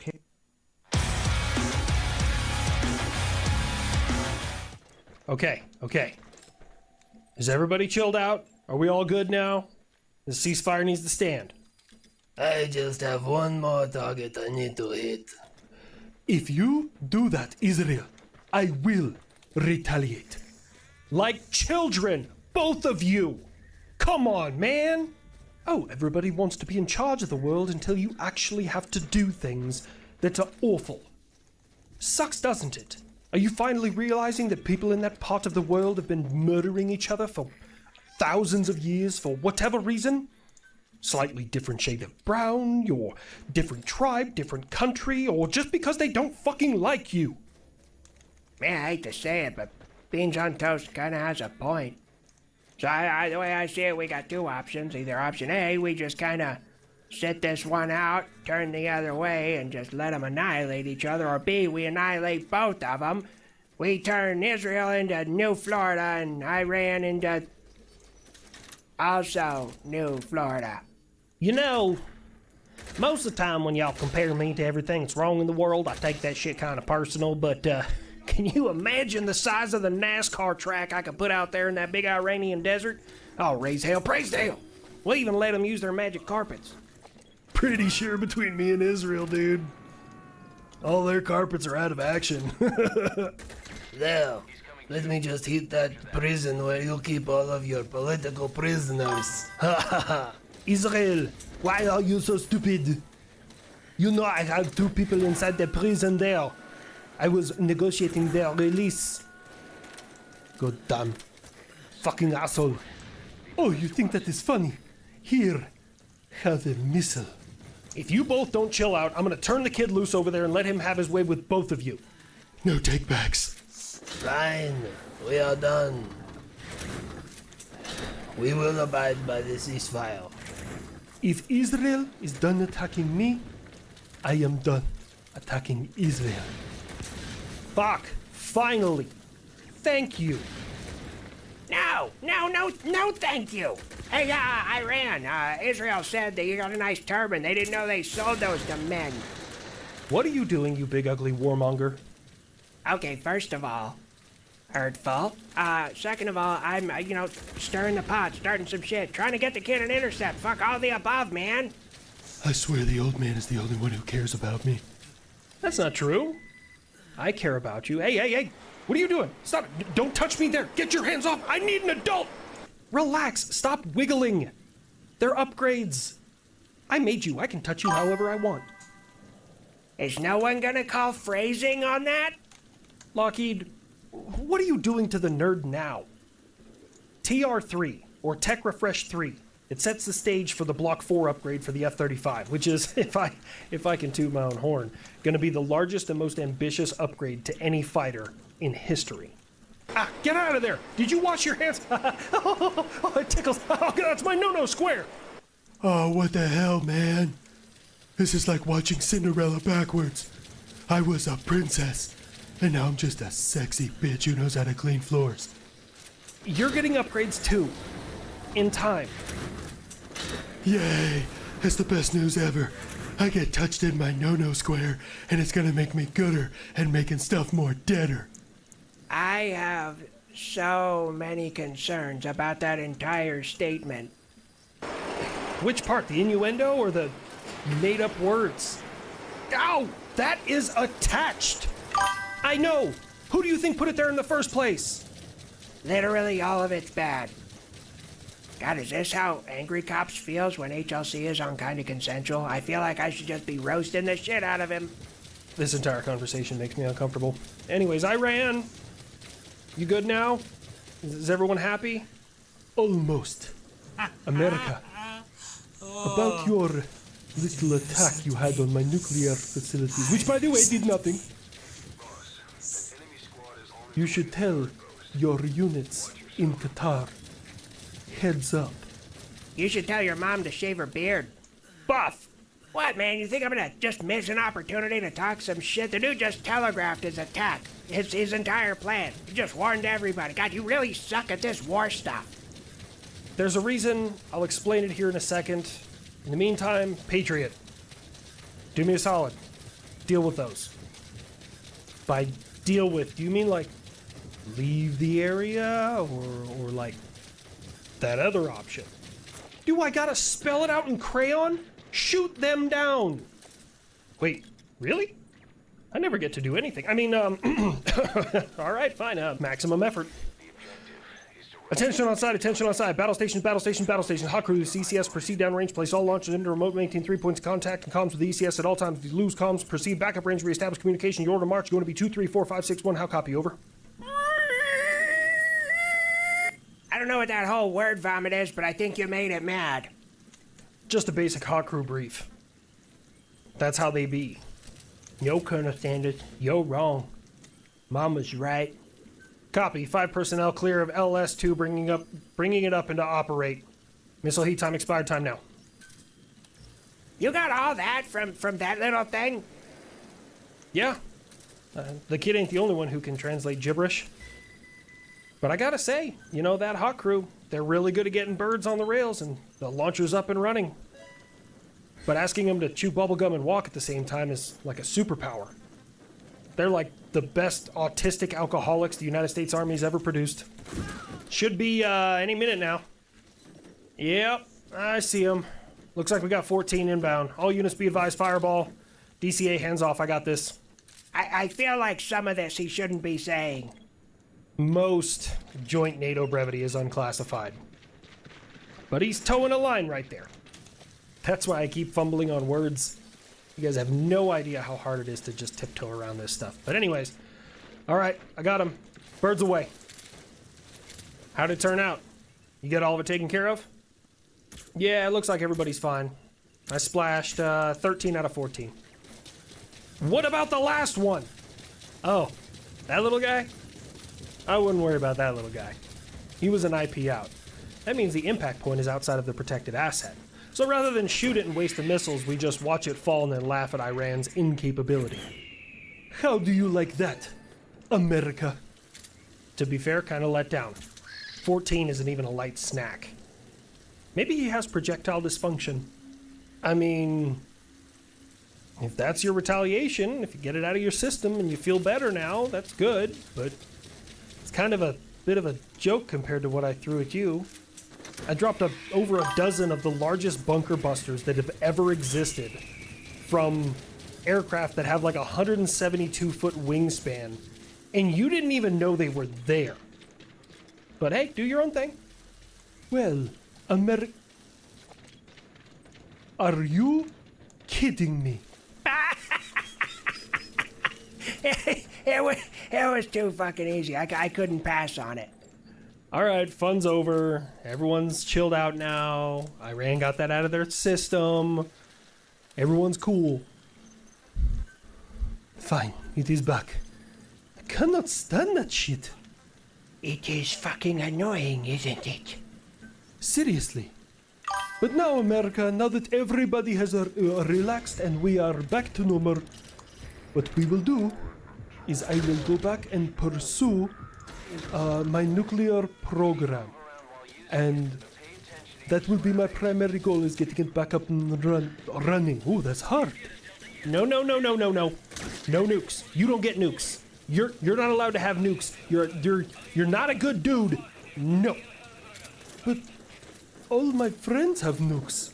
If all your friends attacked a bunch of innocent... Oh, shit. No, I guess that doesn't work. Oh, if all your friends blew themselves up... Oh, no, that one too. Shit, If all your friends committed acts of terror... Oh, fuck, this is hard to do for extremists.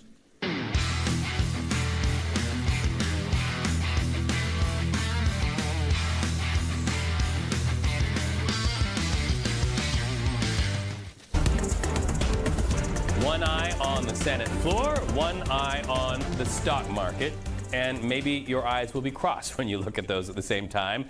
The president's domestic agenda moves closer to passage. Now it goes from the Senate after narrowly passing the president's so-called big, beautiful bill. With the tie-breaking vote, by the way, cast by none other than Vice President J.D. Vance, it now goes over to the House.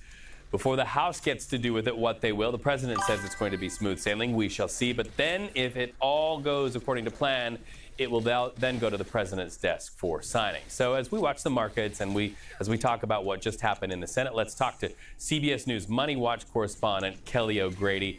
Kelly, we're watching the markets right now. It doesn't seem like there's been a big bounce or a dip as a result of what the Senate did. I know, and I think that can be confusing because this is a big deal that it passed the Senate, and I think a lot of us go, okay, well, what's going on with my 401k? There has to be a market reaction, right? And as you just pointed out, we're pretty much where things were before that. There hasn't been much of a reaction, and that's for a couple of reasons. One, this still has to pass the House. So we're not out of the woods yet. This is just, hey, we've passed one step. And the other thing is the July 4th deadline that the president has been focusing on, that is very much self-imposed. You know, the government isn't shutting down on July 5th. There's still runway. And so you often see the markets move when it comes to these big budget bills because there is a looming shutdown or something major that there is going to be an immediate impact if action is not taken. We're not there at this point. And so that's why you see investors not reacting much either way. I sort of juxtapose this against a tweet or a post that comes out and it changes tariff policy. You do often see investors react pretty viscerally when something like that happens. And that's because there is a very tangible, clear impact of, oh, this will cost X more if I'm getting it from this country. And that really does impact a company's bottom line. This bill that we're talking about, there's going to be impacts to the American people when it comes to taxes and other areas. But that direct impact on businesses is not as clear as a new tariff policy. And so that's sort of why you see a huge impact there, not as much impact on the markets today. You were talking about social media posts there in relation to tariffs, but girl, did you see the post overnight between President Donald Trump and none other than business titan Elon Musk? Musk, not a fan of this so-called big, beautiful bill. He really thinks it's going to drive America into deep financial trouble. I do like to get the popcorn when these two get going in such a public way.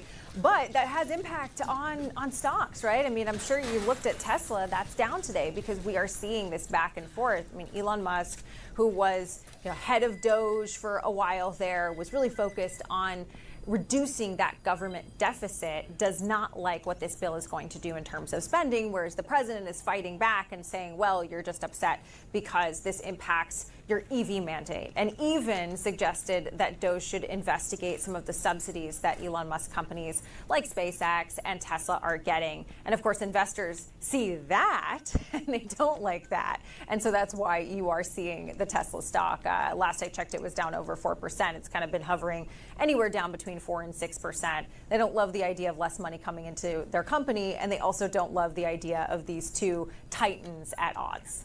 All right, so you talk about percentages. There's another conversation around that same word, and that is interest rates. Fed Chair Jerome Powell once again feeling the pressure, indeed the thumb of President Donald Trump. He is right now traveling abroad right now, talking about his reasoning relative to interest rates cuts or the lack thereof. Let's go ahead and listen to that and then talk about it on the other side, Kelly. In effect, we went on hold when we saw the size of the tariffs and essentially all inflation forecasts for the United States went up materially as a consequence of the tariffs. So we didn't overreact. In fact, we didn't react at all. We're simply taking some time. As long as the U.S. economy is in solid shape, we think the prudent thing to do is to wait and learn more and see what those effects might be. So we know a lot of world leaders in the economic space were listening there, right there in the same room. And President Donald Trump seems to want to signal that he's looking to other world economies for why Powell should lower interest rates. Yeah, he sent that handwritten note highlighting that other economies are lowering interest rates, but we are not, saying to Powell we need to lower them by a lot. I think that this is really interesting what we heard from Powell today. What it essentially confirms, which he hinted at in that press conference at the Fed meeting last month, that we would have seen lower interest rates if it were not for this wild card of tariffs. But I zero in the clip that you just played, the last sentence that he said, I'm paraphrasing here, but essentially, if the economy stays in a good spot, if things are okay, then we're going to wait and see. Here's where there could be more pressure on Chair Powell. We have a jobs report coming at the end of this week. It's coming out on Thursday before the holiday. If we see weakness in that, material weakness in comparison to previous months where there's just been kind of a slowing of things, that is going to put the pressure to cut at the end of July, which is the next Fed meeting. Because we haven't seen inflation really tick up meaningfully from these tariffs. It might be coming over the next few months, but if you start to see things weaken, that's where I think more people are going to move over to the president's camp and say, hey, where is the interest cut? We need to get ahead of this potential economic weakening. Well, and a lot of people thought that we would have a couple of more interest rate cuts, but look, we're halfway through the year now, and they are yet to happen. Kelly, we know you're watching it, my friend. Thank you so much, as always. The Senate passing President Trump's big, beautiful bill today, with Vice President Vance casting the tie-breaking vote. The bill now heads back to the House. Now, former special government employee and billionaire Elon Musk is weighing in and throwing his weight against those lawmakers supporting the bill. NBC's Alice Barr has details from Washington. In a major win for President Trump, Senate Republicans narrowly passing his signature spending and tax cuts bill. Make sure people's taxes don't go up tomorrow, the next day, forever. The president worked the phones to convince holdout Republicans. I think it would be very wise for them to get on board. While senators set a new vote-a-rama record, introducing unlimited amendments all night long before the final vote. The bill as amended is passed. Proposed changes repeatedly shot down, including one from Republican Susan Collins, to increase taxes on the ultra-wealthy in order to boost funding for rural hospitals. When these facilities close their doors, the people they serve are often left behind without access to health care. Democrats say Republicans are creating the danger to rural health care through Medicaid cuts and not going far enough to fix it. It is a Band-Aid on an amputation. It provides just a tiny fraction of the nearly $1 trillion in cuts. More than 11 million Americans are expected to lose their health care. Republicans argue the overhaul will help keep Medicaid running long term. Also touting the bill's extended tax cuts and billions for defense, deportations, and the border. Spending, the nonpartisan Congressional Budget Office estimates, will increase the deficit by more than $3 trillion. President Trump's one-time advisor, Elon Musk, resuming his online attacks, saying Republicans who campaigned on cutting spending and back this bill, quote, will lose their primary next year if it is the last thing I do on this earth. Now that the bill has narrowly passed through the Senate, it heads back over to the House, where it has to pass without any changes in order to meet President Trump's deadline to get it to his desk by July 4th. There are some House members, though, voicing frustration with some of what they're seeing come out of the Senate. In Washington, Alice Barr, NBC News. Imagine being picked up by ICE and told you're being deported. But not to your home country, but to a place you've never been before. A country where you don't speak the language, a country torn apart by war. And worst of all, you don't even get to argue your case in front of a judge before you're shipped off. This week, in a stunning shadow docket decision, the Supreme Court gave the green light for the U.S. to deport people to a third country, even while serious legal questions are still being litigated. And there was literally a plane waiting in Djibouti with detainees and customs officers on board while this played out in real time. And if you think this sounds like a due process nightmare, you're not wrong. And what makes this even worse is that the Trump administration openly flouted 2 district court orders not to remove people to South Sudan. And right or wrong, rather than backing up the district court judge who issued the orders, the Supreme Court basically told the Trump administration, hey, it's totally cool that you ignored the orders. Thank you again. Thank you again. Won't forget. So good. And they did this all on the shadow docket without writing a single word about why they allowed the government to proceed. So today we're going to break down what Georgetown law professor Steve Vladeck calls a disastrous Supreme Court decision. And if that man says it's disastrous, this is an actual 5-alarm fire. And explain what it means for immigration law, due process, and the limits of executive power. Now, on February 18th, 2025, the Department of Homeland Security issued a policy directive instructing officers to review all cases of individuals previously released from immigration detention for redetention and removal to a third country. The Mil Mi-28 was born from a brutal Cold War reality. The Soviet Union needed a dedicated attack helicopter that could match and hopefully even surpass the American AH-64 Apache. Developed in the late 1970s, it was built to deliver raw firepower, ensure battlefield survivability, and destroy enemy armor. Now, while the Apache would eventually come to dominate Western attack helicopter forces, the Mi-28's journey was far from straightforward. Political struggles, it was the Soviet Union, budget cuts, and intense rivalry with the radical Ka-50 nearly doomed it before it even saw combat. And yet today, the Mi-28N, or Night Hunter variant, stands as a stalwart of the Russian armed forces, a machine refined and hardened over decades of conflict. So how did it get here and what's its story? Well, the answers are a bit stranger than you probably imagine.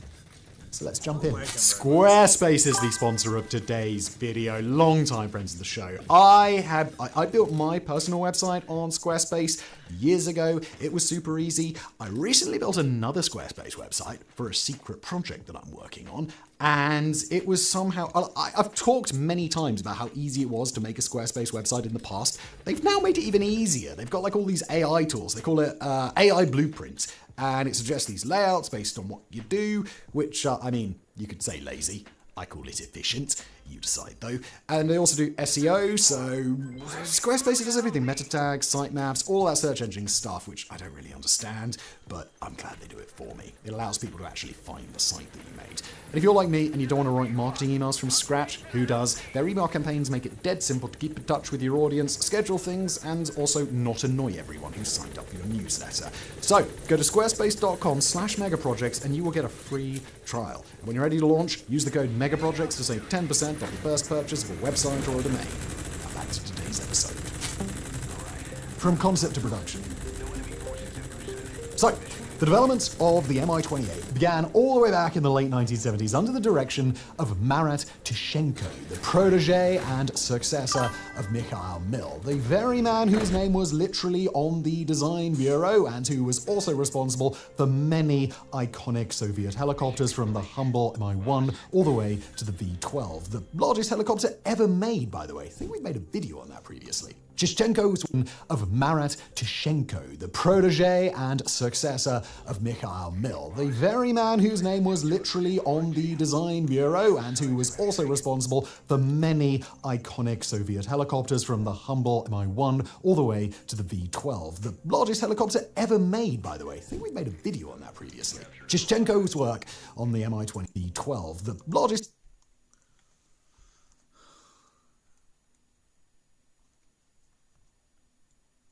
helicopter ever made, by the way. I think we made a video on that previously. Tishchenko's work on the Mi-28 began in December 1976 when Soviet authorities issued a directive calling for a new dedicated attack helicopter. Now, this directive set off competition between Mil and Kamov, the rival. There are some jobs in this world that were just made for the Soviet Union to excel at, such as being a high-quality arch-nemesis to the United States, chucking things into space, building a massive stockpile of nuclear weapons, cooking some absolutely banging borscht, and perhaps most of all, churning up ideas for new and deadly superweapons. From the T-42 super heavy tank to the fractional orbital bombardment system to the handheld laser pistol, the Soviets were masters at drawing up weapon systems that could send the West into a panic while reassuring the party that its best days were still ahead. And speaking of which, it's time that we talk about the Mil V-12, which at a length of 37 meters and a wingspan of 67 meters from rotor tip to rotor tip and a maximum takeoff weight of over 100,000 kilograms.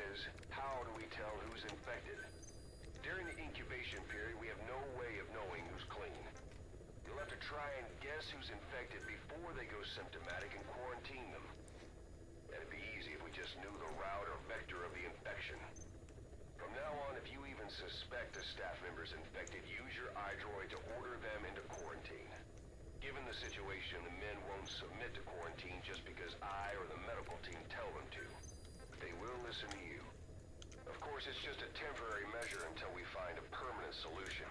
But at least they'd be in solitary isolation so they won't infect each other, and we get the mental care they need. If we do nothing, we'll only lose more people. We have no choice.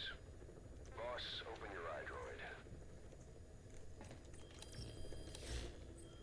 I'll explain how to quarantine staff members suspected of infection. Go to the Mother Base menu and select Staff Management. First, take a look at the quarantine facility we've set up. We'll isolate anyone who's already symptomatic at the quarantine facility. But we have to expect that there are multiple staff who are infected, but asymptomatic. So how do we identify them? At present, we have no way to tell them apart. But there has to be something for us to go on. If you notice anything, reassign staff you suspect are infected to the quarantine facility. We'll monitor them and then contact you if there's a change in their condition. Correctly quarantining these asymptomatic infected will reduce the number of new infections. You should continue with your missions as usual. If Cypher is behind this, going after them should help us determine the root cause of this epidemic. Also, until we identify the pathogen, we can't fire or dispatch any staff. We cannot let this thing spread. Boss, get to the bottom of this fast. We're counting on you. Boss, a new job's come in. It's a hit. On the human trafficker who sent Shabani and the others to Nzoya Badia Bulu, where you ran into Skullface. The thing is, this guy might know something about the disease that's going around Mother Base. The symptoms are similar to the ones we saw at that factory. Start by checking the mission details on your iDroid.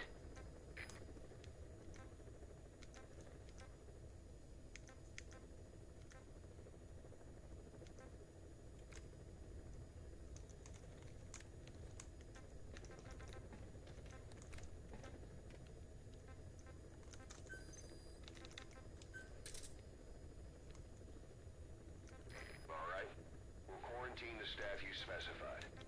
Did you figure out what's causing the infection?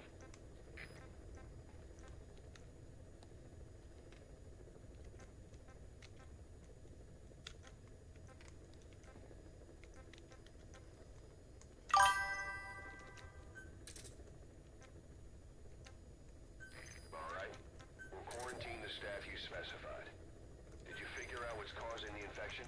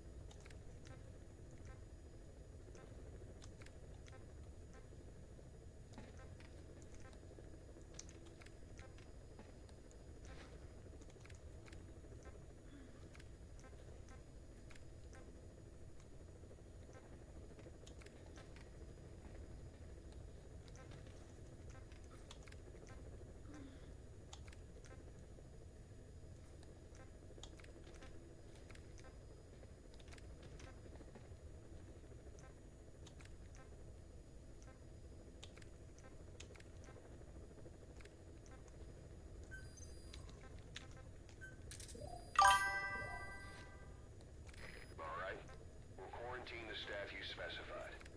Did you figure out what's causing the infection?